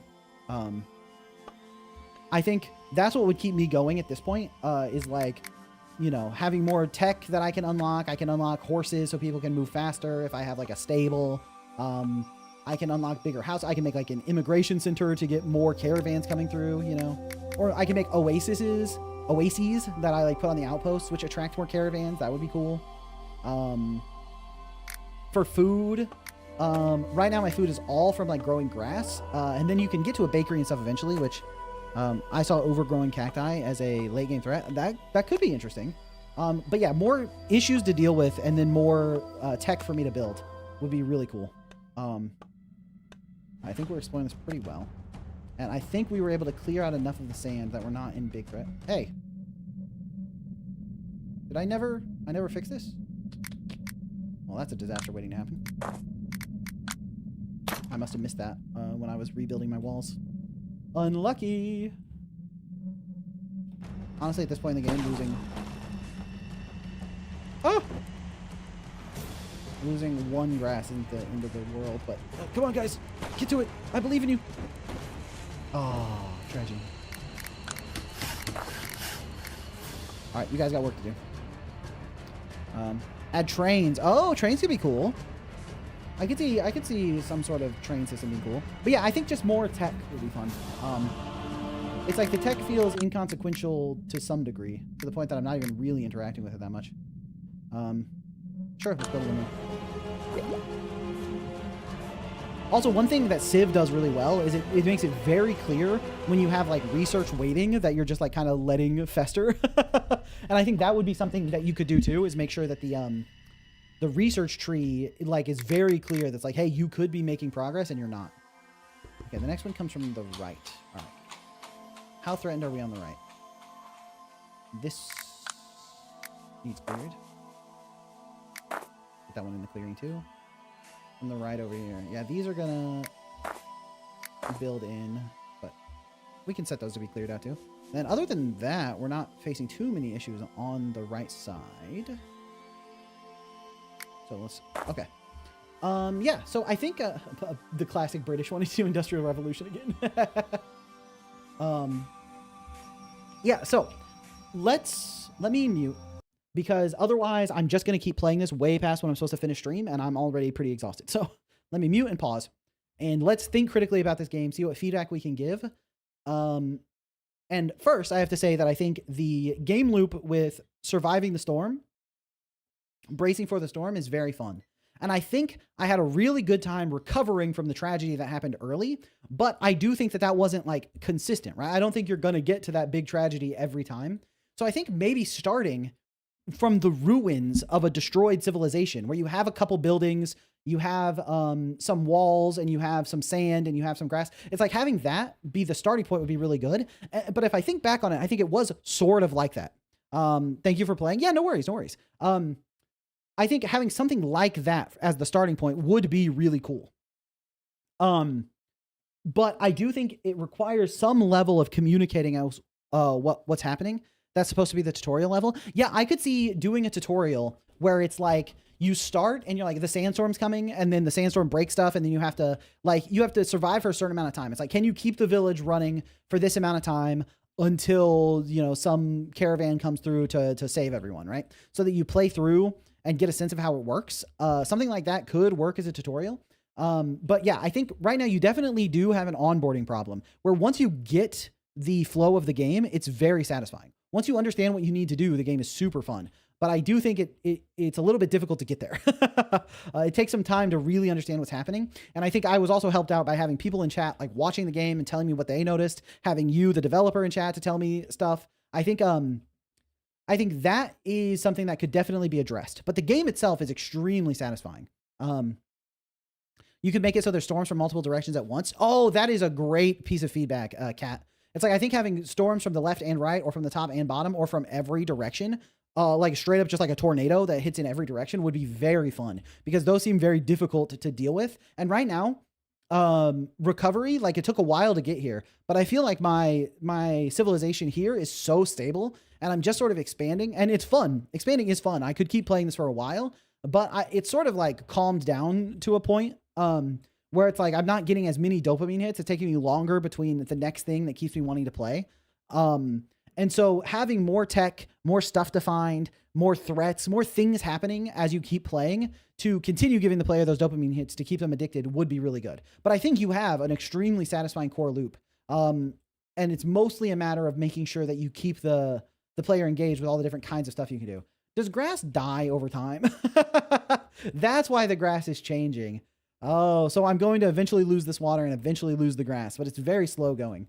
But yeah, I think that's really cool. Also, I think the notification system adds strong storms that hit stuff like 8 times, or can push sand multiple tiles.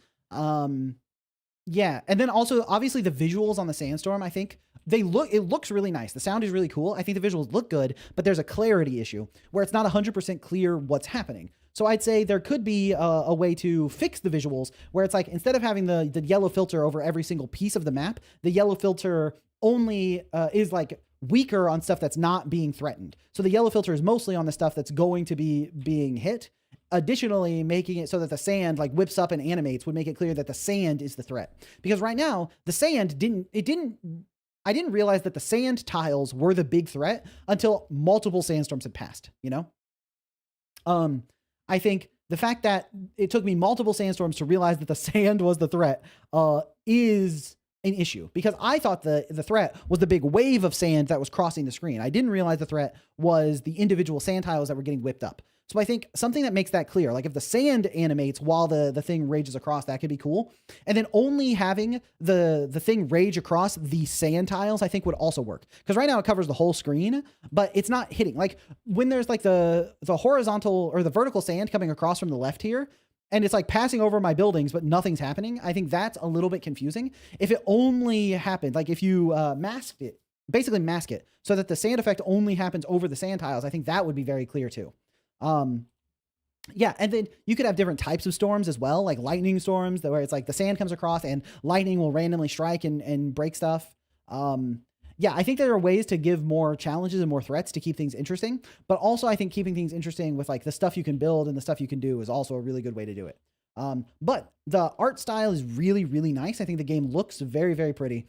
And it's very satisfying to watch your little workers running around. I also think there are some UI considerations that I would make where it's when I was trying to manage only having a couple people that survived the great food famine of of early storm of 1937.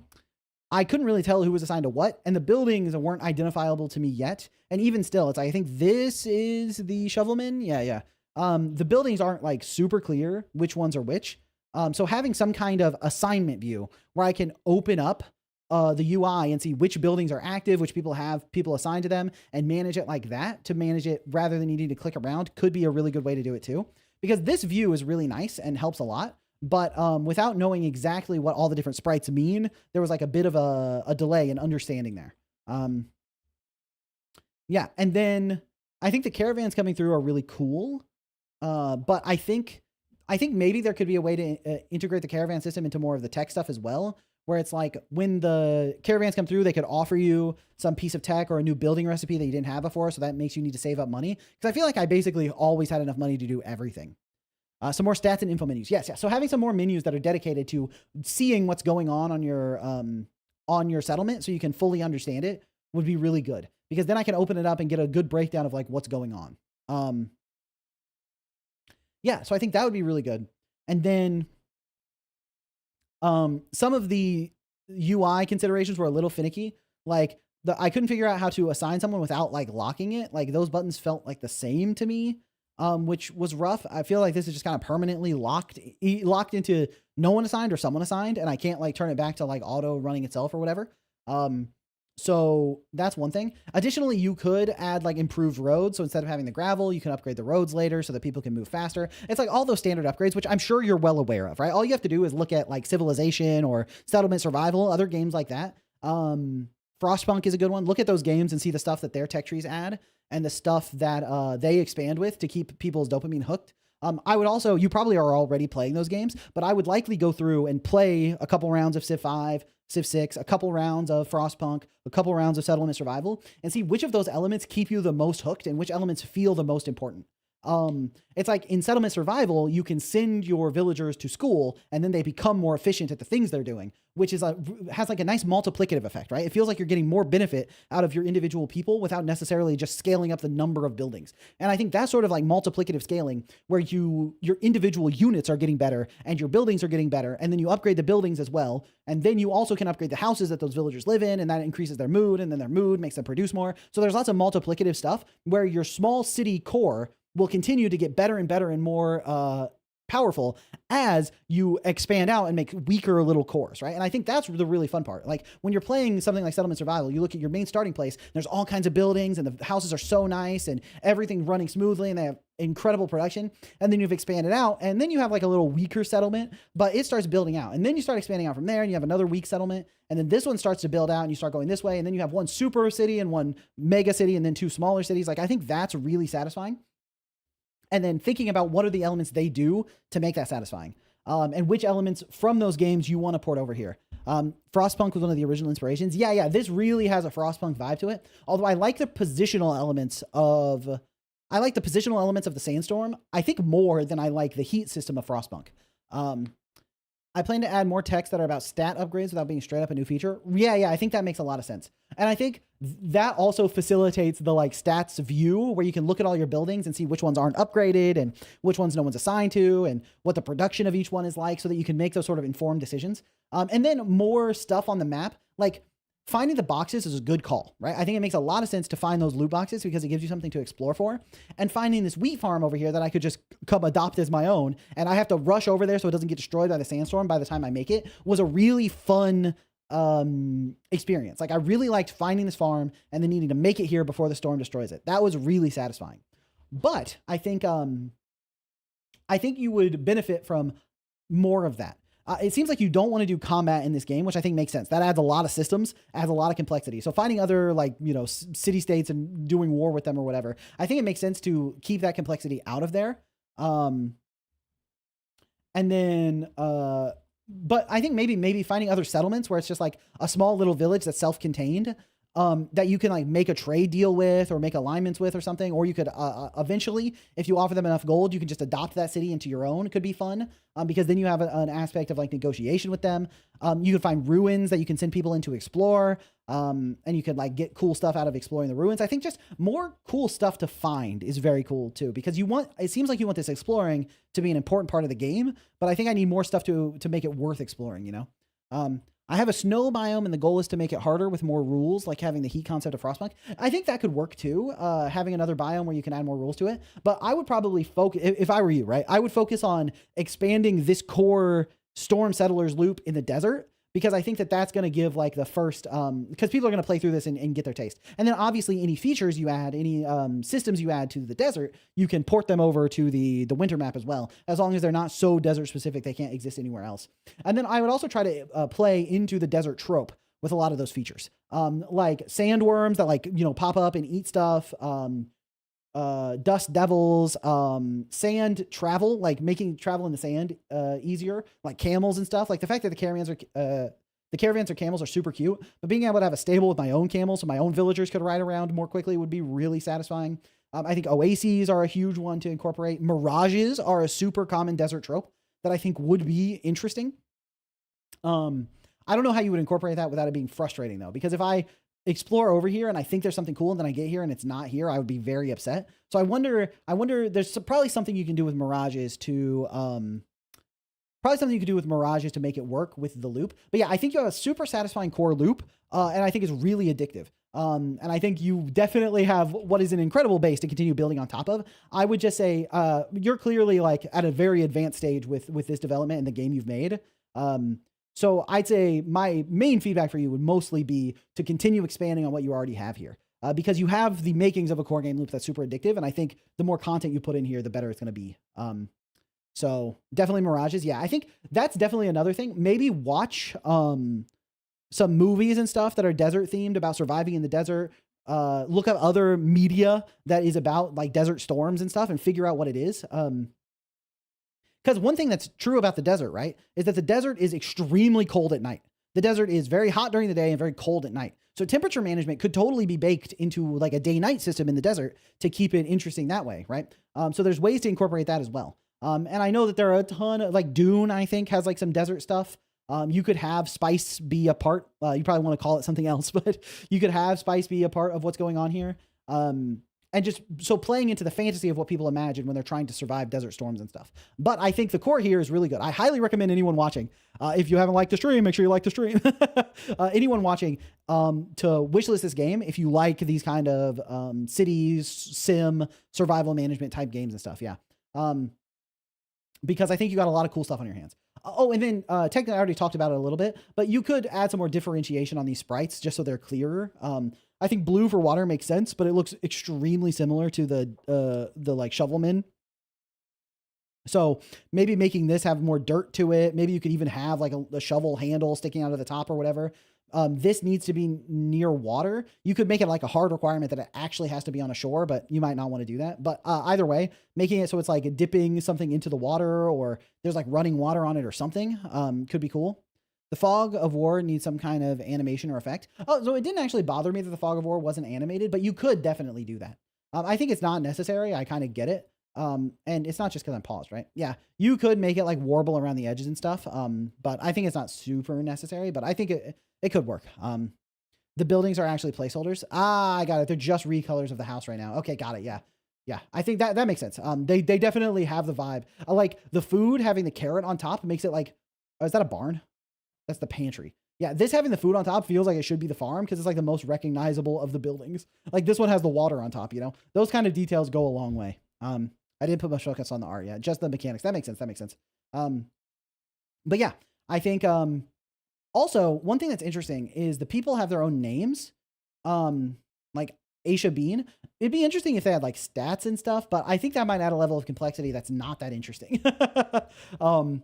But yeah, you could potentially have some like procedurally generated stories of them interacting with other survivors. I think that's one of the things in settlement survival that's really addicting. Settlement survivors that's really addicting. But I don't think it's necessary. Like I don't think it's 100% necessary because I don't think you 100% need to add that level of simulation to it. I think the surviving the desert simulation is already pretty strong. So, but yeah, I think some of the obvious issues that you already know about with like the onboarding and tutorialization and making it and like gameplay clarity, that could be improved. But once the gameplay is clear, you have an extremely satisfying loop on your hands. So yeah, I think just keep going with that. And I'm excited to see where you take it. But yeah, thanks for submitting the game, Rocky Mullet. Longtime friend of the channel. Really appreciate you.